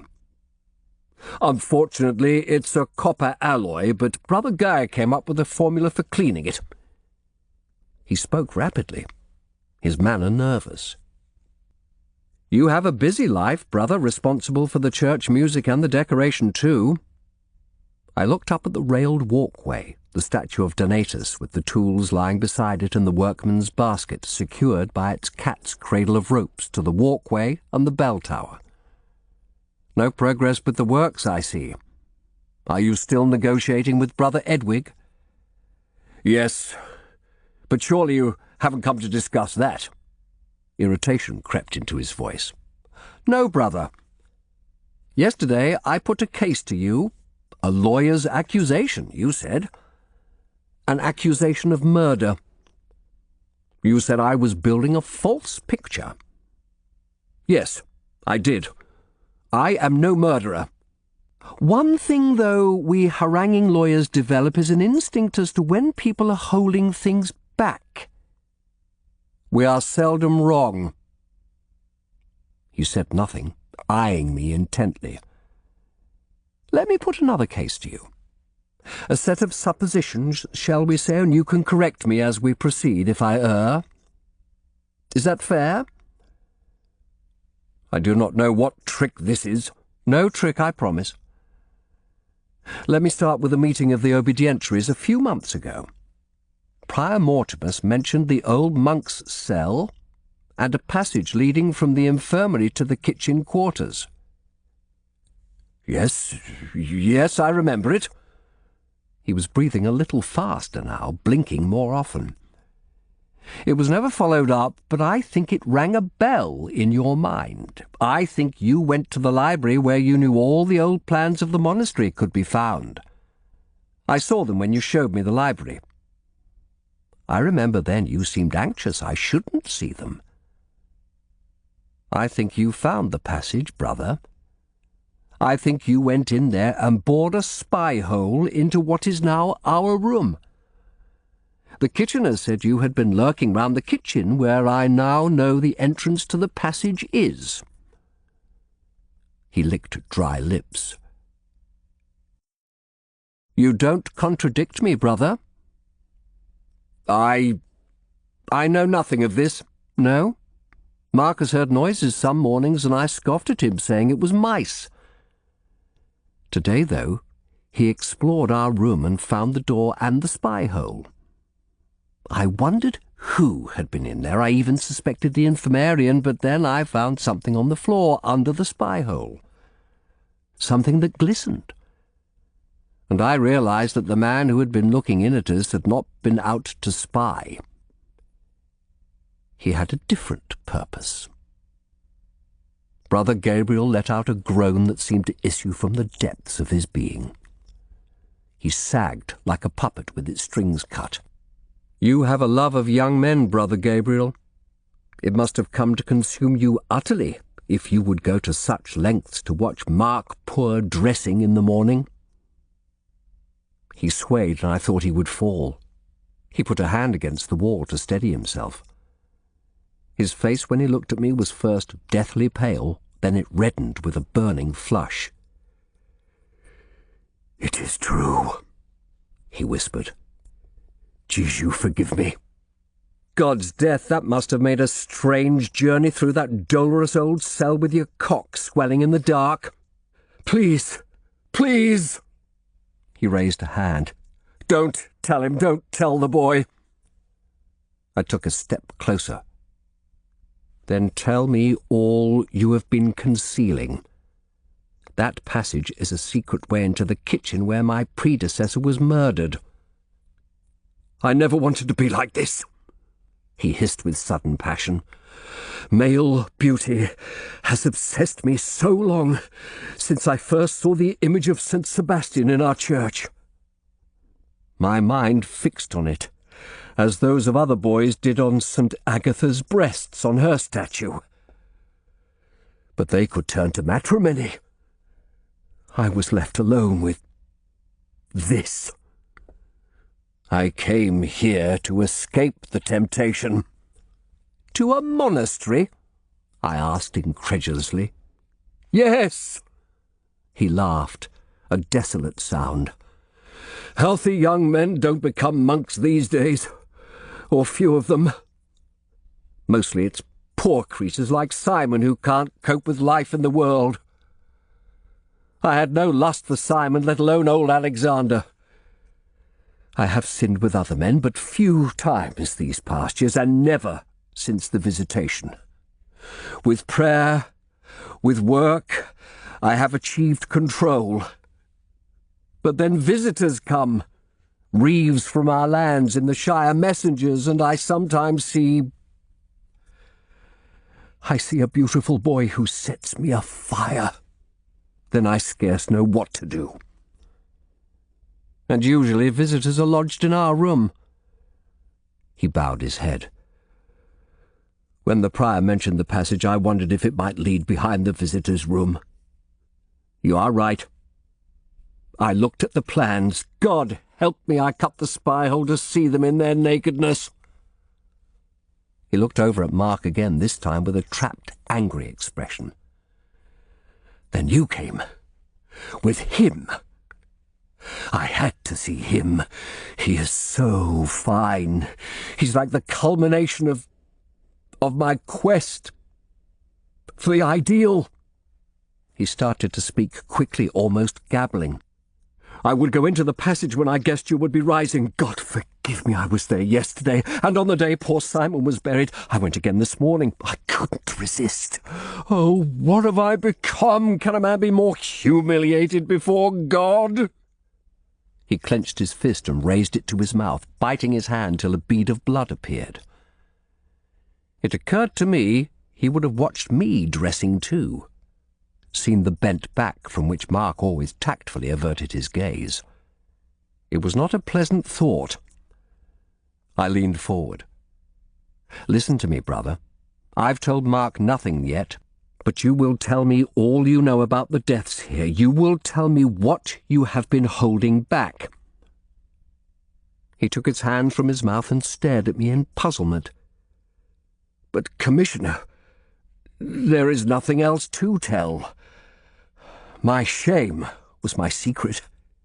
Everything else I told you was true. I know nothing of these terrible deeds. I wasn't spying. The only reason I used that passage was to watch the young men who came." He drew a shuddering breath. "I only wanted to look." "And you're concealing nothing else?" "Nothing, I swear. If I could do anything to help you solve these terrible crimes, by Jesu, I would." He crouched against the wall, shamed almost beyond bearing. I felt a wave of anger that I had once again followed a trail that led to a dead end. I shook my head, expelling my breath angrily. "God's death, Brother Gabriel, you have led me a dance. I thought you the killer. Sir, I know you would have the monastery down, but I beg you, don't use what I have done. Don't let my sins cause the end of Scarnsea. God's blood, you exaggerate these sins of yours. Such solitary vice is not even enough to justify prosecuting you. If this house closes, it will be for other reasons. I only wonder sorrowfully that a man should waste his life on such a strange idolatry. You are as silly a creature as any under heaven." He closed his eyes in shame, then looked up, and I saw his lips move in prayer. Then his mouth fell open, and his eyes, still looking upward, seemed to bulge from his head. Puzzled, I edged closer. So quickly I had no time to move. He turned, and with a shout launched himself at me with arms outflung. What happened next is etched into my mind so vividly my hand trembles as I write. He shoved me violently in the chest. I fell over backwards, landing on the stone with an impact that knocked all the breath from me. For a moment I thought he'd gone mad and would kill me. I looked up, and for a second I saw him standing there, his eyes wild. Then something else appeared, descending from above in a rush of air, a great figure of stone that landed where I had been standing a moment before, smashing Gabriel to the earth. I can hear it now, the great ringing crash of the stone hitting the floor, mingling with the dreadful crunching of Gabriel's bones. I raised myself on my elbows and lay there stupidly, mouth open, staring at the painted statue of St. Donatus, now shattered into pieces on top of the sacrist, whose arm stuck out underneath as a lake of blood spread out across the floor. The statue's head had broken off and lay at my feet, staring at me with an expression of pious sorrow, painted tears white under the eyes. Then I heard Mark's voice, a yell such as I had never heard. "Get away from the wall!" I looked up. The plinth the statue had stood on was teetering on the edge of the walkway 50 feet above. I could just make out a cowled figure behind it. I scrabbled away just before it hit the ground where I'd lain. Mark grabbed me and helped me up, his face deathly pale. "Up there!" he cried. I followed his gaze. A dim figure was heading away along the walkway towards the presbytery. He saved me. I stared at the wreckage of the sacrist's limbs under the stone, the lake of blood. He saved me. "Sir," Mark whispered urgently, "we have him. He's on the walkway. The only way down is the stairs either side of the rood screen." I collected my scattered wits and looked at the stone staircases at either side of the screen. "Yes, you're right. Did you see who it was?" "No, just a figure in a habit with the cowl up. He's gone towards the top of the church. If we go up the stairs, one on each side, we can cut him off. We'll have him. There's no other way down." "Can you do it, sir?" "Yes, help me up." Mark helped me to my feet. He drew his sword and I grasped my staff, taking deep breaths to try and calm my pounding heart. "We'll go parallel and keep each other in sight." He nodded and ran quickly to the right-hand staircase. Averting my eyes from Gabriel's body, I took the left. I mounted slowly. My heart was thumping so hard it made my throat pulse, and white flashes danced before my eyes. I took off my heavy coat and laid it on the stairs. The cold chilled my bones, but I had greater freedom of movement as I crept upwards. The stairs led onto the narrow platform running round the interior. It was of iron mesh, and looking down I could see far below the candles winking before the altar, and the saints' shrines, the heap of stone and the great scarlet pool of Gabriel's blood. The platform was no more than 3 feet wide, and only an iron rail separated me from the drop. Just ahead, the mason's tools lay in an untidy heap beside the ropes, secured to the workman's basket hanging out over the gap by rivets driven into the walls. I peered along the platform, cursing the poor light. All the windows were underneath the walkway, and it was no more than twilight up there. I couldn't see far ahead, but there was someone ahead. There must be. I carefully maneuvered my way along, bending to get under the ropes. Just ahead, the platform was level with the top of the rood screen. It ran from one side of the nave to the other, 7 feet wide, with, on the top, the statues at which I had previously peered from ground level. From there they had appeared quite small, but now, glancing at the dim figures through the gloom, I saw they were life-sized.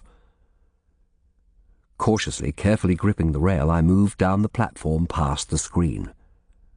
The rail creaked with every few steps, and once I felt it wobble under my hand.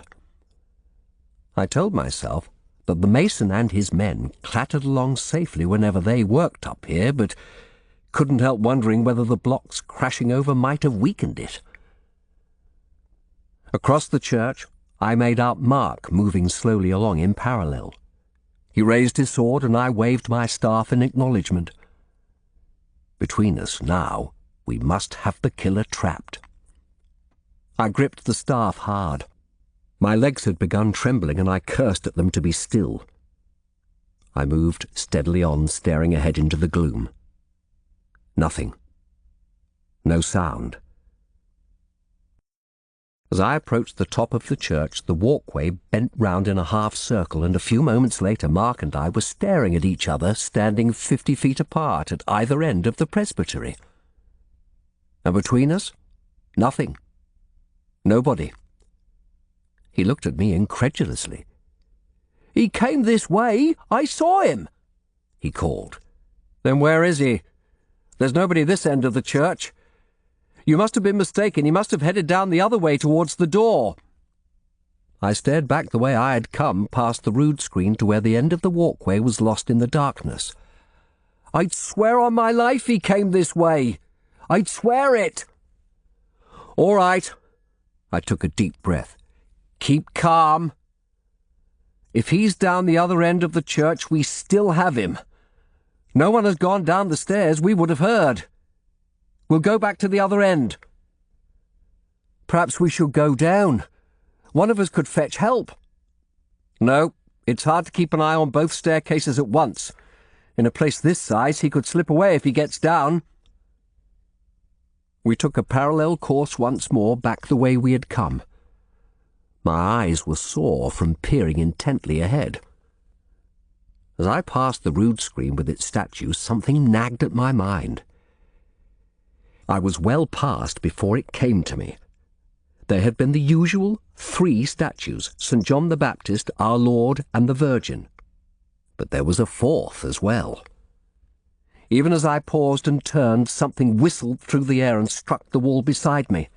A dagger clattered onto the walkway at my feet as I turned, realizing that what I had taken for the middle statue was in fact a living man in Benedictine habit. Even now a dim figure was clambering over the railing onto the walkway. I turned and ran towards him, but my foot caught in the mesh of the walkway, and I fell forward onto the railing. For a second my head and shoulders hung out over the nave, and I stared terrified over the drop. Then I managed to haul myself upright. The figure had gone. I heard footsteps clattering down the stairs. "Mark!" I yelled. "This side! He's escaping!" Mark was some distance ahead, and by the time he had run back to the top of the stairs on the far side, the monk had descended. I heard footsteps pattering away. He ran beside the wall on my side, making it impossible to see him. I ran down the stairs and arrived at the bottom just as Mark appeared opposite. In the distance, the church door slammed shut. "He was standing on the rood screen with the statues!" I shouted. "Did you see who it was? He was gone in a flash." "No, sir. He was down on the stairs by the time I reached you." He stared up at the screen. "He must have climbed out on the screen as we were going up the stairs. God's wounds, he must have courage to stand up there with no rail or support." Hoping reformers would instinctively avert their eyes from statuary. "He's got away." I looked at the dagger I'd picked up from the walkway. A sharp, unornamented weapon of steel. No clue there. I banged my fist on the wall, sending a wave of pain shooting up my arm. "But, sir, What about Gabriel? Didn't you think him the killer after all? What did you find in the hidden passage? I hesitated. I was mistaken. Completely mistaken. He had no secrets. And now someone else has died because of me. Despite my prayers, I added, looking angrily up at the roof for a moment. But I swear he shall be the last. Chapter 26. I had ordered the 4 surviving senior obedientiaries to the church. Abbot Fabian, Prior Mortimus, Brother Edwig and Brother Guy stood with Mark and me in the nave as servants hauled lumps of stone from Gabriel's body. Strangely, I found I could bear the terrible sight. A shocked, numbed feeling had descended on me. I watched the obedientiaries' reactions. Brother Guy and Prior Mortimer stood impassive. Brother Edwig wrinkled his face with distaste. Abbot Fabian turned away and vomited into the aisle. I ordered them to accompany me to Gabriel's little office where stacks of books for copying sat on the floor, and the broken statue of the Virgin still leaned mournfully against the wall. I asked them where the monks had been an hour before, when the stone fell. "All over the precinct," Prior Mortimus replied. "It's recreation hour. Not many would be out in this weather, most would be in their cells." "Jerome, is he safe?" "Locked in his cell since yesterday. And you 4, where were you?" Brother Guy said he had been studying alone in his dispensary. Prior Mortimus had been in his office, again alone.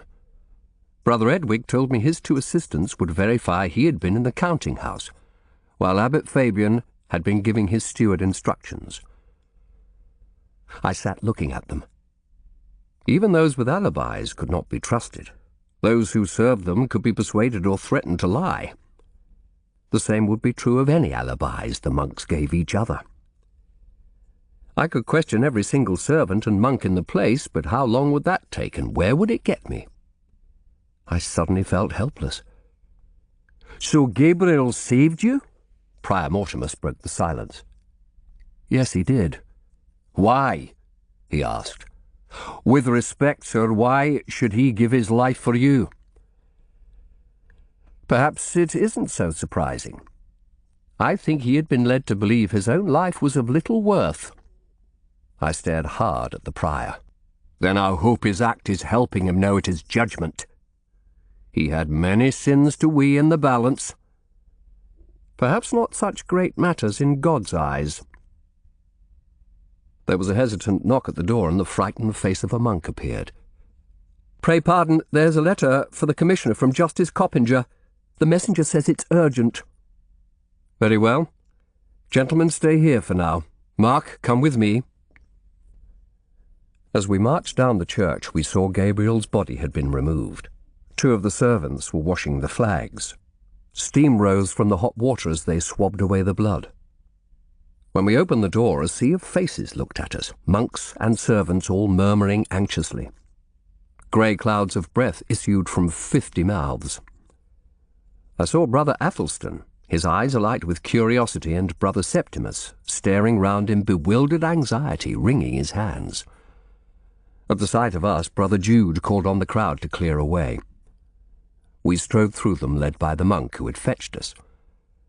At the gatehouse, Bug stood holding a letter, his sharp little eyes full of curiosity. "The messenger said it was most urgent, Commissioner. I hope you'll forgive the interruption. Is it true Brother Gabriel's been killed in an accident in the church?" "No, Master Bug. It was no accident. He died saving my life from a murderer." I took the letter and walked away, halting in the centre of the courtyard. I felt safer away from high walls just then. "That'll be all over the precinct in an hour," Mark said. "Good. The time for secrecy is over." I broke the seal and read the single sheet. I bit my lip anxiously. Coppinger has begun his inquiries. He's ordered Sir Edward and another local landowner named in that book to attend him. Messages have come back saying they're cut off on their estates because of the snow, but if a messenger can get in, they can get out. So he sent for them again. This smacks of delaying tactics. These people have things to hide. You could confront Brother Edwig now.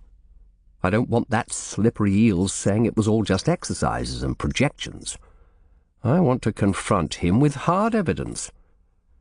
But I won't have it by tomorrow or the day after, not at this rate. I folded the letter. Mark, who could have known we were going to the church this morning? I told you by the pond. Remember? I said we must go to the church. Prior Mortimus was there, but he was walking away.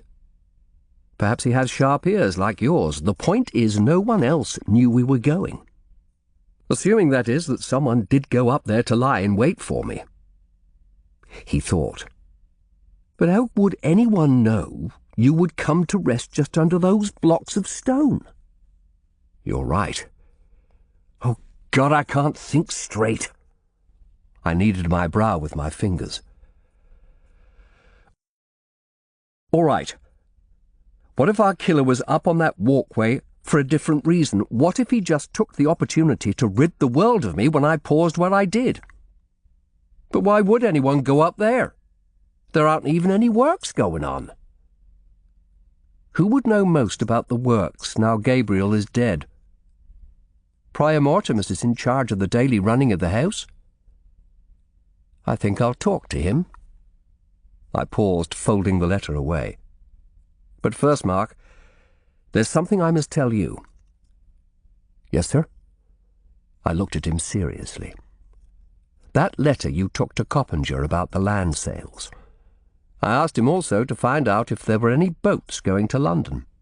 It would take a week to cross the Weald in these snows, but after that letter of Jerome's, I need to see Cromwell. It occurred to me there might be a boat going, and there is. One is leaving on the afternoon tide with a cargo of hops. It should arrive in London in 2 days, returning the day after. If we're lucky with the weather, I'll be away 4 days. I mustn't miss the chance. And I want you to stay here. But should you leave now? I paced up and down. I have to take this opportunity. Remember, the king doesn't know what's been going on here. If Jerome got any other letters out and the king saw them, Cromwell could be in trouble. I don't want to go, but I must. And there's something else. Remember that sword? The one in the pond? It had a maker's mark. Swords like that are made to order. If I can find the maker, I shall be able to find whom he made it for. And it's the only lead I have now. Except to question Brother Edwig when we have evidence about the land sales. Yes. You know, I can't see Brother Edwig working with an accomplice. He seems too self-contained. Mark hesitated. Brother Guy could have killed Singleton. He's stringy, but looks fit enough, and he's tall. He could, but why him particularly? The hidden passage, sir. He could so easily have slipped away that night and gained access to the kitchen. He wouldn't have needed a key. I kneaded my brow again. Any of them could have done it. The evidence all points in different ways. I need more. I pray I find it in London, but I need a presence here. I want you to move into the abbot's house. Check the letters. Keep an eye on what's happening. He gave me a sharp look. You want me away from Alice. I want you safe away from the precincts like old Dr. Goodhaps. You can take his room. It's a finely appointed place for someone of your age to sit in state. I sighed. And yes, I would prefer you away from Alice. I have spoken to her. I have told her that involvement with you could damage your prospects. You had no right, sir, he said with sudden vehemence. I have the right to decide my own path. No, Mark, you do not. You have obligations to your family and to your own future. I order you to move to the abbot's house. I saw ice in the wide blue eyes that had captivated poor Gabriel. "I've seen you look lustfully after her yourself," he said, and there was contempt in his voice. "I control myself." He looked me up and down. "You have no choice." I set my teeth. "I should kick your ass out on the road for that. I wish I didn't need you here while I am away, but I do." "Well, are you going to do as I say?" "I should do all I can to help you catch the man who has killed these people. He should be hanged. But I make no promise for what I do afterwards, though you disown me utterly." He took a deep breath. "I minded to ask Alice Futura for her hand." "Then I may have to disown you," I replied quietly. "By God's flesh I wouldn't, but I cannot ask Lord Cromwell to take back a man married to a servant girl. That would be impossible." He didn't answer. I knew in my heart that if it came to the worst, even after what he had said, I would take him as a clerk, find him in Alice a room in London. But I wouldn't make it easy for him. I met his gaze with a look as steely as his own. "Pack a bag for me," I ordered curtly, "and saddle Chancery. I think the road is clear enough to ride to town. I will see the prior now, then leave for London." I walked away. I would have wished for his company in tackling Prior Mortimer's, but after what had passed, we were better apart. The obedientries were still in Gabriel's office, as dejected a group as I had ever seen. It struck me how disconnected they were from each other. The abbot in his increasingly fragile haughtiness, Guy's lonely austerity. The prior and the bursar the ones who kept the place functioning, and yet, I sensed again, not friends. So much for spiritual brotherhood. "You should know, brothers, I'm going to London. I need to report to Lord Cromwell. I'll be back in about 5 days, and Mark Poor is to deputise till I return." "How can ye get there and back in 5 days?" Prior Mortimer asked. "They say these snows reach to Bristol." "I'm taking a boat." "What have you to discuss with Lord Cromwell?" Abbot Fabian asked nervously. "Private matters. Now, I've let it be known how Brother Gabriel died, and I've decided Orphan Stonegarden's body should be delivered to Goodwife Stump for burial. Please arrange it." "But then the town will know she died here," the abbot frowned, although he was finding it hard to puzzle things out. "Yes, matters have gone too far now for secrecy about that." He raised his head and looked at me with a touch of his old haughty manner. "I must protest, Master Shardlake. Surely such a matter affecting everybody here should have been discussed with me first, as abbot." "Those days are done, my lord," I said shortly. "Now you may all go, except Prior Mortimer's."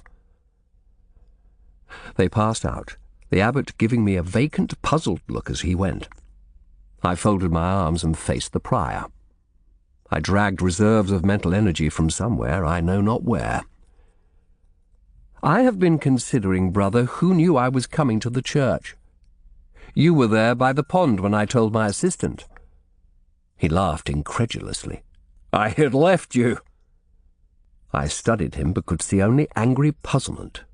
"Yes, you had. Then the person who pushed the stone wasn't lying in wait for me at all, but had another purpose. Who could have had reason to go up there?" "Nobody. Not till the works are agreed upon." "I would like you to accompany me back to the walkway to take another look."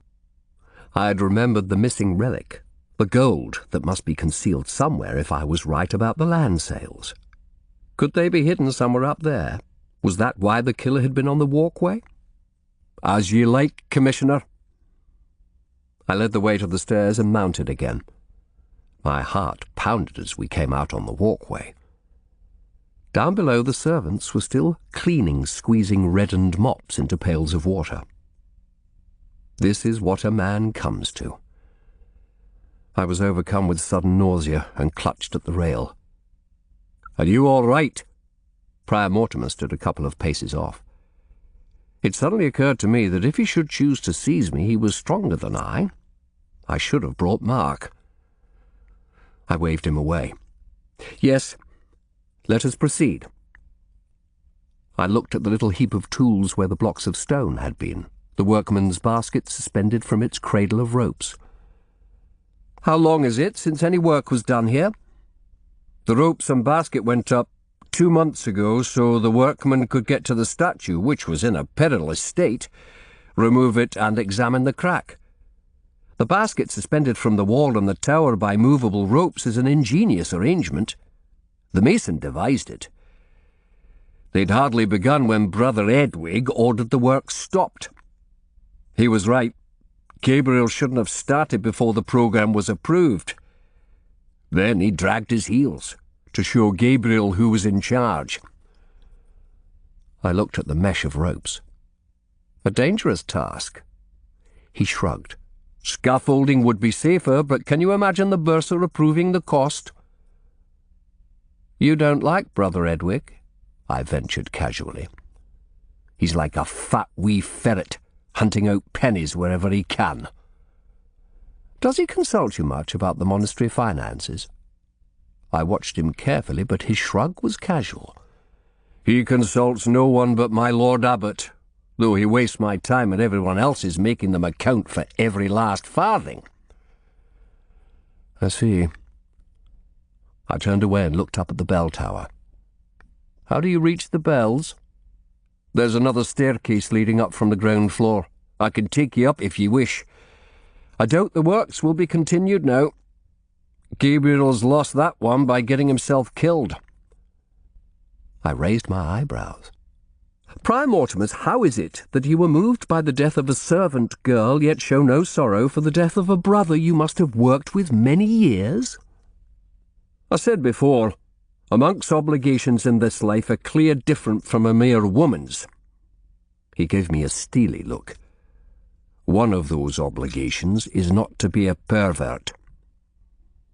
I'm glad you're not a judge in King's Bench, Brother Prior. He took me back down the stairs to the nave and through another door to where a long spiral staircase led up to roof level. It was a long climb, and I was breathless by the time we came out on a narrow wooden passageway leading to another door. An unglazed window gave a dizzying view out over the precinct and beyond, white fields and the forest in one direction, and the grey sea in the other. It must have been the highest point for miles. A freezing wind whined mournfully, ruffling our hair. It's through here. The prior led me through the door into a bare wood-floored chamber where thick bell ropes hung to the floor. Looking up, I could see the dim outlines of the huge bells above. In the centre of the room, railed off, was a large circular hole. I looked over the rails and had another view of the church floor. We were so high now, the men below seemed like ants. I could see the basket hanging 20 feet underneath, the outlines of tools and buckets visible inside it under a large cloth. The ropes led up through the hole into the room where they were secured to more enormous rivets driven into the walls. But for the hole, the sound of the bells would deafen those working the bell ropes, the prior observed. They have to plug their ears as it is. I can imagine. They almost deafen one at ground level. I noticed a flight of wooden steps. Do those lead to the bell tower itself? Yes. They're used by the servants who go up to clean and maintain them. Let us go up. After you.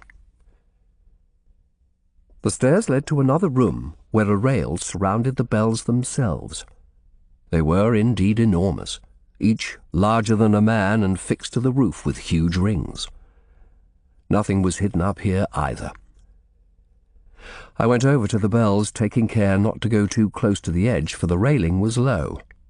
The nearest bell was covered with ornate metalwork and had a large plaque fixed to it inscribed in a strange language. Arrancado de la barriga del infiel año 1059, I read aloud. Taken from the belly of the infidel, Prior Mortimer said. I started. I hadn't realized he was so close. Commissioner, he said, I would ask you something. You saw the abbot earlier? Yes? He's a broken man. He's not fit for the office anymore.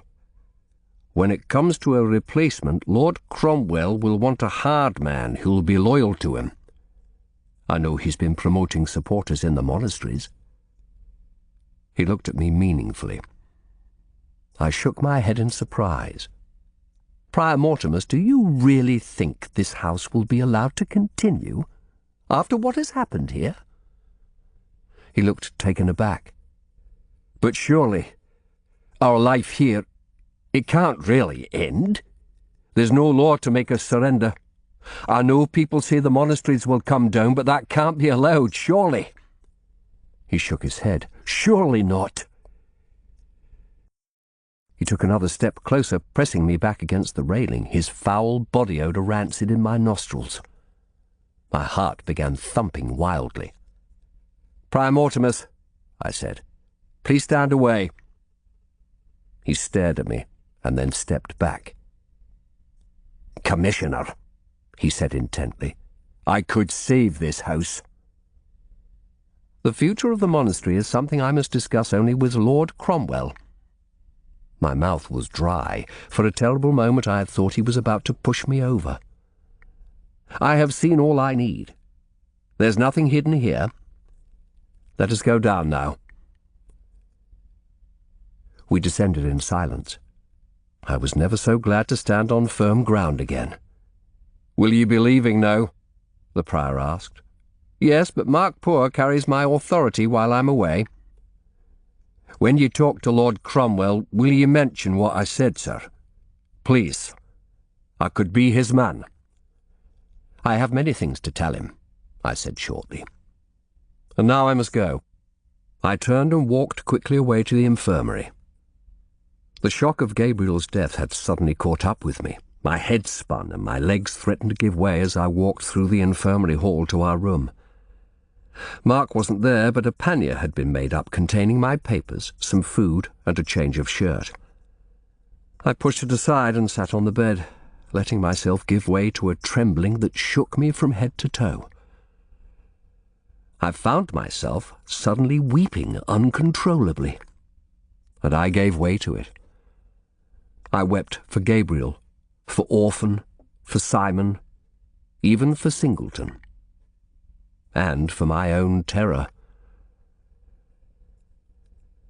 I was feeling calmer, washing my face in the water bowl, when there was a knock at the door.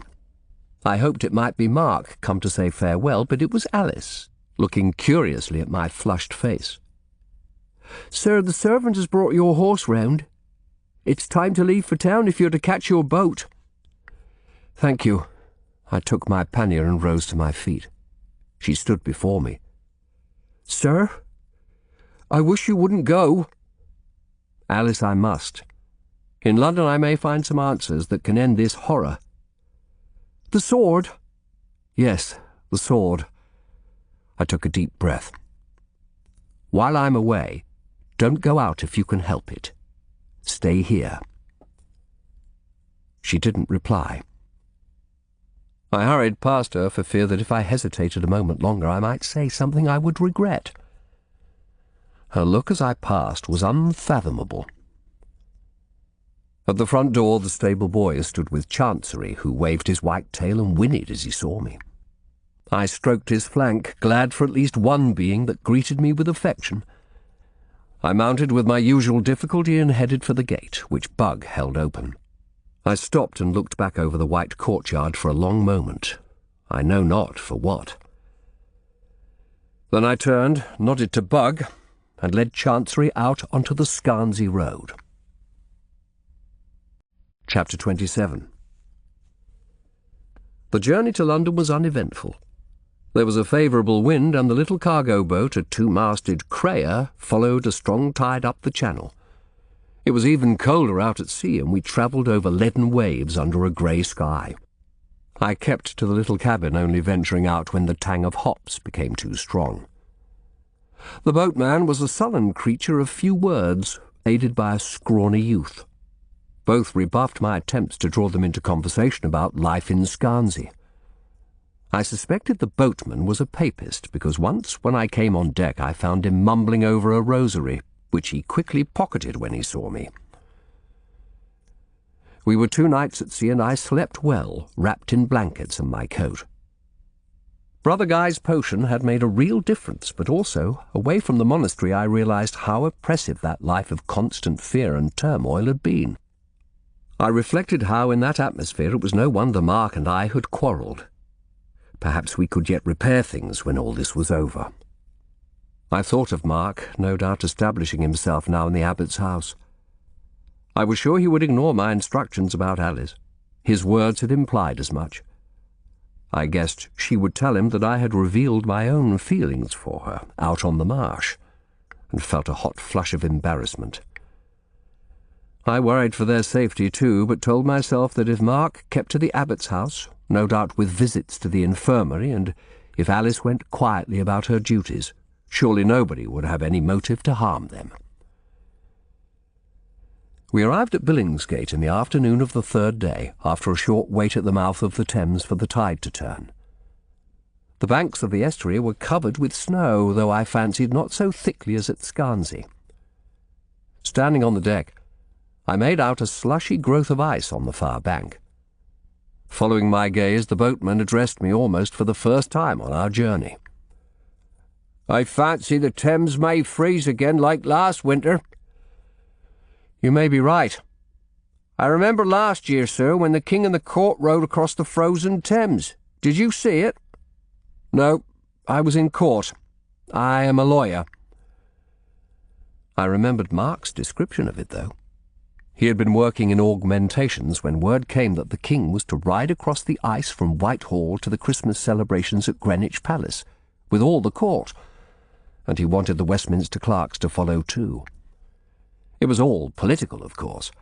A truce had been called with the Northern rebels, and their leader, Robert Aske, was in London to parley with the King under a safe conduct.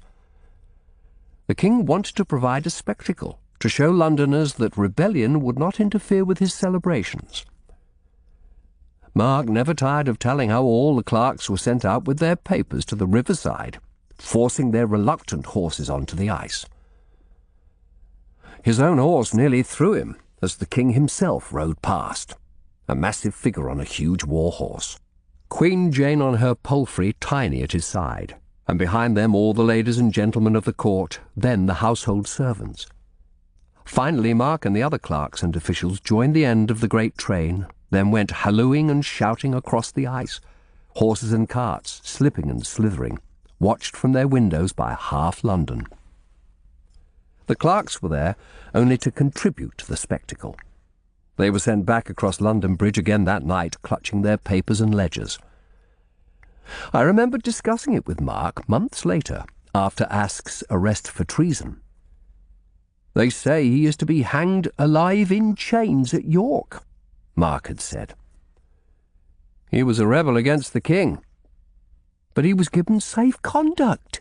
Why, he was entertained at court for Christmas."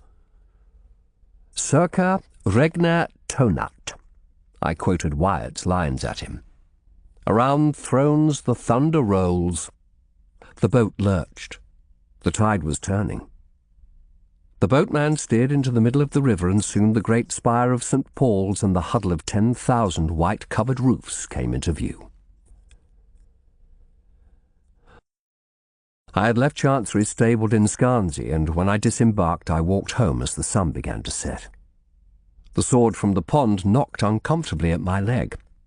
I had put it in Mark's scabbard, which was too small for it, and I was unused to wearing a weapon.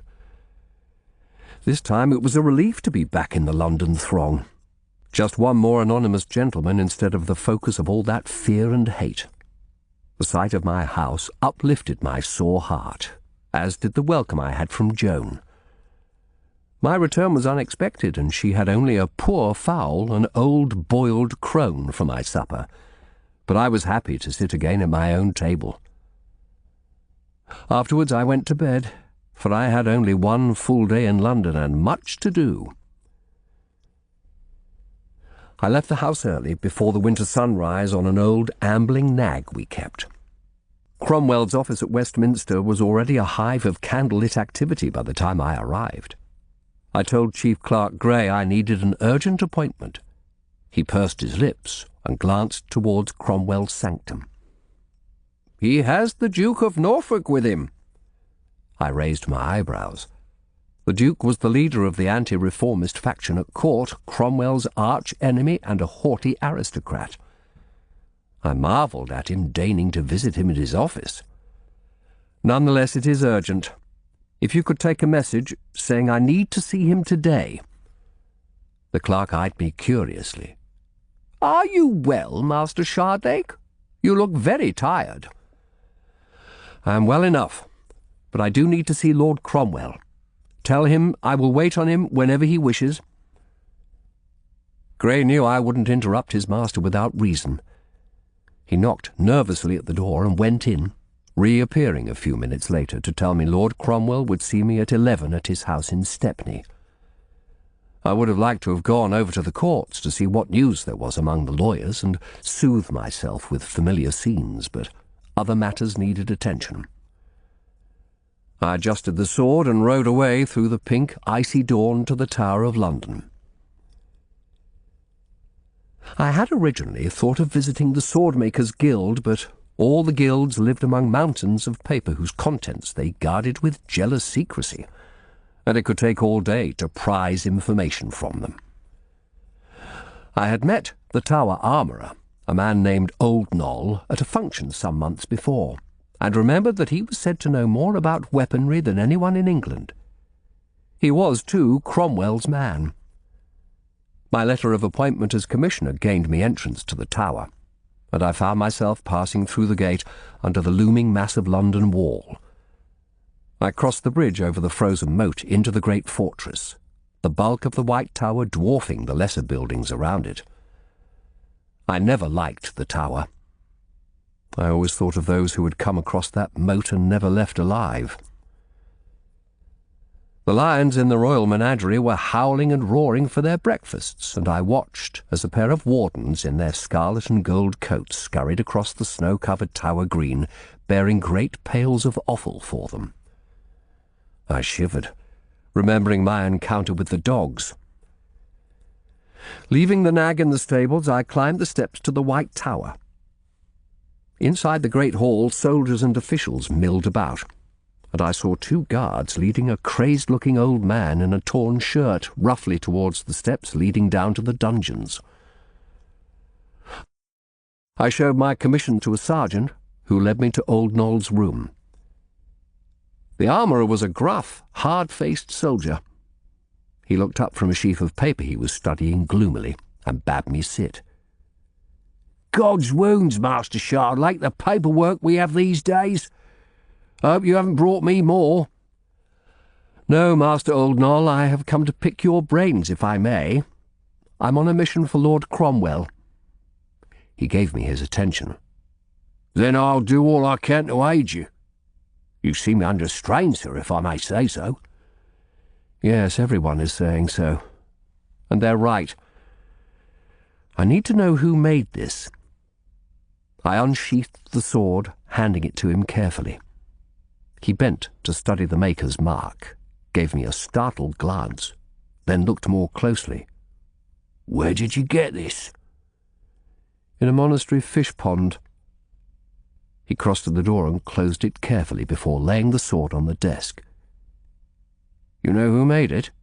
I asked. "Oh, yes." "Is he alive?" Old Noll shook his head. "Dead these 18 months.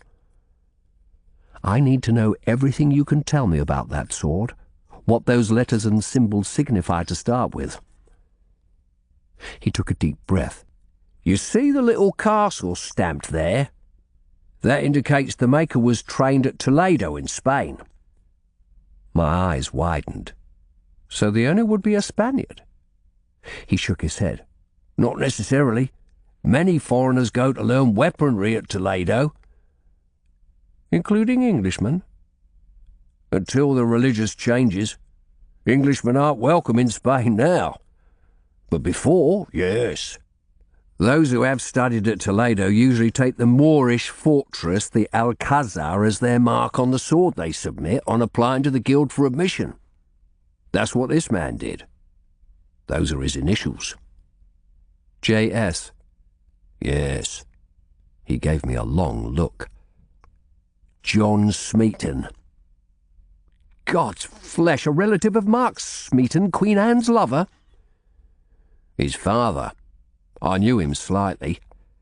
This sword will be the one he made to gain entry to the guild. 1507. That would be about the right date. I didn't know Smeaton's father was a sword maker. He started out as one. A good one, too. But he had an accident some years ago, lost parts of 2 fingers. He didn't have the strength in his hand afterwards for sword making, so he turned to carpentry. He had a small works over at Whitechapel.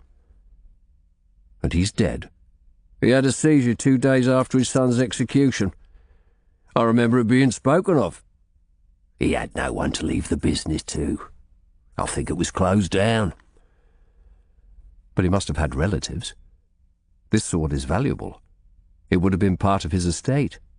Aye, it would. I took a deep breath. So Singleton's death was connected with Mark Smeaton. Of course, Jerome knew that somehow. That's why he told me the story. I don't follow you, sir. I must find out who this sword passed to after John Smeaton died. You could go to his house. He lived above his shop like most craftsmen. The new owners would have bought it from the executors. Thank you, Master Oldnoll. You have been a great help. I took the sword and buckled it on.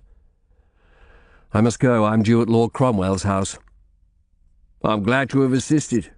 Master Shardlake, if you're going to see Lord Cromwell... I raised my eyebrows. It was always the same. If people knew you were visiting Cromwell, there would be some favour to ask. It's only... If you get the chance, could you ask him if he could send me less paperwork? Every night this week I've had to sit up making returns on the weaponry, and I know they have the information already. I smiled. I'll see what I can do. It's the temper of the times, though. It's hard to go against the tide. This tide of paper will end up by drowning us, he said sorrowfully. Lord Cromwell's house in Stepney was an imposing red-brick mansion he had had built a few years before. It housed not just his wife and son, but a dozen young sons of clients whom he'd taken into his household for their education. I'd visited it before. The house was like a miniature court, with its servants and teachers, clerks, and constant visitors. As I approached, I saw a crowd of ragged people waiting outside. An old blind man, shoeless in the snow, stood with his hand out, calling, "Arms! Arms, by your mercy!" I had heard that Cromwell got his servants to distribute doles from the side gate in an effort to gain popularity among the London poor. It was a scene uncomfortably reminiscent of the monastery dole day. I stabled my horse and was led indoors by Blytheman, the steward, an amiable fellow. Lord Cromwell would be a little late, he said, and offered me some wine. That would be welcome. "Tell me, sir, would you care to see Lord Cromwell's leopard? He likes it to be shown to visitors. It's in a cage at the back." I heard he'd recently acquired such a beast. Thank you. Blytheman led me through the busy house to a yard at the back. I had never seen a leopard, though I had heard of those fabulous spotted creatures which could run faster than the wind. He led me out, smiling proprietorially. My nostrils were assailed with a great stink, and I found myself looking through the bars of a metal cage perhaps 20 feet square. The stone floor was dotted with gobbets of meat, and a great cat prowled up and down. Its fur was golden with black spots, and everything in its lean, muscled frame spoke of savage power. As we entered the yard, it turned and snarled, showing huge yellow fangs. "A fearsome beast," I said. £15 it cost, my lord." The leopard sat down and stared at us, occasionally lifting its lips in a snarl. "What is its name?" I asked. "Oh, it has no name. It wouldn't be godly to give a Christian's name to such a monster." "Poor creature. It must be cold." A boy in livery appeared at the door and muttered to Blytheman. "Lord Cromwell has returned," Blytheman said. "Come, he's in his study." With a last glance at the snarling leopard, I followed him inside. I reflected that my master too had a savage reputation, and wondered whether he was sending a deliberate message by possessing such a creature. Lord Cromwell's study was a smaller version of his Westminster office, packed with paper-strewn tables. Normally it was gloomy, but today the sunlight reflected from the snow in the garden sent a penetrating white light across the heavy creases and folds of his face as he sat behind his desk. His look at me when I was shown in was hostile, his mouth set tight and his chin projecting angrily. He didn't bid me sit. "I had expected to hear from you sooner," he said coldly. 9 days. And the business isn't settled yet, I can tell by your look." He noticed my sword. "God's blood, do you wear a weapon in my presence?" "No, my lord," I said, hastily unbuckling it. "It's a piece of evidence. I had to bring it." I laid it on a table where an illustrated copy of the English Bible lay open at a picture of Sodom and Gomorrah consumed by flames. I told him all that had happened.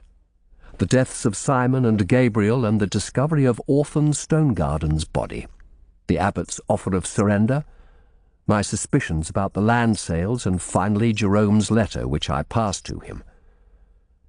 Except when he was reading it, he glared at me throughout with that unblinking gaze of his. When I'd finished, he let out a snort. "God's holy wounds, it's a chaos worse than Bedlam. I hope when you get back that boy of yours is still alive," he added brutally. "I've spent time cozening Rich into taking him back. It better not be wasted." "I thought I should report to you, my lord, especially when I found that letter." He grunted. "They should have reminded me that the Carthusian was there. Grey will hear about that. Brother Jerome will be dealt with.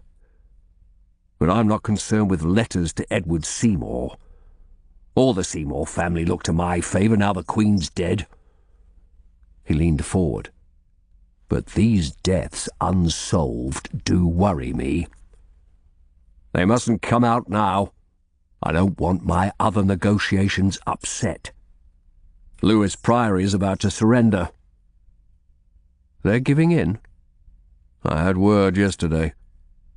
The surrender will be signed this week. That's what I was seeing Norfolk about. We're going to divide their lands between us. The King's agreed in principle." "It must be a goodly parcel." "It is. Their Sussex estates will go to me and those in Norfolk to the Duke. The prospect of land soon brings old enemies to the negotiating table." He gave a bark of laughter. "I'm going to set my son Gregory up in the abbot's fine house, make a landowner of him." He paused and the steely look returned. "You seek to distract me, Matthew, put me in a better mood." "No, sir. I know this has gone slowly, but it's the hardest and most dangerous puzzle I have known." "What's the importance of that sword?" I told him of its discovery and my talk with old Noll earlier. He furrowed his brows. "Mark Smeaton. I didn't think he was one to cause trouble from beyond the grave." Lord Cromwell came round his desk and picked up the sword. "It's a fine weapon, all right. I wish I'd had it when I was soldiering in Italy in my youth." "There must be a connection between the killings and Smeaton." "I can see one," he said. "A connection to Singleton's death, anyway. Revenge." He thought a moment, then turned and gave me a hard look. "This is not to be repeated to anyone." "On my honour." He put down the sword and began pacing up and down, hands folded behind him. His black robe billowed around his knees. When the king turned against Anne Boleyn last year, I had to act quickly. I've been associated with her from the beginning, and the papist faction would have worked my fall with hers. The king was starting to listen to them, so it had to be me that rid the king of her. Do you see? Yes. Yes, I see. I persuaded him she was adulterous, and that meant she could be executed for treason without her religion coming into it. But there would have to be evidence in a public trial. I stood looking at him silently. I took some of my most trusted men and assigned to each a friend of hers whom I had chosen: Norris, Weston, Brereton, her brother Rochford, and Smeaton. Their task was to get either a confession or something that could be made to look like evidence that they had lain with her.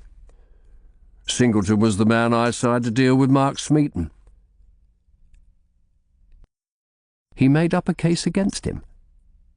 Smeaton looked to be the easiest one to force into a confession. He was just a boy. So it proved. He confessed to adultery after a session on the Tower Rack. The same one I used on that Carthusian who must indeed have met him, because all he reported Smeaton saying was true. His tone as he went on was reflective, matter of fact. One of the visitors the Carthusian saw come into the cell that night would have been Singleton himself. I sent him to make sure that in his speech from the scaffold, there's a tradition that should be done away with, the boy did not retract his confession. He was reminded that if he said anything amiss, his father would suffer. I stared at my lord. So what people said was true? Queen Anne and those accused with her were innocent? He turned to me. The harsh light caught his face and seemed to leech his eyes of expression as he frowned at me. Of course they were innocent. No one may say so, but the whole world knows it. The juries at the trial knew. Even the king half knew, though he couldn't admit it to himself and irk his fine conscience. God's death, Matthew, you're innocent for a lawyer. You've the innocence of a reformist believer without the fire. Better to have the fire without the innocence. Like me. I believe the charges were true. So many times I've said so. Best to do what most people did on that subject and keep a closed mouth. Perhaps I did know deep down, I said quietly. In some part of me God hasn't reached. Cromwell looked at me impatiently, irritation in his face. So Singleton was killed for revenge, I said at length. Someone killed him in the same manner Anne Boleyn was executed. But who? A thought came to me. Who was Smeaton's second visitor? Jerome mentioned the priest come to shrive him and 2 others. I'll have Singleton's case papers looked out, see what they say about Smeaton's family. I'll have them at your house within 2 hours.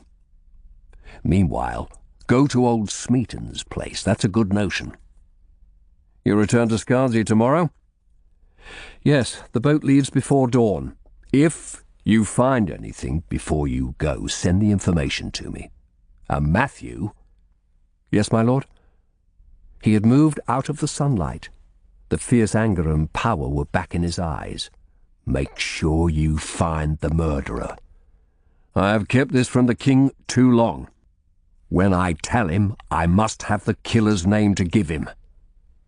And get the abbot's seal on that surrender. I suppose at least there you've achieved something. Yes, my lord. I hesitated. When the house surrenders, what will happen to it? He smiled grimly. Same as with them all. The abbot and the monks will get their pensions. The servants will have to shift for themselves and serve them right, greedy lubbers. As for the buildings, I'll tell you what I have planned for Lewis. I'm sending a demolition engineer down there. I'm going to have him raise the church and claustral buildings to the ground. And when all the monastery lands are in the king's hands and we rent them out, I'm going to put a clause in every lease saying the tenant must take down any monastic buildings. Even if they just take the lead off the roofs and let the locals take the stone for building, it'll be the same result. No trace left of their centuries of mummery. Just a few bare ruins to remind people of the king's power. There are some fine buildings. A gentleman can't live in a church, Cromwell said impatiently. His eyes narrowed. You're not turning papist on me, are you, Matthew Shardlake? Never, I said. Then go. And don't fail me this time. Remember, I have it in my power to build up a lawyer's business, but I can also ruin it. He gave me his bull-like glare again. I will not fail, my lord. I picked up the sword and left. Chapter 28. I left Westminster with my mind in a whirl. I went over the names of everyone at the monastery, trying to find a possible link with the Smeaton family. Could John Smeaton have met Brother Guy in Spain 30 years ago? If he were an apprentice, then he and the sacrist would have been of an age. All the time I was turning these matters over in my heart, there was a dull, leaden feeling. I had believed Thomas Cromwell incapable of the unchristian acts attributed to him over Anne Boleyn's fall. And now he had casually admitted they were true. And it wasn't Cromwell who had gulled me into false belief. I'd done that for myself. The horse had been picking its way slowly over the icy ruts in the road, but halfway down Fleet Street it stopped and tossed its head anxiously. A little way ahead a crowd had gathered, blocking the road. Looking over their heads, I saw two of the constable's men struggling with a young apprentice. He was resisting fiercely, shouting out at his captors. "You are the forces of Babylon! You seize God's chosen children! The righteous will prevail, the mighty shall be pulled down." The guards pinioned his arms behind his back and hauled him away, still kicking. Some of the crowd yelled catcalls after him. Others shouted support. "Be steadfast, brother! The Lord's chosen will triumph!" I heard another rider at my elbow and turned to see the sardonic features of Pepper, the fellow lawyer I had encountered the day I undertook the mission to Scarnsea. "Ho, Shardlake," he called amiably. "So they've taken another hot gospeller. An Anabaptist by the sound of him. They'd have all our property, you know." "Is there a roundup of unlicensed preachers? I've been out of London again." "There's talk of Anabaptists in London. The King's ordered all suspects to be taken. He'll burn a few, and just as well. They're more dangerous than the Papists." "There is safety nowhere these days. Cromwell's taken the opportunity to have a general roundup. Cut-purses, fraudsters, unlicensed preachers, they've all been lurking in their dog-holes in this fearsome weather, and he's rooting them out. Not before time. Do you remember that old woman with the talking bird we saw?" "Aye, it seems an age ago. It turned out you were right. The bird just repeats words it's taught. They've brought in a couple of boatloads of the creatures, and they're the talk of the city. Everyone with a townhouse wants one. The old woman's been charged with fraud. She'll probably be whipped at the cart's tail. But where have you been? Keeping by your fire in this cold?" "No, Pepper, I've been out in the country, Lord Cromwell's business again." "I hear he's looking for a new bride for the king already," he said, fishing for gossip. "There's talk of a marriage among the German princes, Hesse or Cleves. That'd tie us to the Lutherans." "I have heard nothing. As I say, I've been away on Lord Cromwell's business." He looked at me enviously. "He keeps you busy. Do you think he might have work to spare for me?" I smiled wryly. "Yes, Pepper, probably he would." At home I looked over the correspondence I'd been too weary to do more than glance at the night before. There were letters about cases I was handling. People were becoming anxious for replies on several matters. There was also a letter from my father. The harvest had been poor that year, the farm would show little profit, and he was thinking of running more land for sheep. He hoped my business was prospering and that Mark was doing well at augmentations. I had said nothing of his disgrace. He added that it was said in the country more monasteries would come down. Mark's father said that would be good. It would mean more work for Mark. I put the letter down and sat staring gloomily into the fire. I thought of Mark Smeaton on the rack under torture, guilty of no crime, and Jerome on the same rack. No wonder he hated the office I embodied. So all he had said was true. He must have known of the link between Singleton and Mark Smeaton, or why tell me the story? Yet he'd sworn no one in the monastery had killed Singleton. I tried to remember his exact words, but I was too tired. My thoughts were interrupted by a knock at the door, and Joan came in.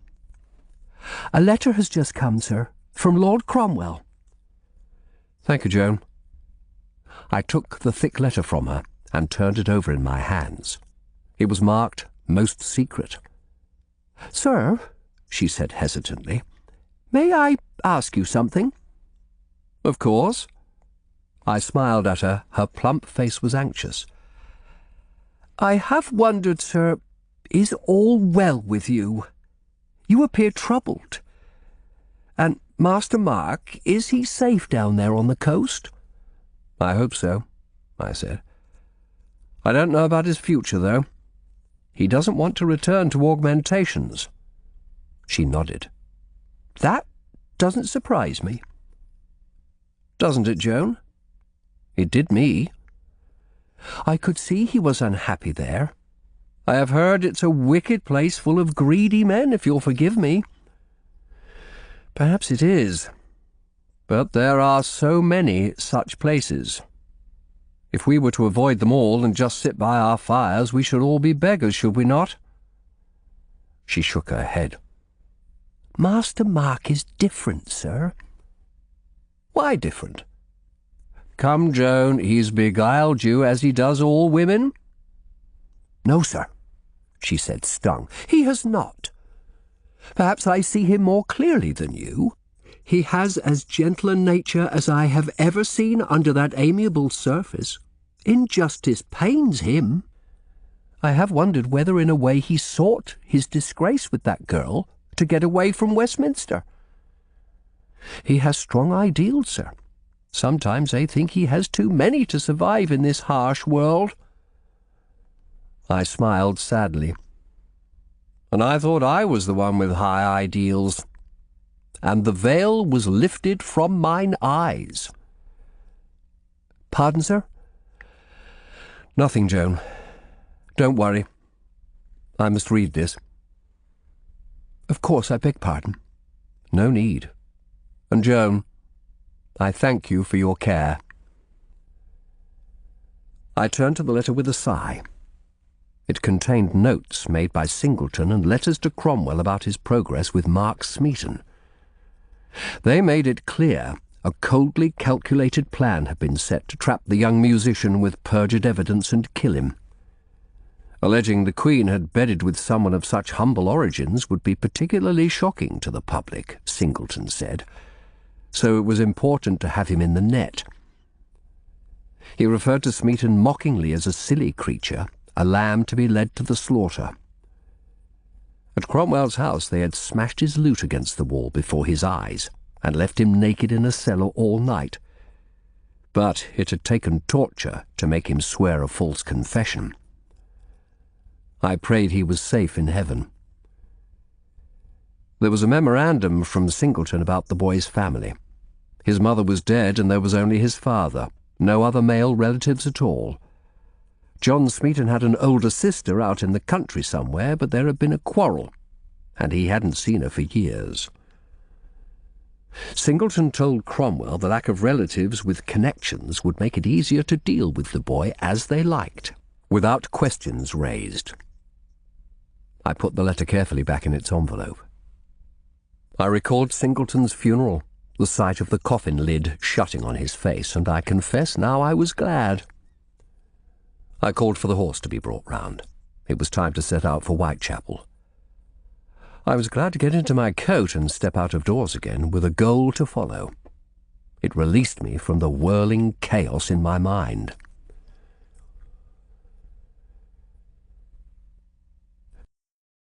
Chapter 29. It was a long ride out to Whitechapel, well beyond London Wall, a fast-growing area filled with the wattle and daub hovels of the poor. Thin smoke from 100 fires rose into the still air. Here the bitter weather was more than just a serious inconvenience. Looking at the pinched, hungry faces, I reflected that for some here this would be one hardship too many. Such wells as they had must have frozen, for I saw many women carrying pails of water up from the river. I had changed into my clothes of cheapest cloth, for gentlemen were not always safe out here. The street where Smeaton had had his forge was one of the better ones, housing several workshops. Singleton's papers said he had lived in a 2-story building next to a smithy, and I found it readily enough. It was no longer a carpenter's. The shutter covering the shop front had been nailed down and painted over. I tied the nag to a post and rapped on the flimsy wooden door.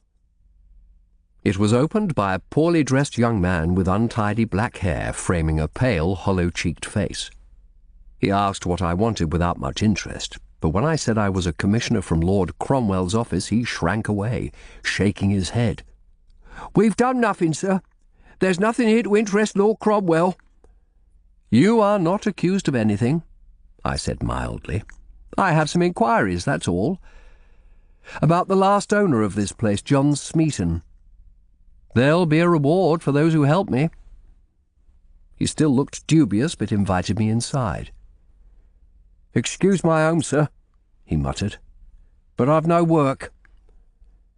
In truth, it was a sorry chamber he led me into.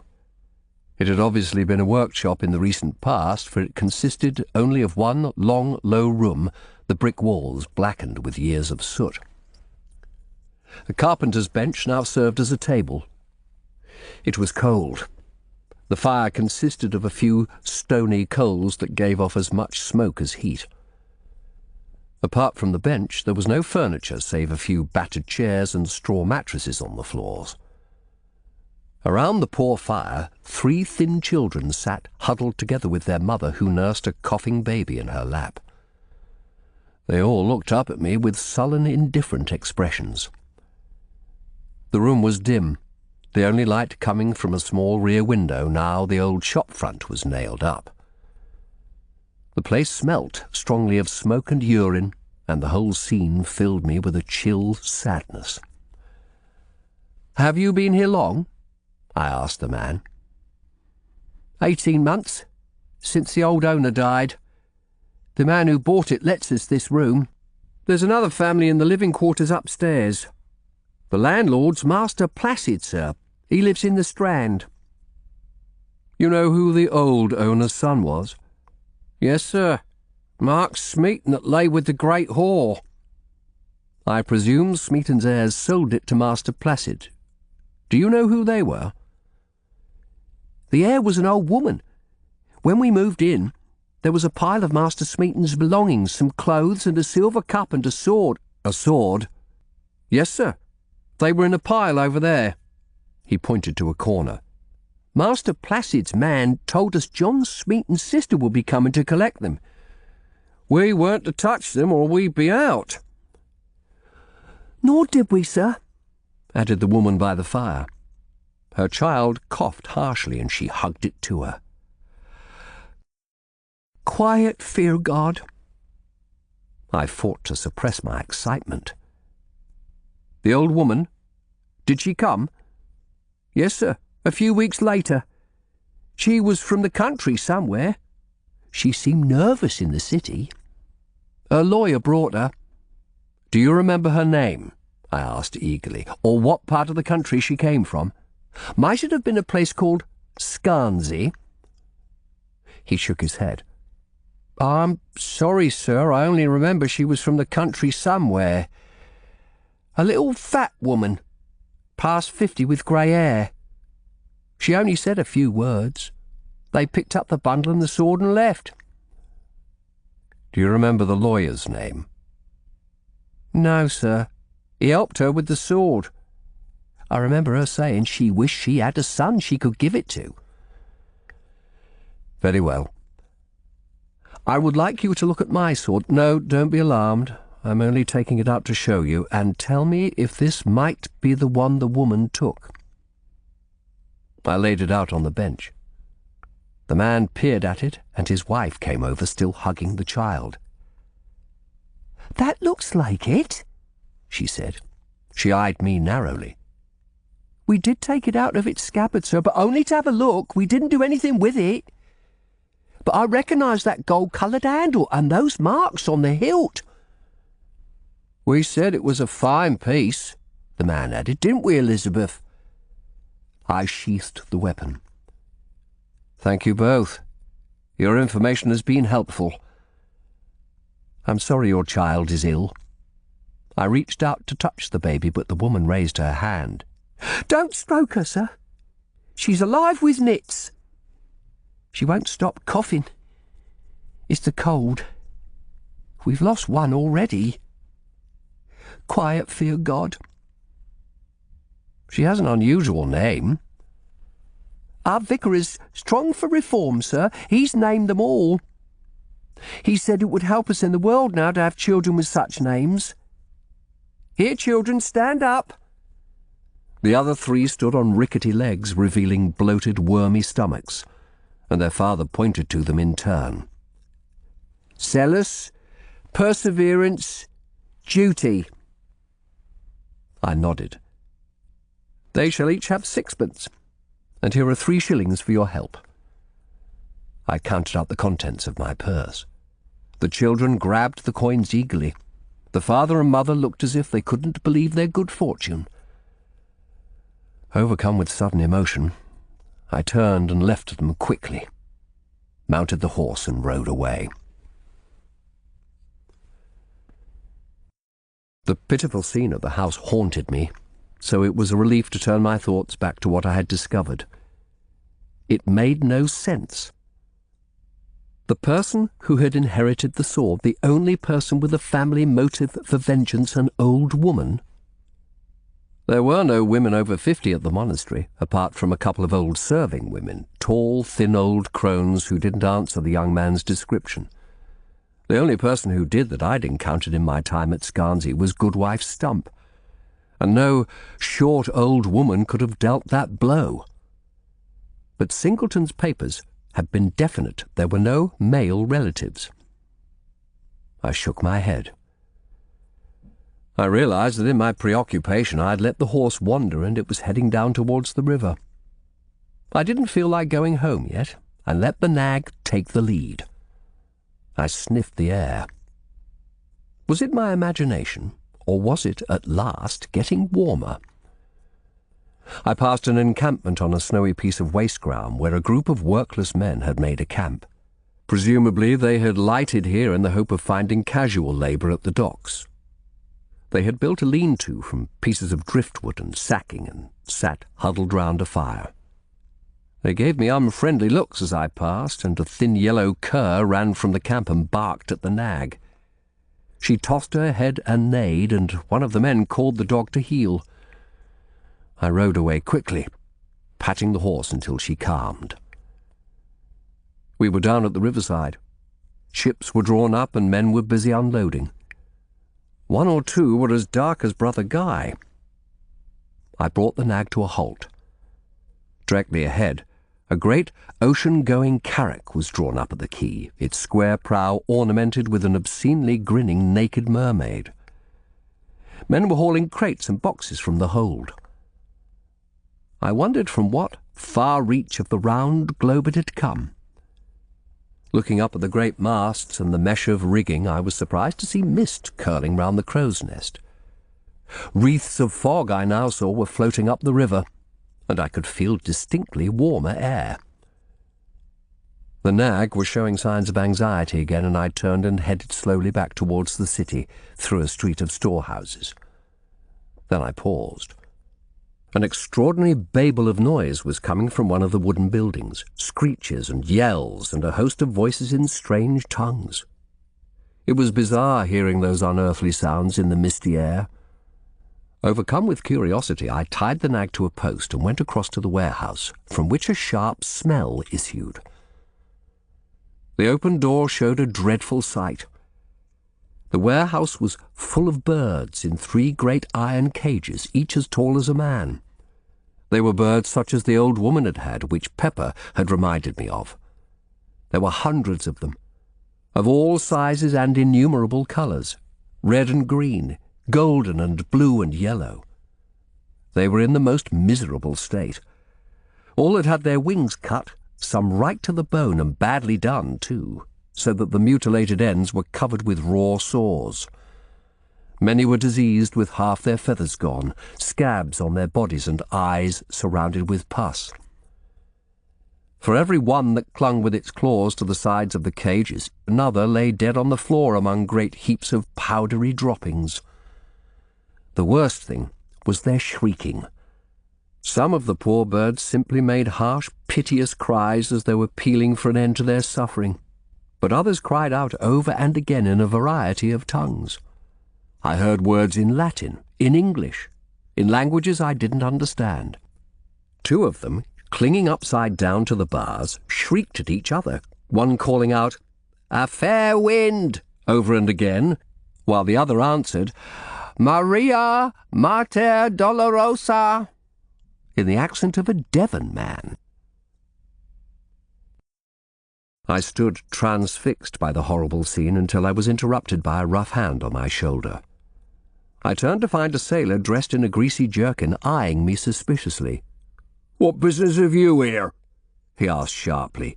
"If ye've come to trade, ye should go to Master Fold's rooms." No, I was passing. I heard the noise and wondered what it was." He grinned.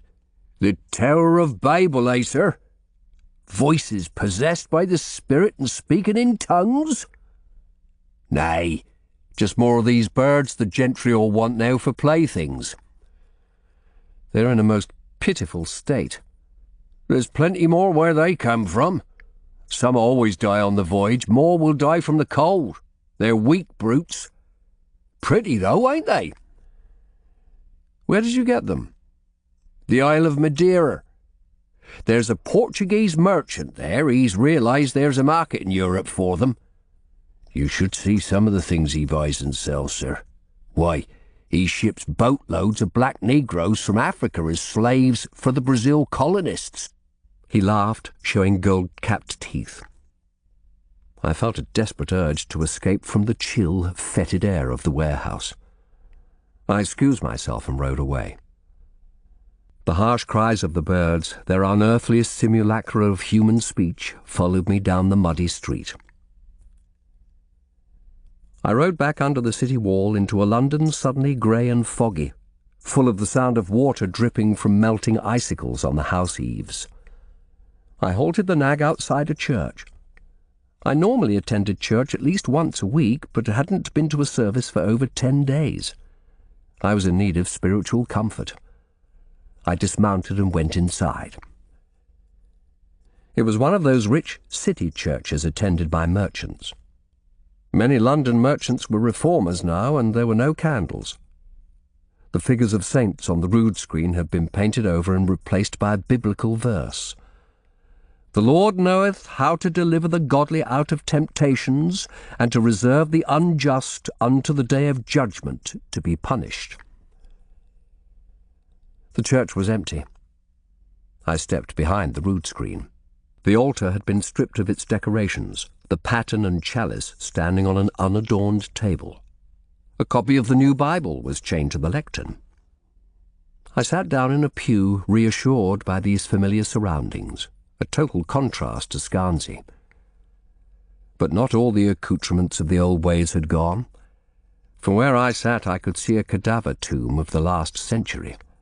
There were 2 stone biers, one above the other. On the top one was the effigy of a rich merchant in his fine robes, plump and bearded. On the lower tier lay the effigy of a desiccated cadaver in the rags of the same clothes, and the motto, "So I am now, so I once was, as I am now, so shall ye be." Looking at the stone cadaver, I had a sudden vision of Orphan's decomposed body rising from the water, then of the diseased, rickety children at Smeaton's house.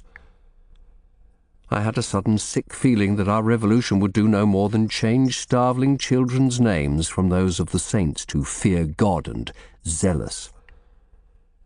I thought of Cromwell's casual mention of creating faked evidence to hound innocent people to death, and of Mark's talk of the greedy suitors come to augmentations for grants of monastic lands. This new world was no Christian commonwealth. It never would be. It was in truth no better than the old, no less ruled by power and vanity. I remembered the gaudy, hobbled birds shrieking mindlessly at each other, and it seemed to me like an image of the King's Court itself, where papists and reformers fluttered and gabbled, struggling for power. And in my wilful blindness I had refused to see what was before my eyes. How men fear the chaos of the world, I thought, and the yawning eternity hereafter. So we build patterns to explain its terrible mysteries, and reassure ourselves we are safe in this world and beyond. And then I realized that blinkered thinking of another sort had blinded me to the truth of what had happened at Scarnsea. I had bound myself to a web of assumptions about how the world worked, but remove one of those, and it was as though a mirror of clear glass was substituted for a distorting one. My jaw dropped open. I realized who had killed Singleton and why, and, that step taken, all fell into place. And I realized I had little time. For a few moments more I sat with my mouth open, breathing heavily. Then I roused myself and rode as fast as the nag would go back to the place where, if I was right, the last piece of the puzzle lay. The tower. It was dark by the time I rode over the moat again, and Tower Green was lit by flaming torches. I almost ran into the great hall and made my way again to Master Oldnoll's office. He was still there, carefully transferring information from one paper to another. "Master Shardlake, I trust you've had a profitable day?" "More than mine, at least." "I must speak urgently to the jailer in charge of the dungeons. Can you take me straight there? I've no time to wander round trying to find him." He read the importance of the matter from my face. "I'll take you now." He picked up a great bunch of keys and led me off, taking a torch from a passing soldier. As we passed through the great hall, he asked if I had ever been to the dungeons before. "Never, I'm glad to say." "They are grim places, and I've never known them busier." "Yes. I wonder what we are coming to. A country full of godless crime, that's what. Papists and mad gospellers. We should hang 'em all." He led me down a narrow spiral staircase. The air became sharp with damp. There was green slime on the walls, fat beads of water running down it like sweat. We were below the level of the river now. At the bottom was an iron gate, through which I saw a torchlit underground chamber where a little group of men stood round a paper-strewn table. A guard in tower livery came over to us, and Oldnoll addressed him through the bars. "I have one of the Vicar General's commissioners here. He needs to see Chief Jailer Rogers at once." The guard opened the gate. "Over there, sir. He's very busy. We've taken in a load of Anabaptist suspects today." He led us over to the table where a tall, thin man stood checking papers with another guard. On both sides of the chamber there were heavy wooden doors with barred windows, from one of which a loud voice issued, calling out verses from the Bible. "Behold, I am against them, saith the Lord of hosts, and I will burn the chariots, and the sword shall devour thy young lions." The jailer, raised his head. "Shut your mouth! Do you want a whipping?" The voice subsided, and he turned to me, bowing. "Your pardon, sir. I'm trying to sort the delations for all these new prisoners. Some of them are to go before Lord Cromwell for interrogation tomorrow. I don't want to send in the wrong ones." "I need information about a prisoner who was here 18 months ago," I said. "Do you remember Mark Smeaton?" He raised his eyebrows. "I'm not likely to forget that time, sir. The Queen of England in the Tower." He paused, remembering. "Yes, Smeaton was down there the night before his execution. We had instructions to separate him from the other prisoners. He was to have some visitors." I nodded. "Yes, Robin Singleton came to make sure he was keeping to his confession. And there were other visitors. Would they be recorded?" The jailer exchanged a look with old Noll and laughed. "Oh, yes, sir. Everything's recorded nowadays, isn't it, Thomas?" "At least twice." The jailer sent one of his men off, and a few minutes later he returned with a heavy logbook. The jailer opened it. "May 1536, the 16th. He ran his finger down the page. "Yes, Smeaton was in the cell that Mayhemmer's in." He nodded at the door from which the declamations had issued. Silent now, only darkness visible through the bars. "His visitors?" I asked impatiently, coming to peer over his shoulder.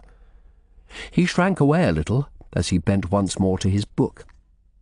Perhaps a hunchback had once brought him bad luck. "See, there's Singleton, brought in at 6.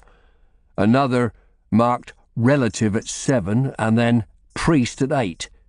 That's the Tower priest, Brother Martin, come to confess him before his execution. A pox on that Fletcher!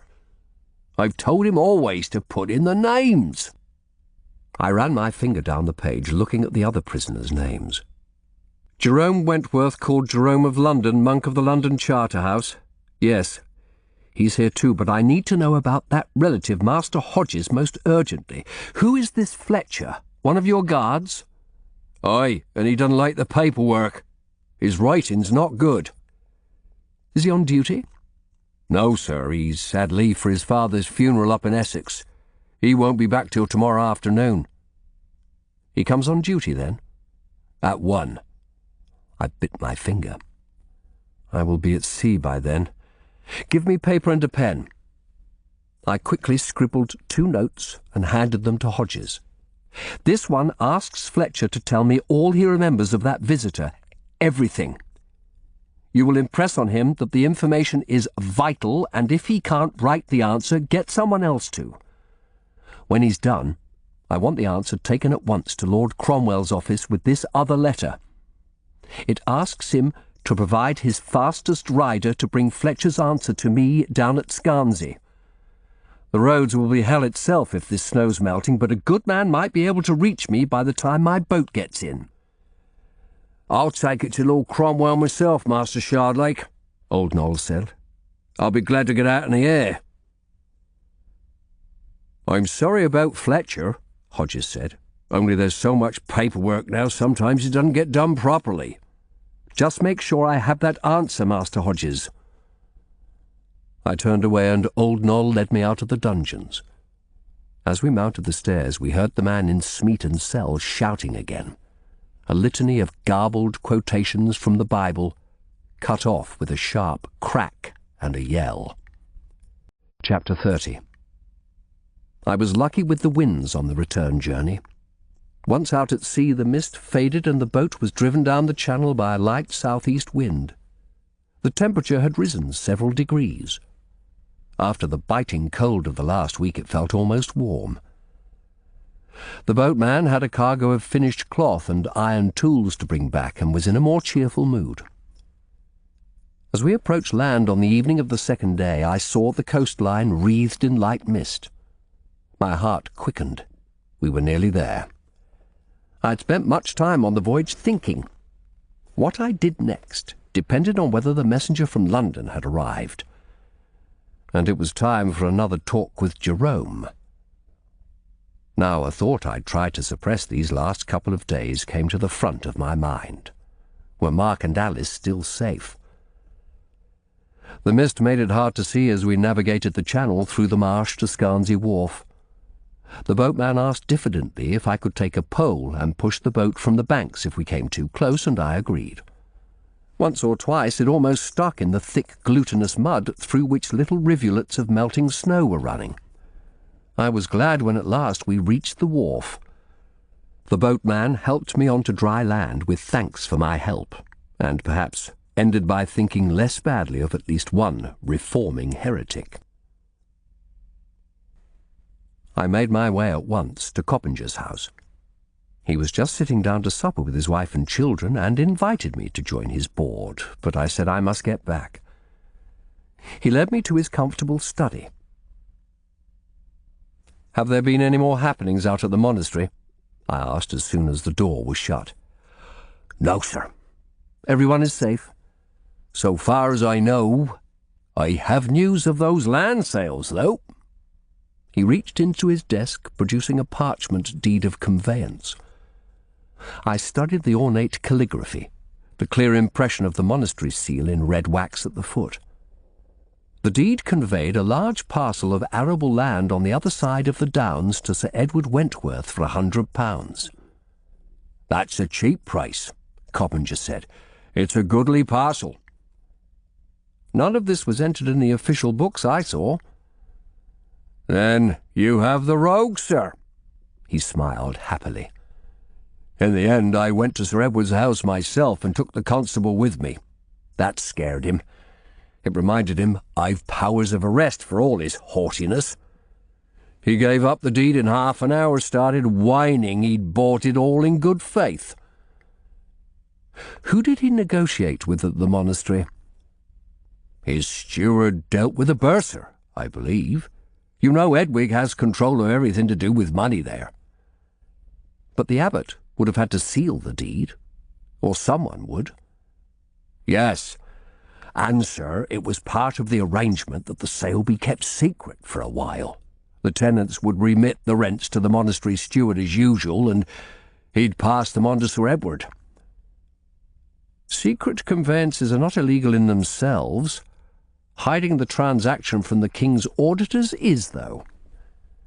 I rolled up the parchment and put it in my satchel. "You have done well. I'm grateful.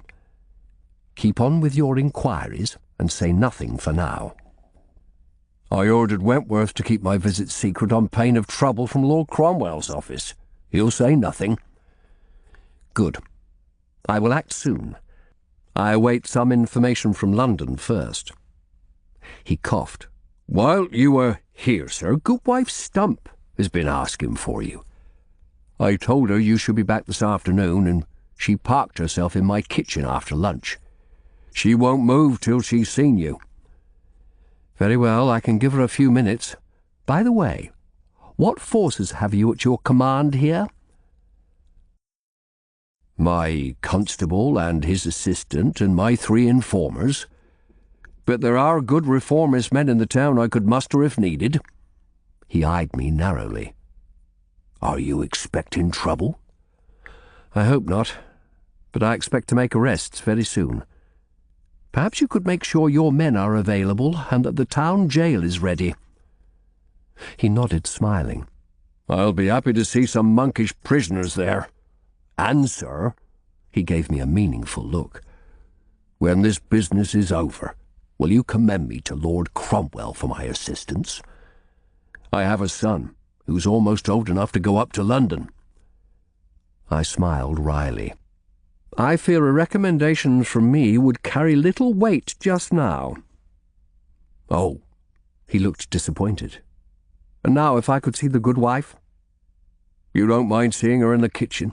I don't want her dirty shoes on this matting." He led me to the kitchen where the overseer sat nursing a jug of ale. Coppinger shooed out a couple of curious kitchen maids and left me with her. The old woman came straight to the point. "I am sorry to take your time, sir, but I had a favour to ask. We buried Orphan 2 days ago in the churchyard." I'm glad her poor body is at rest. I paid the mortuary fee myself, but I've no money for a headstone. I could see, sir, you felt for what was done to her. Then I wondered... It's a shilling, sir, for a cheap gravestone. And for an expensive one? 2, sir. I can arrange for you to be sent a receipt. I counted out 2 shillings. This mission is setting me up as a dole-giver, I said ruefully. But she should have a good headstone. I won't pay for masses, though. She snorted. Orphan needs no masses. I spit on masses for the dead. She's safe with God. You speak like a reformer, goodwife. I am, sir, and proud. By the way, I added casually, have you ever visited London? She gave me a puzzled look. No, sir. I went as far as Winchelsea once. No relatives in London? All my people live around here. I nodded. That's what I thought. Don't worry, goodwife. I sent her away and said a quick farewell to Coppinger, who was markedly less effusive now he knew I was not in Cromwell's favour. I collected Chancery from the ostler and rode the misty path back to the monastery. I felt it growing warmer still as I made my way slowly in the dark, Chancery stepping carefully, for the pathway was slick with melting snow. All around I heard the drip and gurgle of meltwater running into the marsh. After a while, I dismounted and led the horse along. The idea of Chancery's wandering into that mire in the dark was not pleasant. At length, the monastery wall and the lights of Bug's gatehouse loomed through the mist. The keeper came quickly to my knock, carrying a torch. "You're back, sir. That's a dangerous ride out there tonight." "I need to make haste." I led Chancery through the gate. "Has a rider brought a message for me, Bug?" "No, sir. There's been nothing." "Pox on it. I'm expecting a man from London. If he comes, you're to find me at once, day or night." "Yes, sir. I'll do that." "And till I give further word, no one, and I mean no one, is to leave the monastery precincts. Do you understand? If anyone wants to go out, you are to send for me." He looked at me curiously. "If you order it, Commissioner?"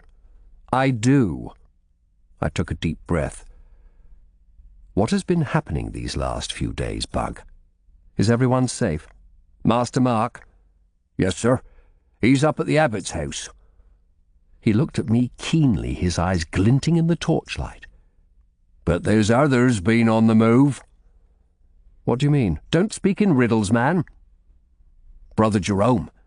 He got out of his room yesterday. He's disappeared." "You mean he's run off?" Bug laughed maliciously. "That one couldn't run far, and he's not been through my gate. No, he's hiding in the precinct somewhere.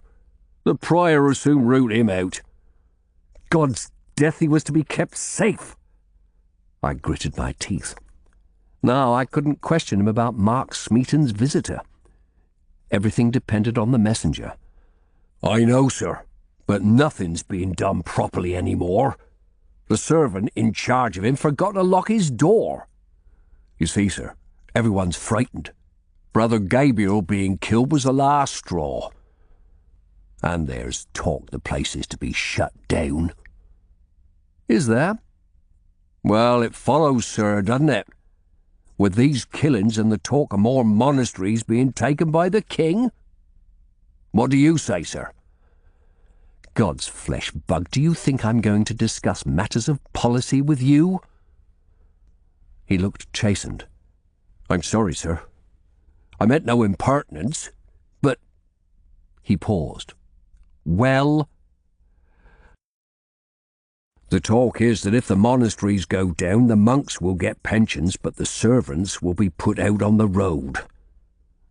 Only I'm nearly 60, sir. I've no family, and no trade but this. And there's no work in Scarnsea." "I can't help what gossip-mongers say, Bug," I replied more gently. "Now, is your assistant here?" "David, sir? Yes." "Then get him to stable Chancery for me, would you? I'm going to the abbot's house. I watched as the boy led Chancery across the yard, stepping carefully through the slush. I remembered my talk with Cromwell. Bug and all the others would be out, cast on the parish if there was no work. I remembered the day I'd gone to the poorhouse, the licensed beggars clearing the snow. Little as I liked Bug, it was not pleasant to think of him at such work, his beloved scraps of authority gone. It would kill him in 6 months. I started round at a movement and clutched John Smeaton's sword. A figure was just visible through the mist, standing against the wall. "Who's there?" I called sharply. Brother Guy stepped forward, his hood raised over his dark face. "Master Shardlake," he said in his lisping accent. "So you are back?" "What are you doing, brother, standing there in the dark?" "I wanted some air. I have spent the day with old brother Paul. He died an hour ago." He crossed himself.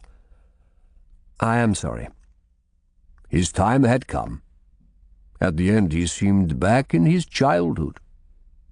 He spoke of your civil wars last century, York and Lancaster. He saw old King Henry VI led drooling through the streets of London at his restoration. "We have a strong king now." "No one could doubt that." "I hear Jerome has escaped." "Yes. His keeper left his door unlocked. But they will find him, even in a place so large as this. He's in no condition to hide out. Poor man, he is weaker than he seems. A night out will do him no good." "He's mad. He could be dangerous." "The servants have no mind on their duties now. The brothers, too, they're all worrying what will become of them." "Is Alice safe?" "Yes, quite safe. She and I have been working hard. Now the weather is breaking, everyone is coming down with fevers. It is those foul, misty humours from the marsh." "Tell me, brother, were you ever in Toledo?" He shrugged. "When I was little, our family moved from town to town. We did not reach safety in France till I was 12. Yes, I remember we were in Toledo for a while. I remember a great castle, the sound of iron being beaten in what seemed 1,000 workshops." "Did you ever meet an Englishman there?" "An Englishman? I don't remember. Not that it would have been unusual in those days. There were many Englishmen in Spain then. There are none now, of course." "No. Spain has become our enemy." I stepped closer and looked deep into his brown eyes, but they were unfathomable. I hitched up my coat. "I must leave you now, brother." "Will you want your room at the infirmary?" "We shall see, but have it warmed. Good night." I left him and walked off towards the abbot's house. Passing the outbuildings, I cast nervous glances into the shadows, looking for the white glimmer of a Carthusian robe. What now did Jerome mean to do? The old servant answered my knock. He told me Abbot Fabian was at home in conference with the prior, and Master Mark was in his room. He led me upstairs to good Hap's old chamber, empty now of bottles and the smell of the unwashed old man. Mark was working at the table where a pile of letters lay spread out. I noticed his hair was growing long. He would have to visit the barber in London if he was to be fashionable again. His greeting was brief, his eyes cold and watchful. I had little doubt he had probably spent as much as he could of the last few days with Alice. "Looking over the abbot's correspondence?" "Yes, sir. It all seems routine." He eyed me carefully. "How did things go in London? Did you find out about the sword?" "Some clues. I've made some inquiries and await a messenger from London. At least Lord Cromwell seems unworried about letters from Jerome reaching the Seymours. But I hear he has escaped." The prior has been searching up and down with some of the younger monks. I helped yesterday for a while, but we found no trace. The prior is sore angry." I can imagine. And what of these rumours the monasteries are going down? Apparently a man from Lewis was at the inn saying the great priory has surrendered. Cromwell said that was about to happen. He's probably sending agents round the country to spread the news to put the other houses in fear. But rumours flying around are the last thing I want now. I'll have to try and reassure the abbot, get him to believe there's a chance Scarnsea can stay open, just for now. The coldness in Mark's look intensified. He didn't like the lie. I remembered Joan's words about him being too idealistic for this world. "I've had a letter from home," I told him. "The harvest was poor, I'm afraid.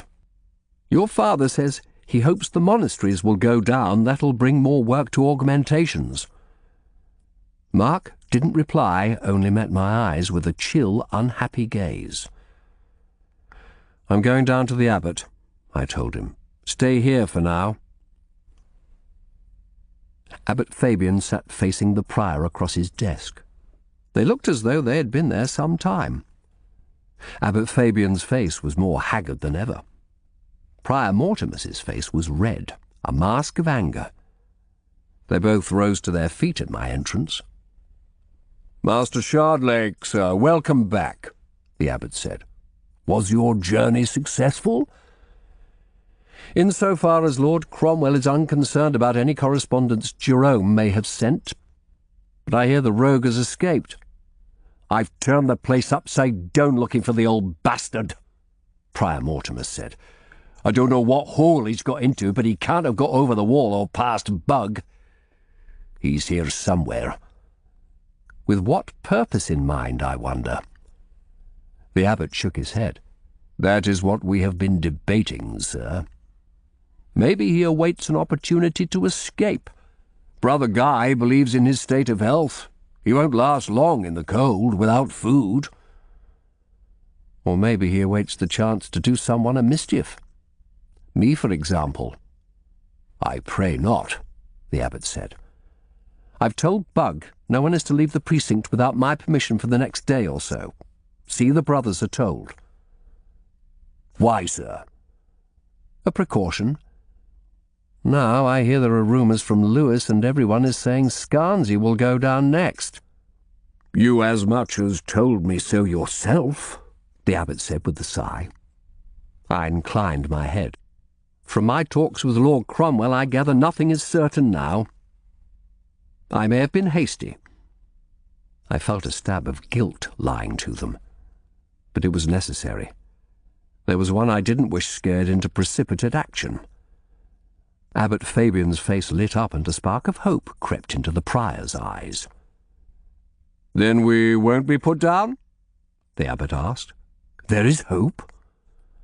"Let us say talk of dissolution is premature and should be discouraged." The abbot leaned forward eagerly. "Perhaps I should address the monks at supper. It's due in a half-hour. I could say that there are no plans to close us down?" "That would be a good idea." "You'd better prepare something," the prior said. "Yes, of course." The abbot reached for quill and paper. My eyes were drawn to the monastery seal, still at his elbow. "Tell me, my lord, do you normally keep the door of this room unlocked?" He looked up, surprised. "Yes." "Is that wise?" "Could not someone come in here unseen and put the monastery seal on any document they chose?" He stared at me blankly. "But there are always servants in attendance. No one is allowed just to walk in." "No one?" "No one but the obedientiaries." "Of course. Very well, I will leave you. Until supper."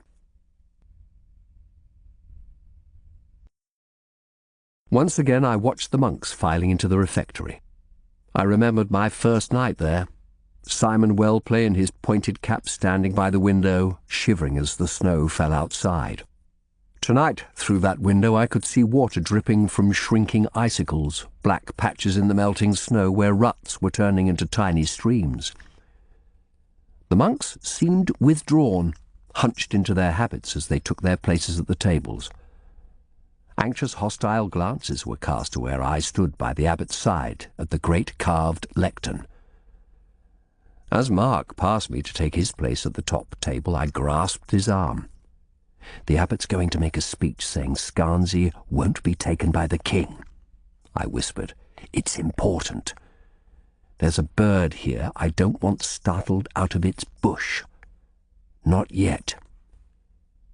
"I am tired of this," he muttered. He shrugged off my arm and took his seat. My cheeks flushed at his open rudeness. Abbot Fabian shuffled his notes, and then a new glow in his rubicund cheeks told the brethren the rumours that all the monasteries were to come down were wrong. Lord Cromwell himself had said there were no plans to seek Scarnsea's surrender at present, despite the cruel murders which were still under investigation. He added that no one was to leave the precincts. Reactions among the monks varied. Some, especially the older ones, sighed and smiled with relief. Others looked more doubtful. I glanced along the obedientiaries table. The junior obedientiaries, Brother Jude and Brother Hugh, looked relieved, and I saw hope in Prior Mortimer's face. Brother Guy, though, shook his head slightly, and Brother Edwig only frowned. The servants brought in our dinners. Thick vegetable soup, followed by mutton stew with herbs. I watched carefully to see that I was served from the common bowl and no one could interfere with the dishes as they were passed down the table.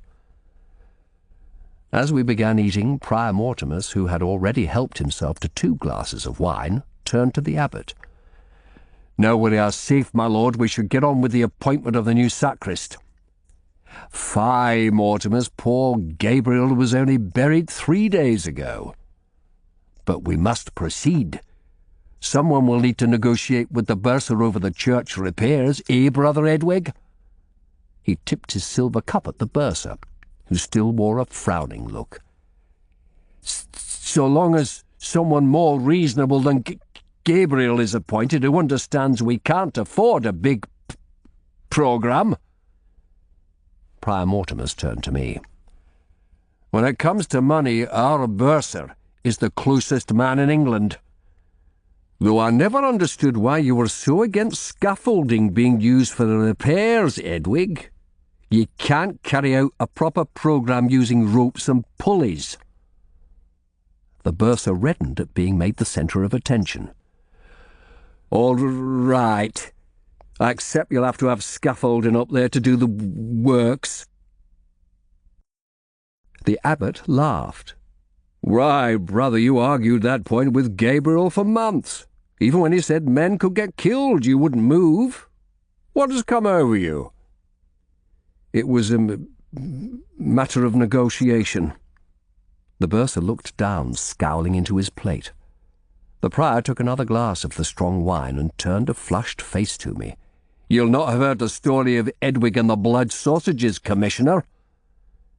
He spoke loudly, and there were titters from the monks at the long table. The bursar's downcast face went puce. "Come now, Mortimer," the abbot said indulgently. "Charity between brethren. But this is a story of charity. 2 years ago, the dole day came round and we'd no meat to give the poor at the gate. We'd have had to slaughter a pig to get some, and Brother Edwig wouldn't have it. Brother Guy had just come then. He bled some monks and started keeping the blood to manure his garden. The tale is, Edwig there suggested we take some and mix it with flour to make blood puddings to give at the dole. The poor would never know it wasn't pig's blood. All to save the cost of a peg." He laughed uproariously. "That tale is untrue," Brother Guy said. "I have told people so many times." I looked at Brother Edwig. He'd stopped eating and sat hunched over his plate, gripping his spoon tight. Suddenly, He threw it down with a clatter and rose to his feet, dark eyes ablaze in his red face. "Fools!" he shouted. "Blasphemous fools! The only blood that should matter to you is the blood of our Saviour, Jesus Christ, which we drink at Mass when the wine is transformed. That blood which is all that holds the world together." He clenched his plump fists, his face working with emotion, the stammer gone. "Fools! There will be no more masses. Why do you clutch at straws? How can you believe these lies about Scarnsea remaining safe when you hear what's happening all over the land? Fools! Fools! The king will destroy you all." He banged his fists on the table, then turned and marched out of the refectory. He slammed the door, leaving a dead silence. I took a deep breath. "Prior Mortimus, I call that treason. Please take some servants and have Brother Edwig placed in custody." The prior looked aghast. "But sir, he said nothing against the king's supremacy." Mark leaned across urgently. "Surely, sir, those words weren't treason." "Do as I command." I stared at Abbot Fabian. "Do it, Mortimus, for mercy's sake." The prior set his lips but rose from the table and marched out.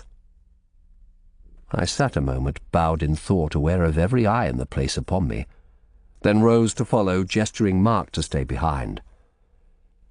I reached the refectory doorway in time to see the prior leading a group of torch-bearing servants out of the kitchen towards the counting-house. A hand was suddenly laid on my arm. I whirled round. It was Bug, his face intent. "Sir, the messenger has come." "What?" "The rider from London, he's here. I never seen a man so covered in mud." I stood a moment, watching as Prior Mortimus banged on the counting-house door. I couldn't decide whether to follow him in or go to the messenger. I felt my head swim, saw little motes dancing in front of my eyes. I took a deep breath and turned to Bug, who was eyeing me curiously. "Come," I said, and led the way back to the gatehouse. Chapter 31. The messenger sat hugging the fire in Bug's lodge. Despite the mud that caked him from head to foot, I recognized a young man I'd seen delivering letters at Cromwell's office. The Vicar-General would already know what the jailer had said. He stood up a little shakily, for I could see he was exhausted, and bowed. "Master Shardlake." I nodded, too tense to speak. "I am to hand this to you personally." He handed me a paper bearing the Tower seal. I turned my back to him, and Bug broke the seal and read the 3 lines within. It was as I had thought. I forced my features into composure as I turned to face Bug, who was staring at me intently. The messenger had slumped back beside the fire. "Master Gatekeeper," I said, "this man has ridden far. See, he has a room with a good fire for the night and victuals if he wants them." I turned to the messenger. "What is your name?" "Handfold, sir." "There may be a message to take back tomorrow morning. Good night. You have done well to ride so fast." I left the gatehouse, crumpling the paper in my pocket, and walked rapidly back across the outer court. I knew what I had to do now, and my heart had never been heavier. I stopped. Something. A shadow of movement in the corner of my vision. I turned so quickly I almost overbalanced in the slush. It had been by the blacksmith's lean-to, I was sure, but I could see nothing now. "Who is there?" I called out sharply. There was no reply, no sound but the steady drip of water as the snow melted from the roofs. The mist was growing thicker. It curled round the buildings, blurring their outlines and making halos round the dim yellow glow from the windows. My ears alert for any sound, I went on to the infirmary. Brother Paul's bed lay stripped, the blind monk sitting in his chair beside it with bowed head. The fat monk lay asleep. There was nobody else in the hall. Brother Guy's dispensary was empty too. All the monks must still be at the refectory. Edwig's arrest would have caused a mighty stir. I went down the corridor past my old room to where I knew Alice's room was located. There was a strip of candlelight under her door. I knocked and opened it. She sat on a truckle bed in the little windowless room, stuffing clothes into a big leather pannier. When she looked up at me, there was fear in those large blue eyes. Her strong, square face seemed to sag with it. I felt a desperate sorrow. "You are going on a journey?" I was surprised at how normal my voice sounded. I'd half expected a croak. She said nothing, just sat there with her hands on the straps of the pannier. "Well, Alice?" Now my voice did tremble. "Alice Futura, whose mother's maiden name was Smeaton?" Her face flushed, but still she didn't speak. "Oh, Alice, I would give my right hand for this not to be true." I took a deep breath. "Alice Futura, I must arrest you in the King's name for the foul murder of his Commissioner Robin Singleton." Then she spoke, her voice shaking with emotion. "No murder! I did him justice. Justice! To you it must seem so. I'm right then, Mark Smeaton was your cousin." She looked up at me. Her eyes narrowed as though she was calculating something. Then she spoke in clear tones of quiet ferocity, such as I hope never to hear again from the mouth of a woman. "More than my cousin. We were lovers." "What?" "His father, my mother's brother, left to seek his fortune in London when he was a boy. My mother never forgave him for leaving the family, but when the man I was to marry died, I went to London to claim kin for all she tried to stop me. There was no work here." "And they took you in?" "John Smeaton and his wife were good people. Good people. They welcomed me into their house and helped me to a position with a London apothecary. That was 4 years ago. Mark was already a court musician then. Thank God my aunt died from the sweating sickness. At least she was spared what happened." Tears appeared in her eyes, but she wiped them away and raised her eyes to my face. Again there was something calculating in them, something I couldn't fathom. "But you must know all this, Commissioner." I have never heard such contempt put into a single word. "Or why are you here?" "I knew nothing for certain till half an hour ago. The sword led me to John Smeaton. No wonder you pleaded with me not to go to London that day by the fish pond. But for a while I could go no further. I was puzzled when the record said John Smeaton left no male relatives and his estate went to an old woman." "Your mother?" "Yes. I have turned over the name of everyone in this house, wondering who could have had the skill and strength to behead a man, and in London I was no further forward. Then I thought, what if John Smeaton had another female relative? All this time I had assumed a man committed the crime, but then I saw there was no reason why a strong young woman couldn't have done it. And that led me to you," I concluded sadly. "The message I've just had confirmed that a young woman visited Mark Smeaton in his cell the night before he died, and the description is of you." I looked at her and shook my head. It was a grievous sin for a woman to do such a thing. Again her voice was level, though dripping with bitterness. "Was it? Was it worse than what he did?" I marvelled at her control, her steeliness. "I know what was done to Mark Smeaton," I said. "Jerome told me some, the rest I learned in London." "Jerome? What has he to do with it?" "Jerome was in the cell next to your cousin the night you visited him. When he came here, He must have recognized you. Singleton as well. That was why he called him liar and perjurer. And of course, when he swore to me he knew of no man here who could have done such a thing, it was a piece of his twisted mockery. He guessed it was you. He said nothing to me. She shook her head. He should have done. So few know what truly happened. The evil of what you people did.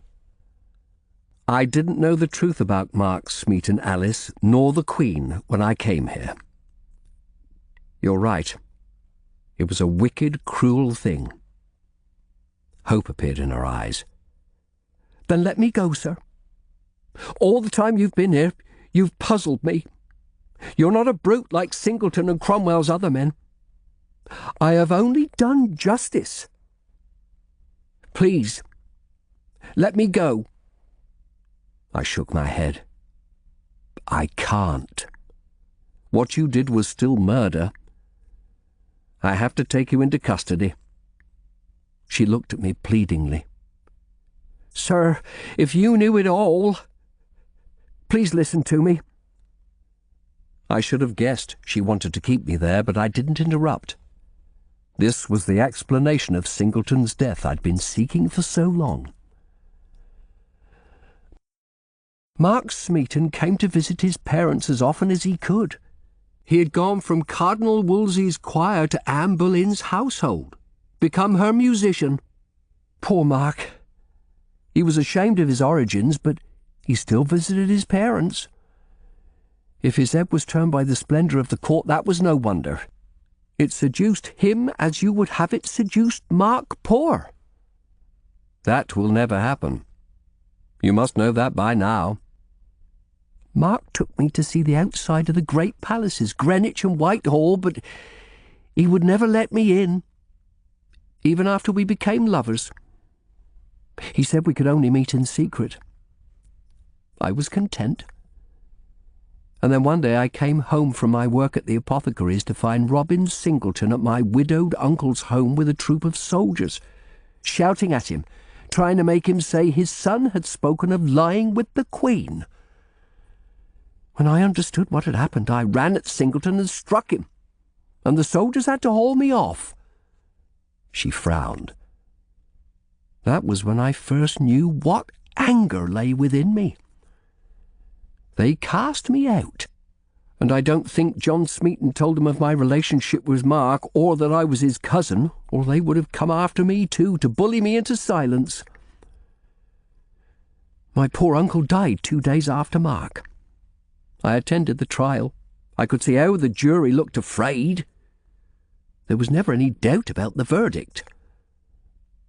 I tried to visit Mark in the Tower, but they wouldn't let me see him until a jailer took pity on me the night before he died.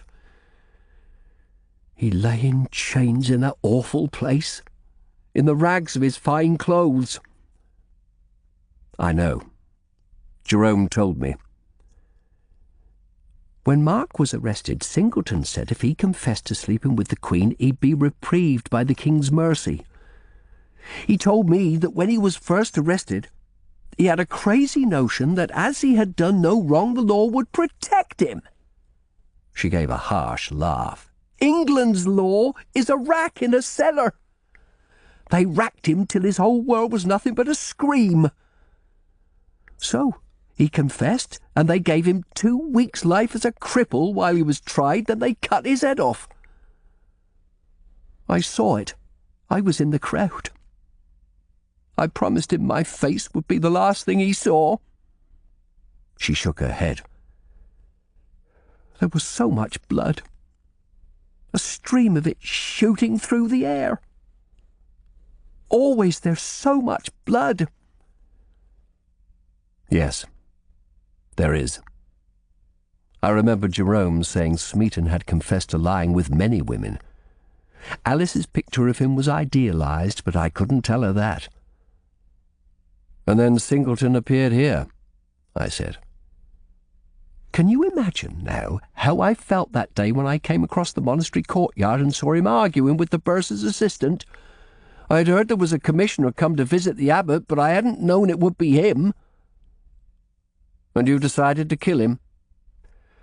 I had dreamed of killing that evil man so many times. I simply knew it was what I must do. There had to be justice.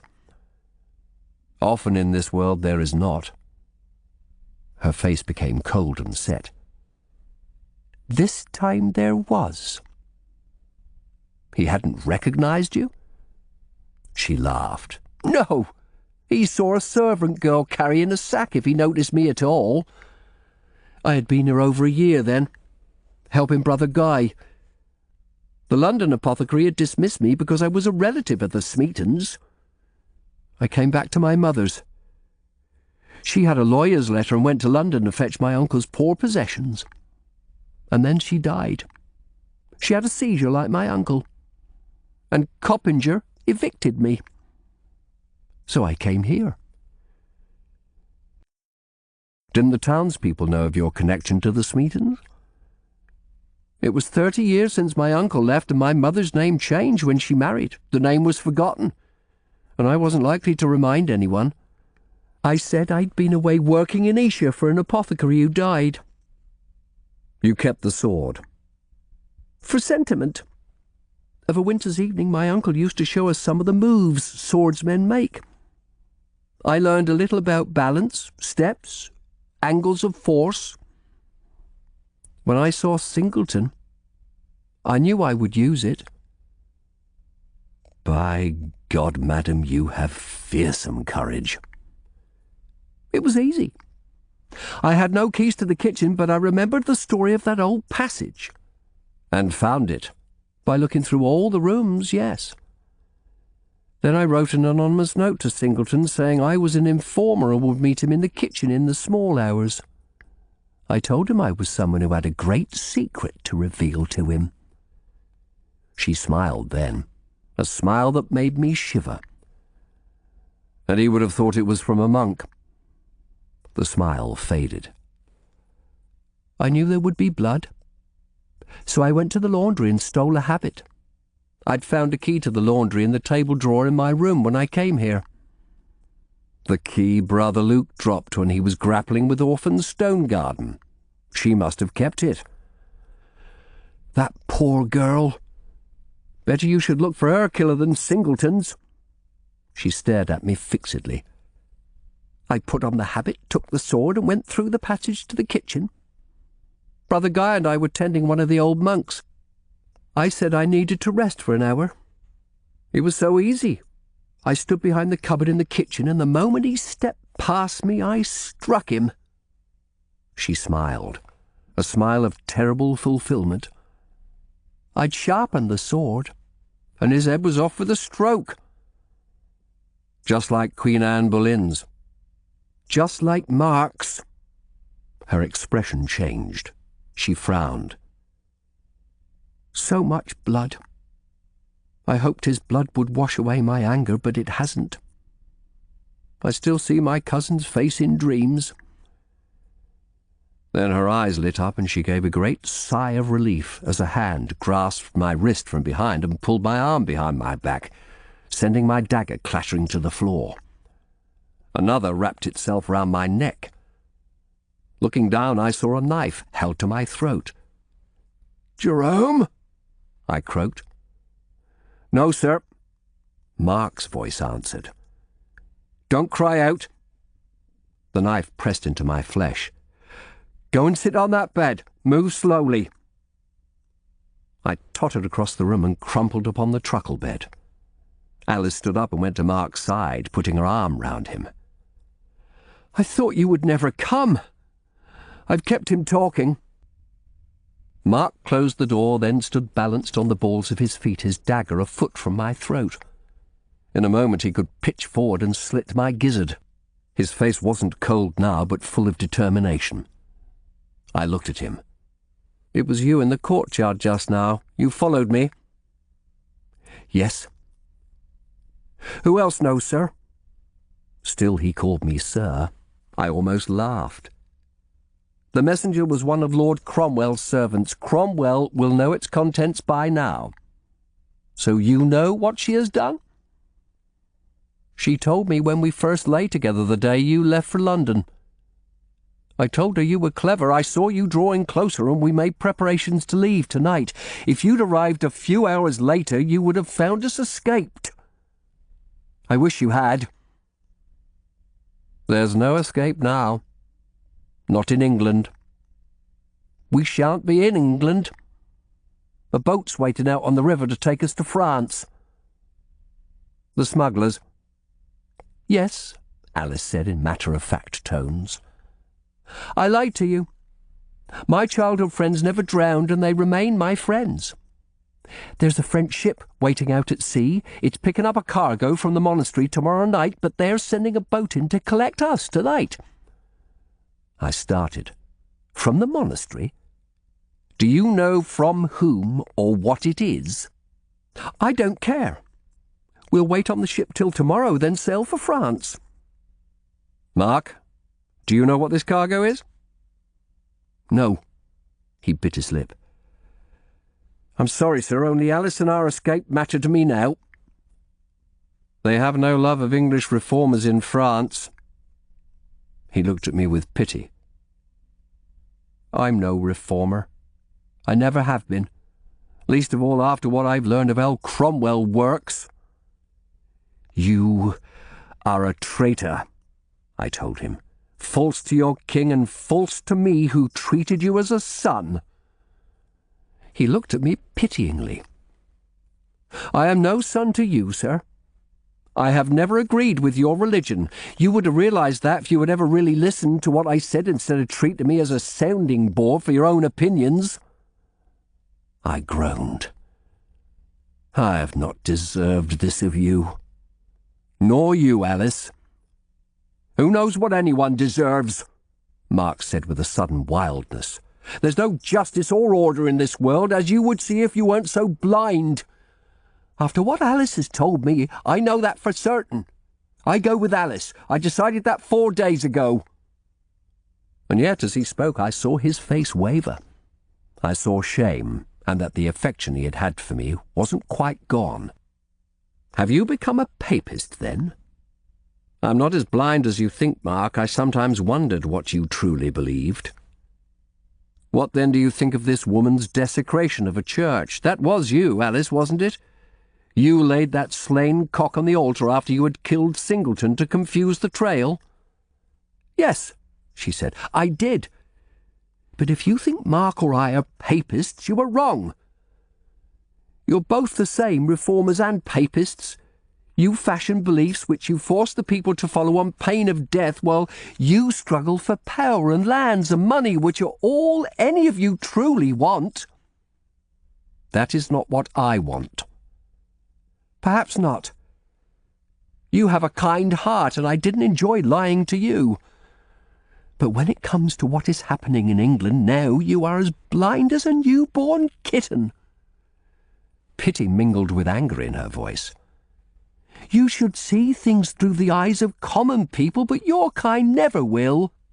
Do you think I would care for any church after what I have seen of it all? I felt more sorrow at having to kill that cock than at what I did at the altar. And what now? I asked. Is this my death? Mark swallowed. I would not do that. Not unless you make me. He turned to Alice. We can tie him up and gag him, put him in your cupboard. They'll be looking for him, but they won't think of looking here. When will Brother Guy find you're missing? I told him I was going to bed early. He won't notice I'm gone till I don't appear in the dispensary at 7. By then we'll be at sea. I struggled to collect my thoughts. Mark, please listen to me. You're forgetting Brother Gabriel, Simon Wellplay, Orphan Stonegarden. I had nothing to do with their deaths, Alice said hotly. I know. I'd considered whether there might be 2 killers working in league, but I never thought of 2 separate killers. Mark, think of what you've seen. Orphan Stonegarden pulled from the fish pond, Gabriel crushed like an insect, Simon driven mad by poison. You've helped me. You've been with me. Would you let the killer loose?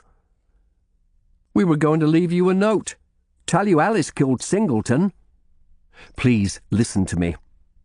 Brother Edwig, is he taken? Mark shook his head. No.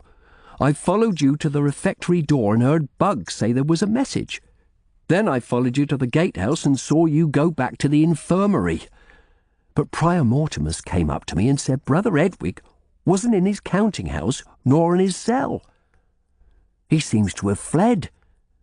That's why it took so much time, Alice. He must not escape, I said urgently. He's sold lands, I believe, without the abbot's knowledge. He has £1,000 hidden somewhere.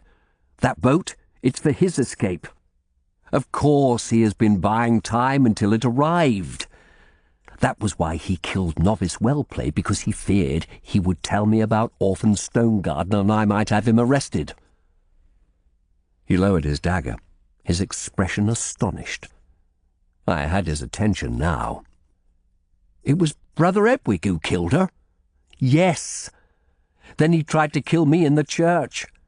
In the snow it would be days or weeks before anyone came from London to replace me, and by that time he would be away. You'll be sharing that boat with a murderer. Are you sure of this? Mark asked.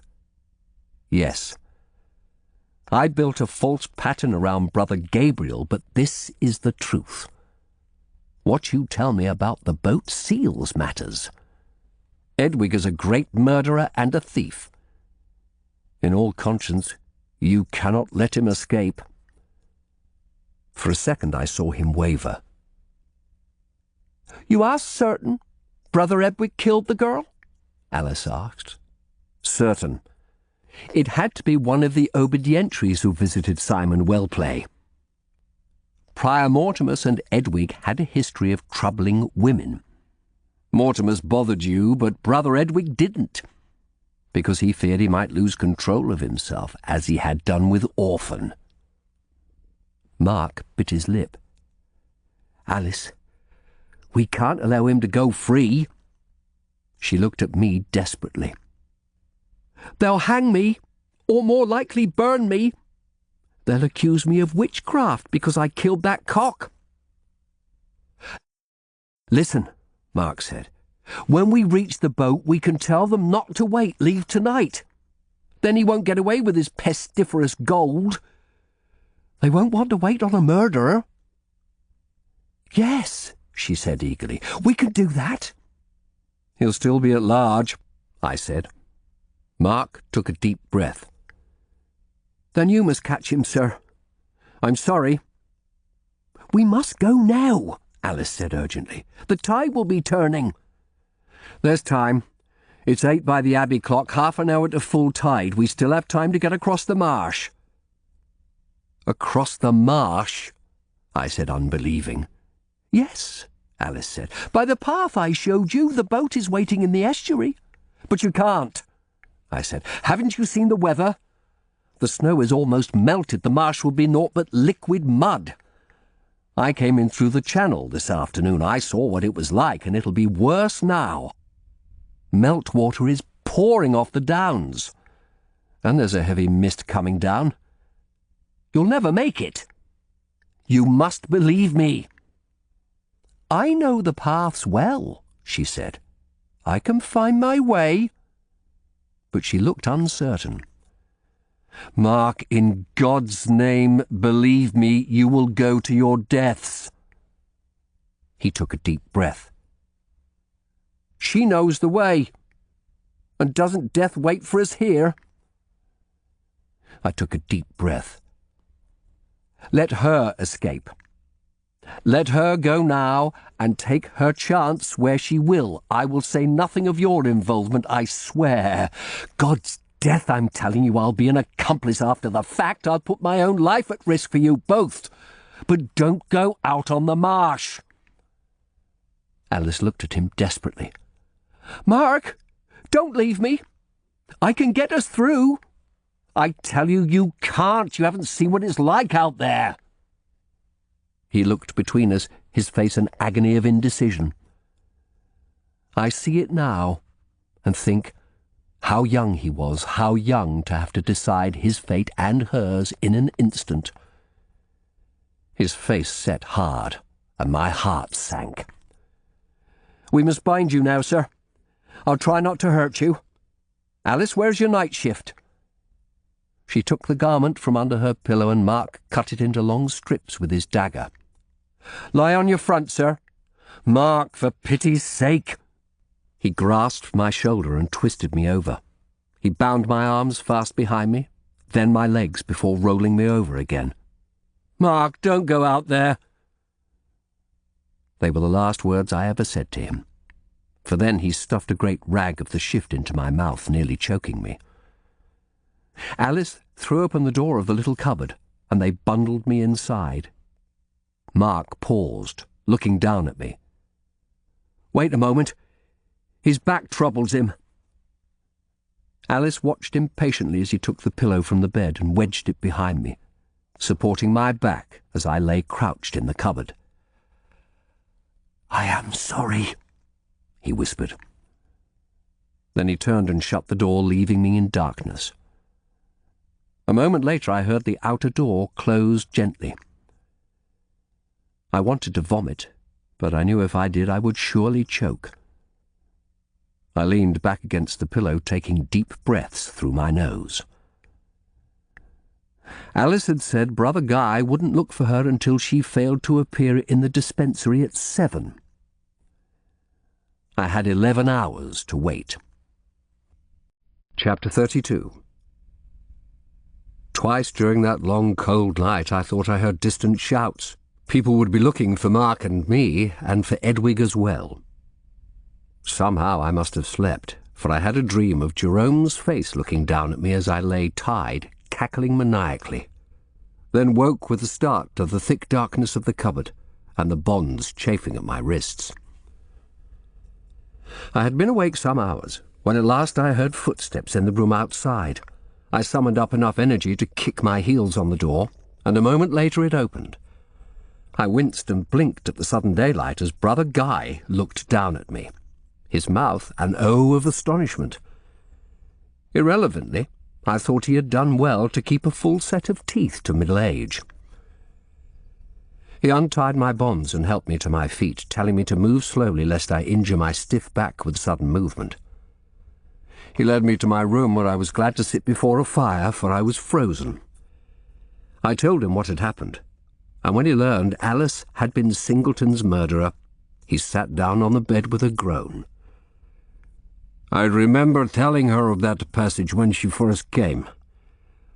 I was trying to make conversation. She seemed so lost and alone. And to think I gave her the care of my patients."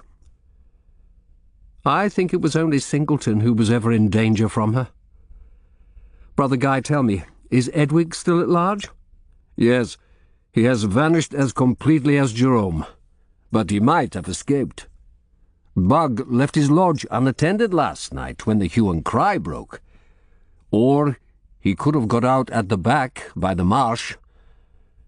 But I did not understand why you were so keen to have him arrested."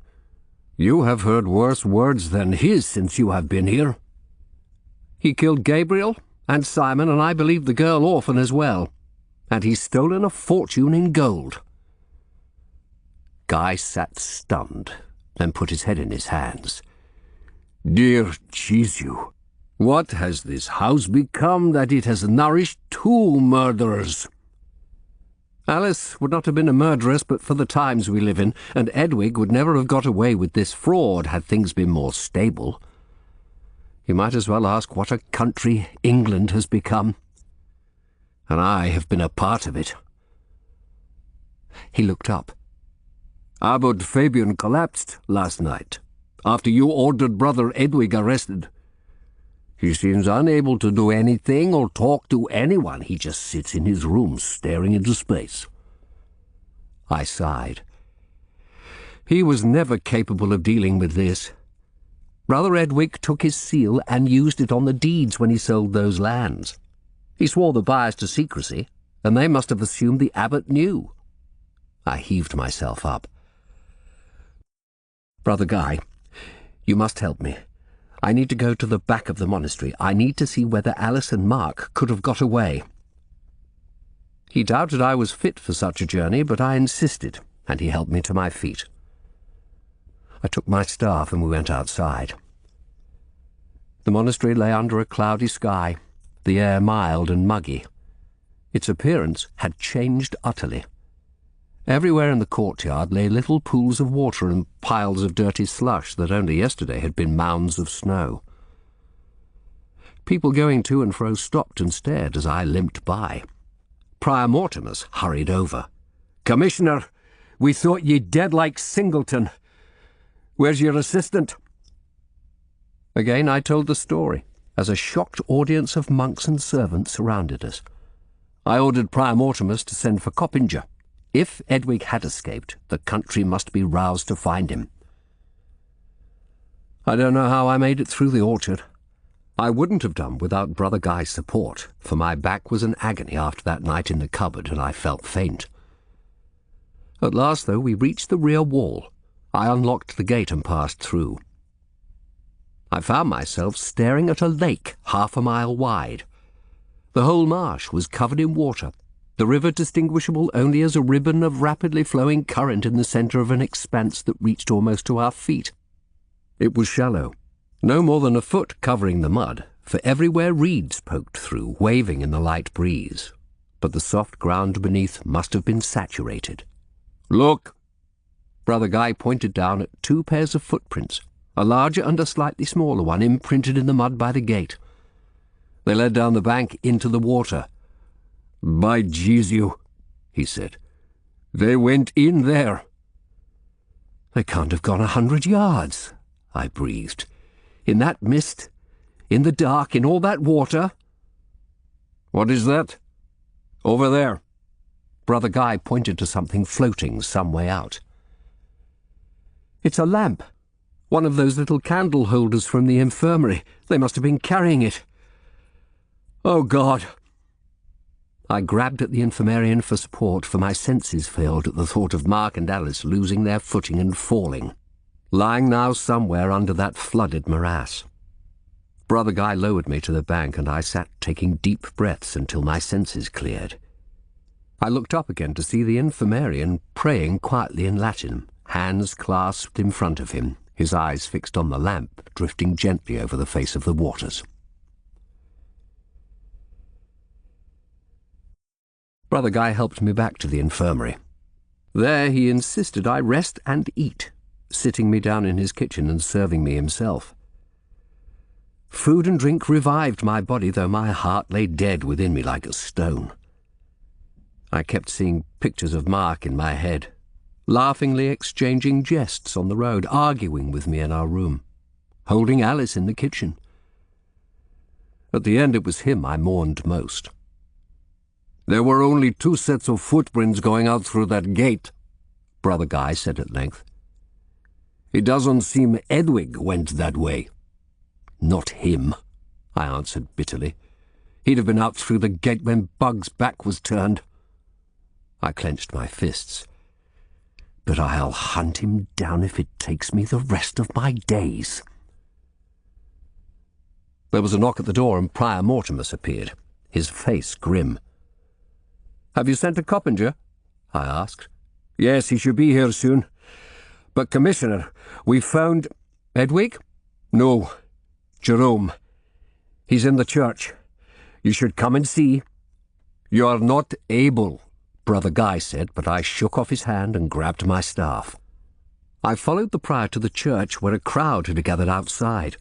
The Pittenser stood guard on the door, keeping them out. The prior shouldered through the crowd, and we went inside. Water was dripping somewhere. The only other sound was a faint weeping, a keening. I followed Prior Mortimus down the great empty nave with its candle-lit niches, our footsteps echoing until we came to the niche where the thief's hand had stood. The heap of crutches and braces that had lain at the base of the plinth was scattered across the floor.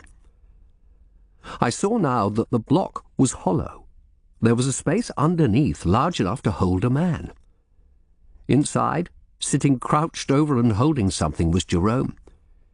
His white habit was torn and filthy, and a great stink rose from him as he sat, weeping piteously. "I found him half an hour ago," the prior said. "He'd crawled under there and pulled the crutches back in front to hide himself. I was looking round the church and I remembered that space under there." "What has he got? Is it—" The prior nodded. "The relic. The hand of the penitent thief." I knelt before Jerome, wincing as pain shot through my joints. I could see he held a big square box encrusted with jewels that sparkled in the candlelight. A dark shape was dimly visible inside. "Brother," I said gently, "was it you that took the relic?" For the first time since I had met him, Jerome's voice was quiet. "Yes. It is so dear to us, to the church. It has cured so many people." "So you took it in the confusion after Singleton was killed?" "I hid it under here to save it. To save it." He clutched it tighter. "I know what Cromwell will do. He will destroy this holy thing which God gave as a sign of his forgiveness. When they locked me up, I knew you might find it. I had to protect it. Now it is lost, lost. I cannot resist any more. I am so tired," he concluded in a sad, matter-of-fact voice. He shook his head and stared before him, his eyes blank. Prior Mortimus reached in and took his shoulder. "Come, Jerome. It's all over. Leave it and come away with me." To my surprise, the Carthusian made no demur. He climbed painfully out of the niche, pulling his crutch after him, and kissed the casket before depositing it carefully on the floor. "I'll take him back to his cell," the prior said. I nodded. "Yes, do that." Jerome didn't look at me or the relic again, but allowed Prior Mortimus to lead him down the nave in a painful shuffle. I watched him go.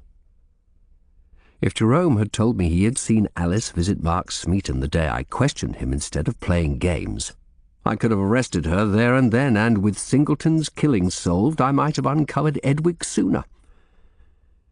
Then Mark would not have died, nor Gabriel. Yet somehow I didn't feel anger towards him. All emotions seemed to have been leached out of me. I knelt and peered at the relic where it lay on the floor. The casket was of richly decorated gold, the stones set in it the largest emeralds I had ever seen. Through the glass I made out a hand, skewered by the wrist to a piece of ancient black wood with a broad-headed nail, lying on a cushion of purple velvet. It was a brown, mummified thing, but discernibly a hand. I could even make out what looked like calluses on the fingers. Could it truly be the hand of the thief who had died with Christ, accepted him on the cross? I touched the glass with a second's mad hope that the pains I felt in every joint might vanish, my hump disappear, and my back become whole and normal, like poor Mark's that I had so envied. But there was nothing, only the sound of my fingernail tapping the glass. And then I saw a tiny flash of bright gold from the corner of my eye descending through the air. Something hit the tiled floor a couple of feet away with a tinkle. It spun and came to rest. I stared at it.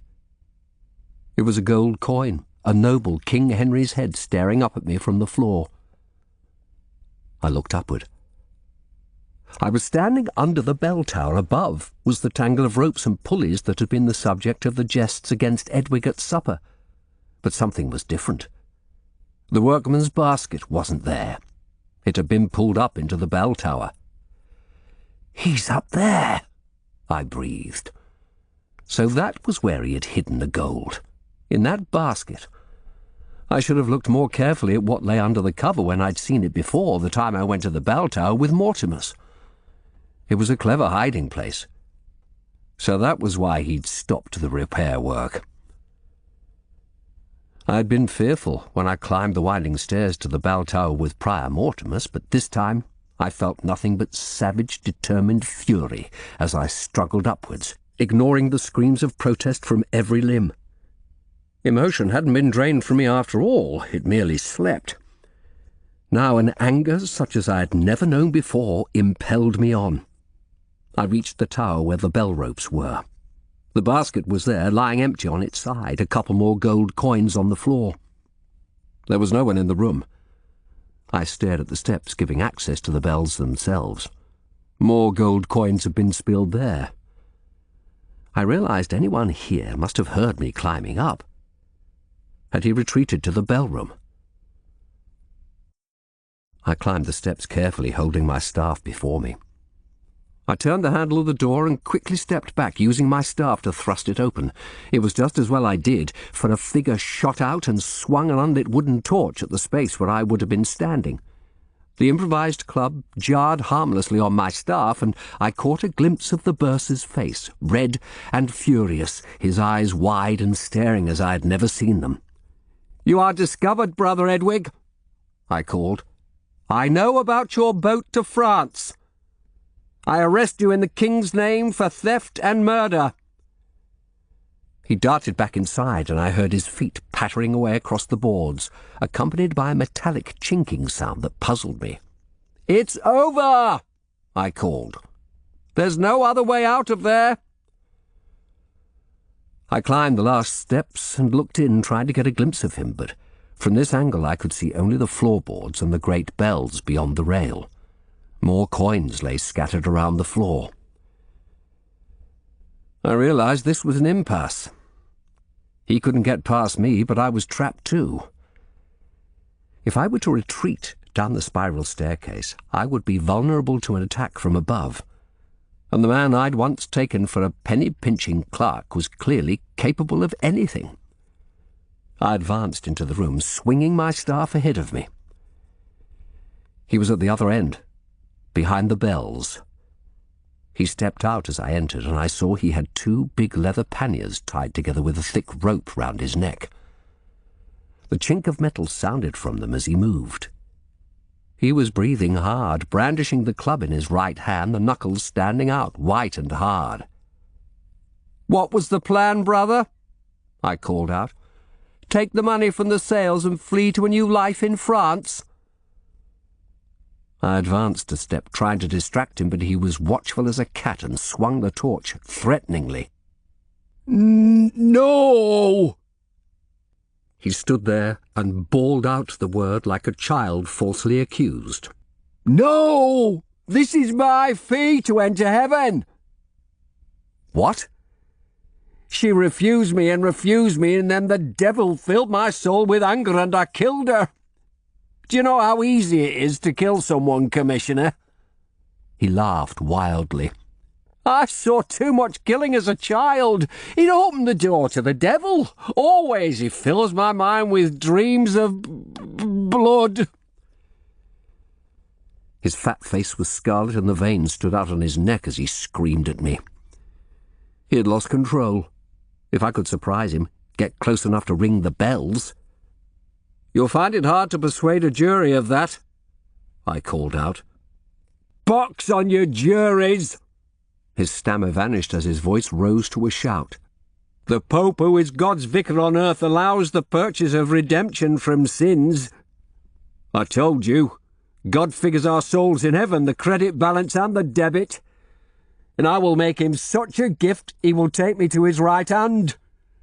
I am taking almost £1,000 to the church in France, £1,000 from the hands of your heretic king. This is a great work in the eyes of God."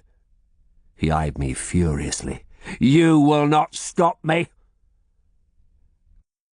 "Will it buy you forgiveness for Simon and Gabriel too?" He pointed the torch at me. "Well played, guess what I had done to the girl and would have told you. He had to die. I had to complete my work. And you should have died instead of Gabriel, you crow. God will hold you to account for that." "You madman!" I shouted. "I will see you in Bedlam, displayed as a warning of what perverted religion can do." Then he grasped his club in both hands and ran at me with an eldritch scream. The heavy panniers slowed him, or he would have had me, but I managed to dodge aside. He whirled round and swung again. I raised my staff, but he knocked it from my hand with the torch. As it clattered to the floor, I realized he'd got himself between me and the door. He advanced, slowly, swinging the torch, and I backed up against the low railing separating me from the bells and the great drop below. He was cooler again now. I saw those wicked black eyes calculating the distance between us and the height of the rail. "Where is your boy?" he asked with an evil grin. "Not here to protect you today." Then he flew at me and landed a clout on my arm as I lifted it to defend myself. He pushed me hard in the chest, and I fell back, over the low railing. I still relive that fall in dreams, the sensation of twisting as I fell, my hands grasping at empty air. Always I hear Brother Edwig's triumphant shout in my ears. Then my arms slapped against the side of a bell, and instinctively I threw my arms round it, clutching at the metal surface, grinding my fingernails into the ornate design on the surface. It stopped my fall, but my hands were slick with sweat, and I felt myself slipping down. Then my foot hit something and I came to rest. I flattened myself against the bell and managed just to link my fingers together round it. Glancing quickly down, I saw my foot had come to rest on the plaque on the old Spanish bell. I clung on desperately. Then I felt the bell start to move. My weight was causing it to swing outwards. It hit the neighbouring bell, and a deafening clang echoed through the bell tower as the juddering impact threatened to dislodge me. The bell swung back, with me clinging on like a limpet, and I had a glimpse of Edwig taking off his pannier and bending to the floor to pick up the coins he had dropped, all the while glancing malevolently at me. He knew I could only hold on for a few moments more. Far below I heard faint voices echoing up. The crowd outside must have run in at the unexpected peal of the bell. I dared not look down. The bell swung back and hit its neighbour again. This time it set the whole lot clanging with a noise I thought would burst my ears. And now, as the bell vibrated with the impact, I felt my hands slipping apart. Then I did the most desperate thing I've ever done in my life. I only made the attempt because I knew the alternative was certain death. In a single movement, I let my hands fall apart, twisted in the air, and used my foot against the plaque as leverage to hurl myself outwards, towards the rail, commending my soul to God in what I knew was probably my final thought on earth. I hit the rail with my midriff, knocking the breath from my body. It shook with the impact as my frantic hands grasped the inner side, and I hauled myself over. How? I do not know. Then I was lying on the floor in a heap, my back and arms in agony, as across the room Edwig knelt, clutching a handful of coins, staring at me in angry bafflement as the clangor of the bells rang and sang in our ears, the vibration now shaking the very floorboards. He was up in an instant, grabbing for his panniers and running for the door. I threw myself at him, clutching for his eyes. He thrust me off, but was thrown off balance by the weight of the bags. He staggered and came up against the rail as I had done a minute before. As he did so, he dropped his leather bags. They fell over the edge, and with a cry he leaned over and snatched at the rope, holding them together. He caught hold, but the movement overbalanced him. For a moment, he lay spread-eagled across the rails, and I believed that if he had let go the gold, he might have saved himself. But he held on. The bag's weight tipped him forward, and he fell over head first, bouncing off the side of a bell and disappearing from view with a scream of terrified anger, as though in his last moment he knew he faced his Maker before he had made his great gift. I ran to the parapet and saw him still falling, his habit billowing out around him as he spun to earth in the middle of a great shower of coins from the panniers. The crowd fled in panic as he hit the ground in an explosion of blood and gold. I leaned over the rail, panting and sweating, watching as the crowd slowly crept in again. Some looked down at the bursar's remains, others peered up to where I stood. To my disgust, I saw monks and servants get down on hands and knees and begin scrabbling on the floor, grabbing up handfuls of coins. Epilogue. February 1538. 3 months later. As I entered the monastery courtyard, I saw the great bells had been taken from the church tower and now sat waiting to be melted down. They were in pieces, huge shards of ornamented metal piled in a heap. They would have been cut from the rings holding them to the roof and left to drop to the floor of the church. That would have made a mighty noise. A little way off, next to a large mound of charcoal, a brick furnace had been erected. It was swallowing lead. A gang of men on the church roof were throwing down chunks and strips of it. More of the auditor's men waiting below fetched the lead and fed it into the fire. Cromwell had been right. The crop of surrenders he had obtained early in the winter had persuaded the other monastic houses that resistance was hopeless, and every day now came news of another monastery dissolved. Soon none would be left. All over England, abbots were retiring on fat pensions, while the brethren went to take up secular parishes or retire on their own thinner stipends. There were tales of much chaos. At the inn in Scarnsea, where I was staying, I heard that when the monks left the monastery 3 months before, half a dozen who were too old or sick to move any further had taken rooms there and refused to leave when their money ran out. The constable and his men had to put them on the road. They had included the fat monk with the ulcerated leg, and poor, stupid Septimus. When King Henry learned of the events at St. Donatus, he had ordered that it be razed to the ground. Portinari, Cromwell's Italian engineer, who even now was demolishing Lewes Priory, was coming on to Scarnsea afterwards to take down the buildings. I had heard he was very skilled.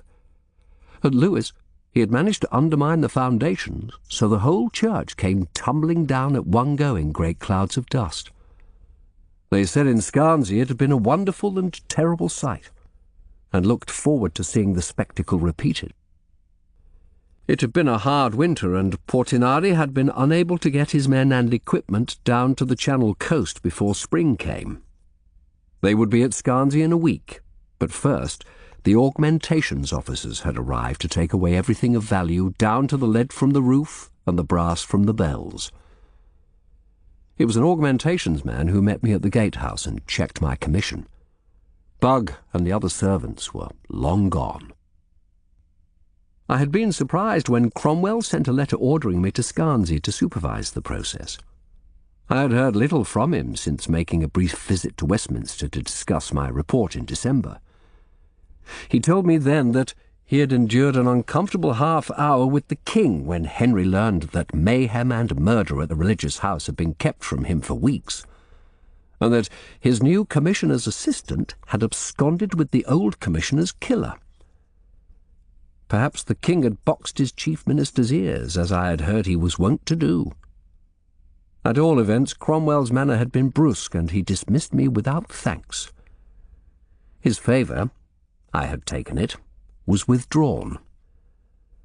Although I still held the formal title of commissioner, I wasn't needed.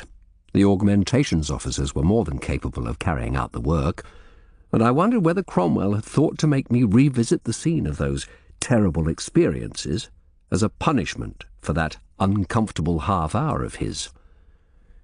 It would have been characteristic. Justice Coppinger, now the king's tenant of the former monastery lands, stood a little way off with another man looking over plans. I approached him, passing a couple of augmentations officers carrying armfuls of books from the library and heaping them up in the courtyard, ready for burning. Coppinger grasped my hand. "Commissioner, how are you? We have better weather now than when you were last here."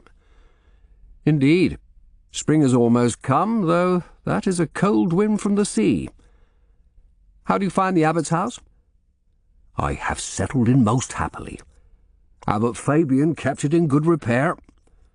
When the monastery is down, I will have a fine view over the channel." He waved towards the monks' cemetery where men were busy digging up the headstones. "See, over there, I'm making a paddock for my horses. I bought the monks' whole stable at a good price." "I hope you haven't put augmentations men to that work, Sir Gilbert," I said with a smile. Coppinger had been ennobled at Christmas, touched on the shoulder by a sword held by the king himself. Cromwell needed loyal men in the shires more than ever now. No, those are my men paid by me." He gave me a haughty look. "I was sorry you didn't wish to stay with me while you're here."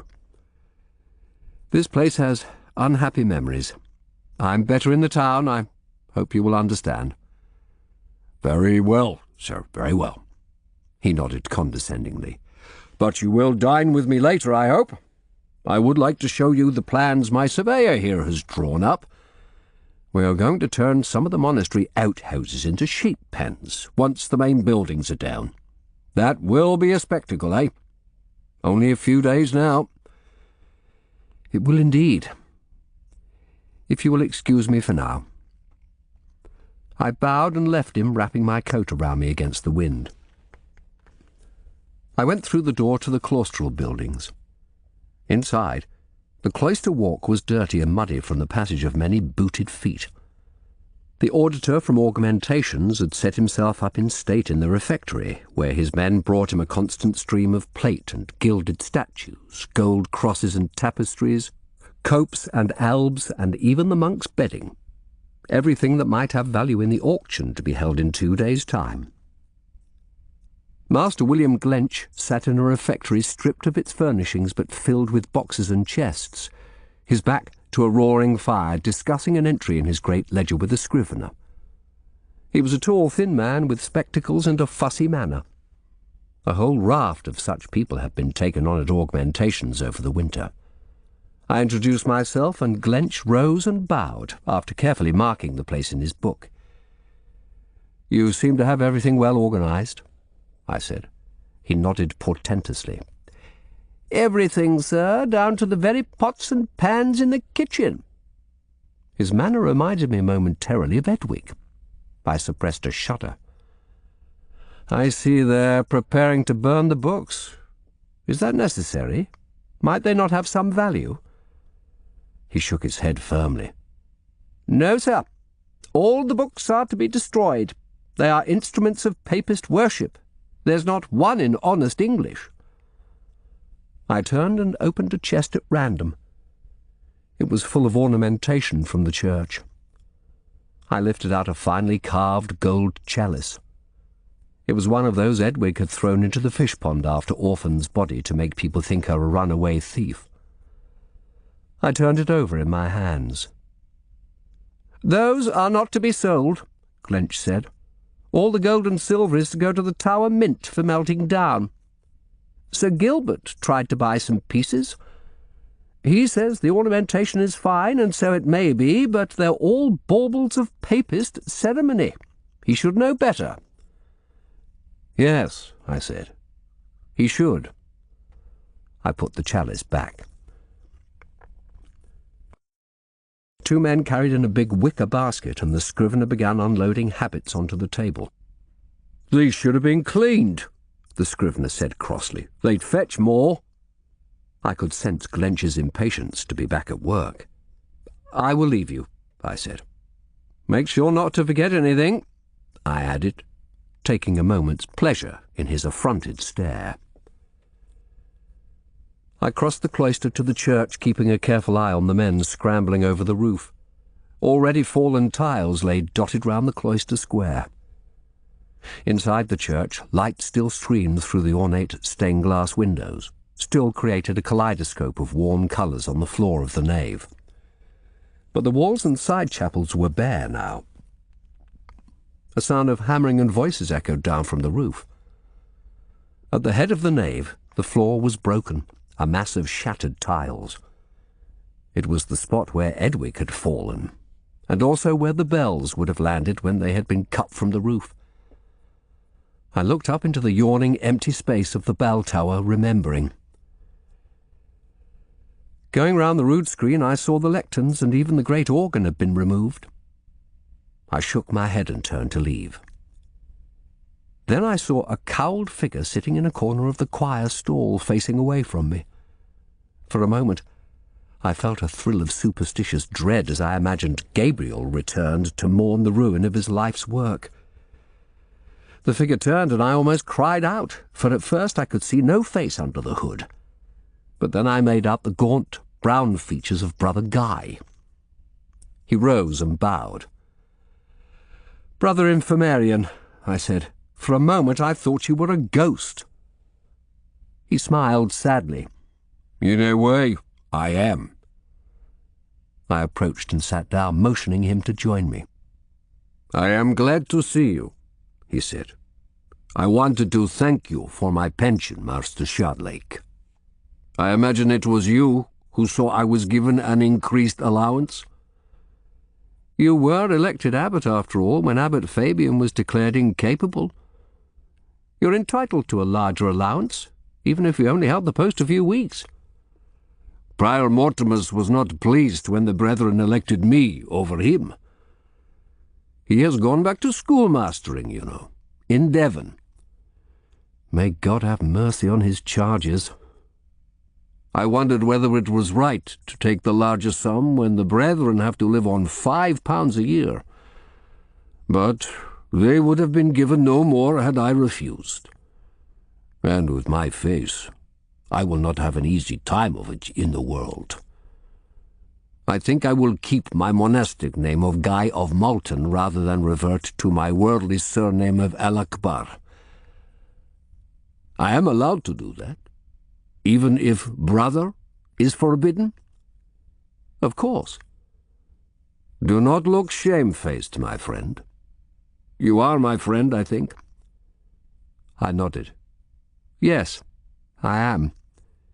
Believe me, being sent back here now is no pleasure to me. I have no more wish to be a commissioner." I shivered. "It is cold." Guy nodded. "Yes. I have sat here too long. I have been thinking of the monks who sat in these stalls every day for 400 years, chanting and praying. The venal, the lazy, the devoted, those who were all those things. But," he pointed up at the clanging, clattering roof, "it is hard to concentrate." As we looked upwards, there came a loud hammer blow and a shower of dust. Lumps of plaster fell to the floor with a crash, and suddenly daylight streamed in from a hole, a shaft of sunlight spearing to the floor. "We're through, bullies!" a voice echoed from above. "Careful there!"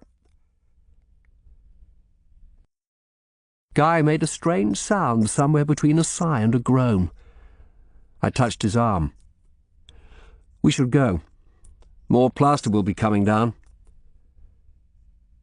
Outside in the courtyard his face was bleak but composed. Coppinger nodded coldly to him as we began walking away towards the abbot's house.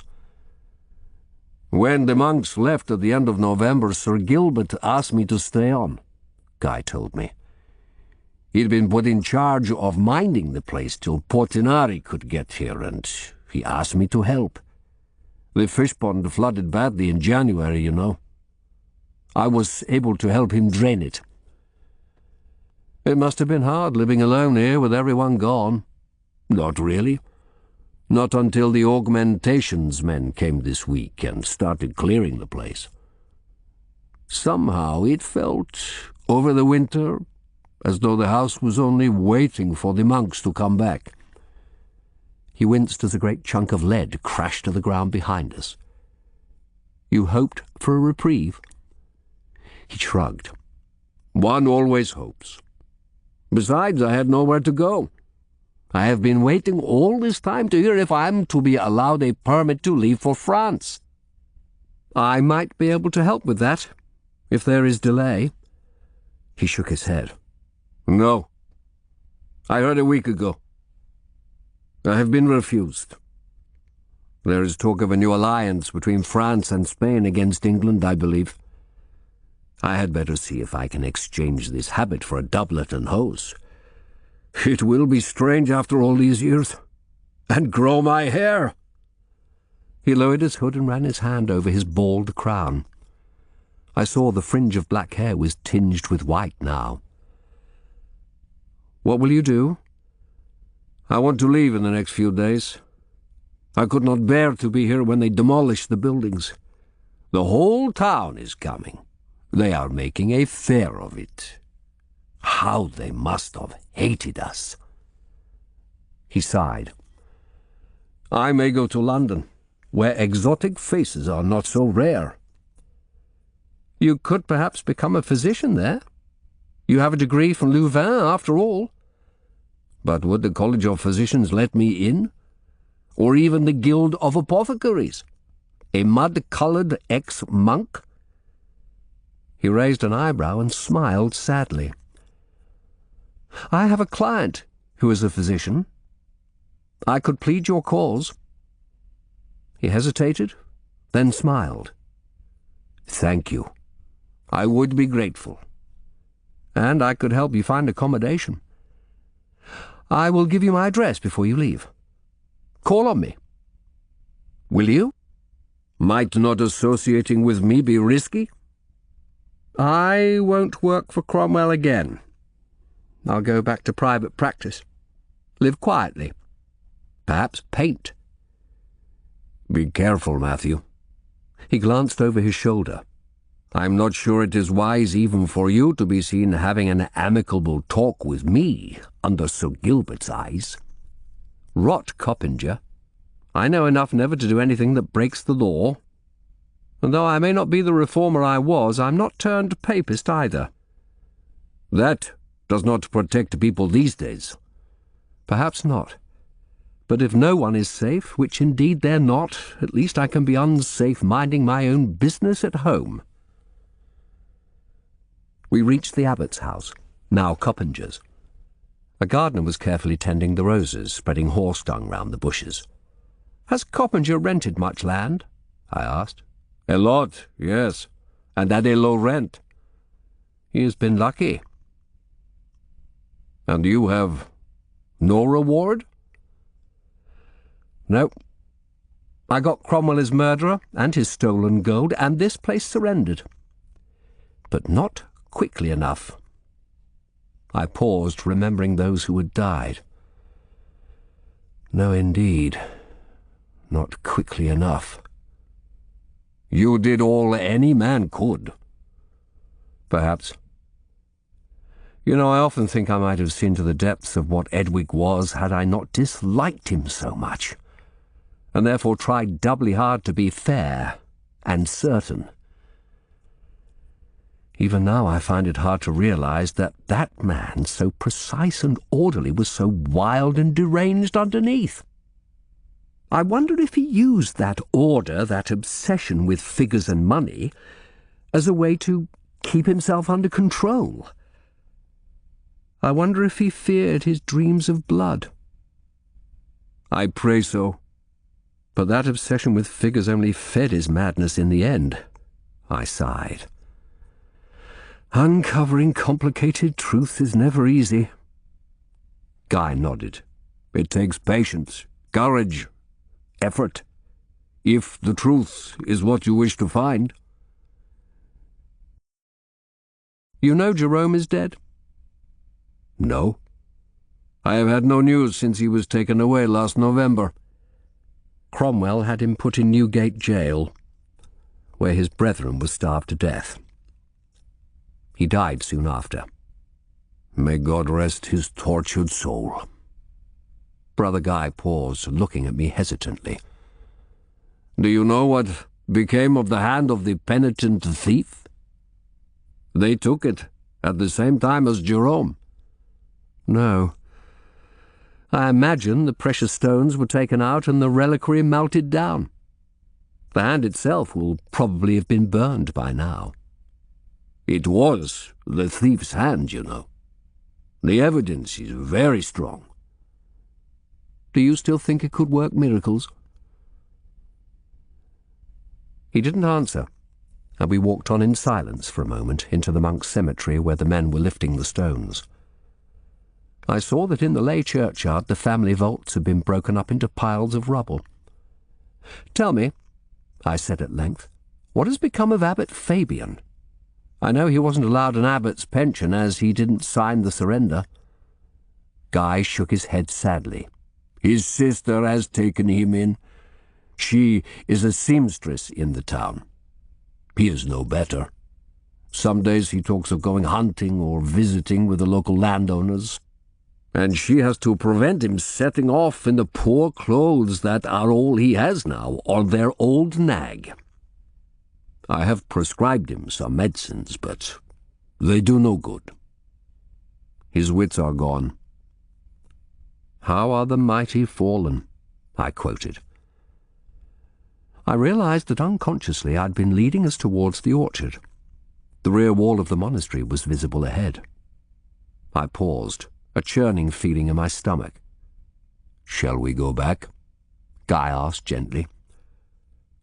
"No. Let us go on." We walked to the gate that led to the marsh. I had a set of keys and opened it. We passed through and stood looking out over the bleak landscape.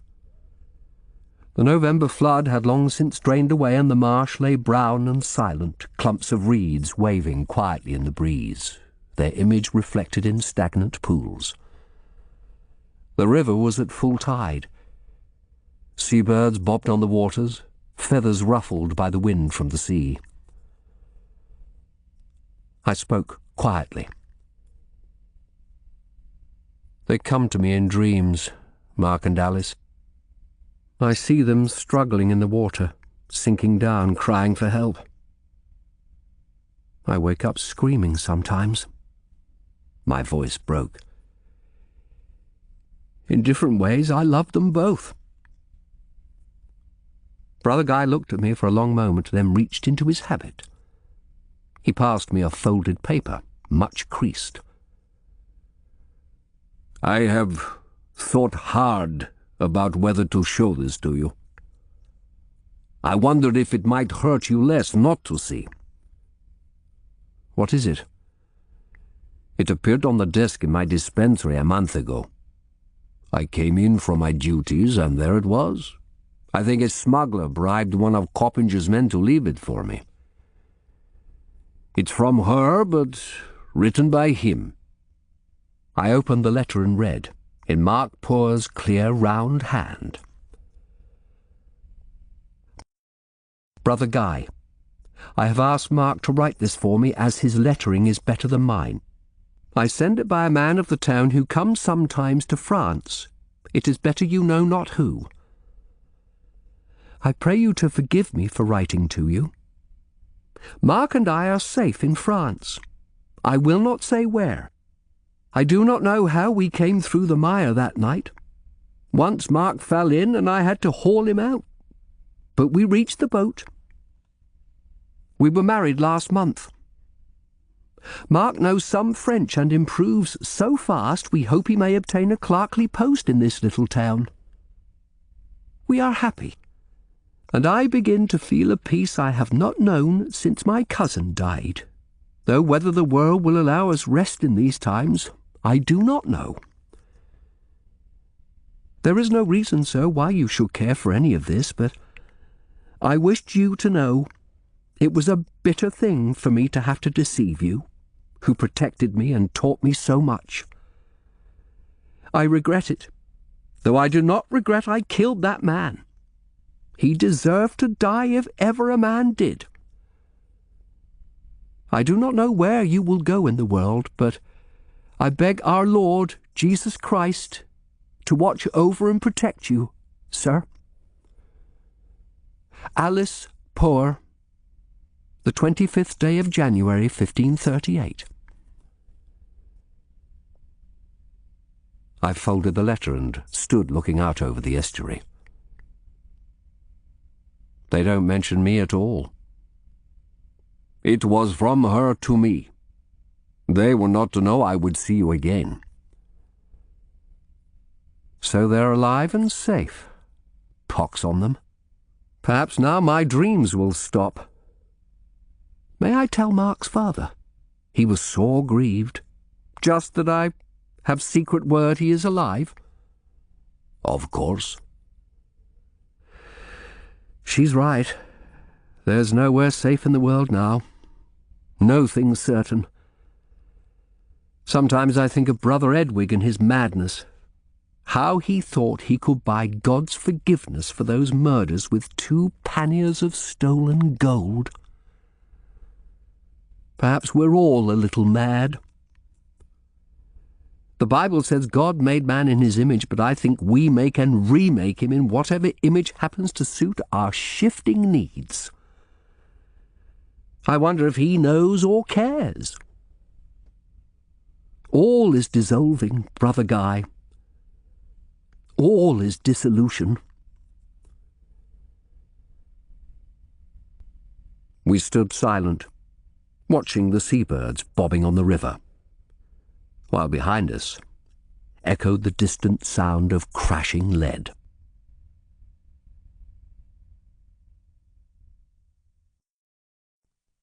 You've been listening to Dissolution by C.J. Sansom, narrated by Stephen Crossley and directed by Erica Jensen.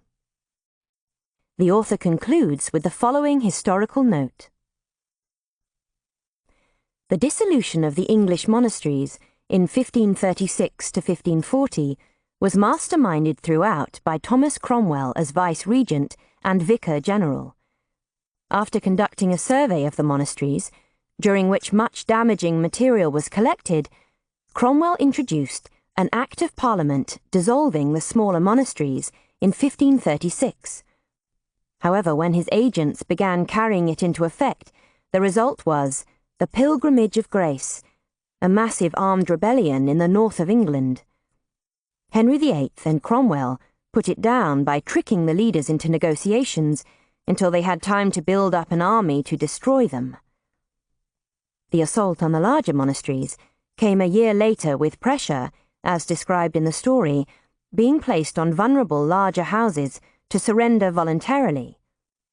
The intimidation into surrender of Lewes Priory in November 1537 was crucial, and over the next 3 years, one by one, all the monasteries surrendered to the king.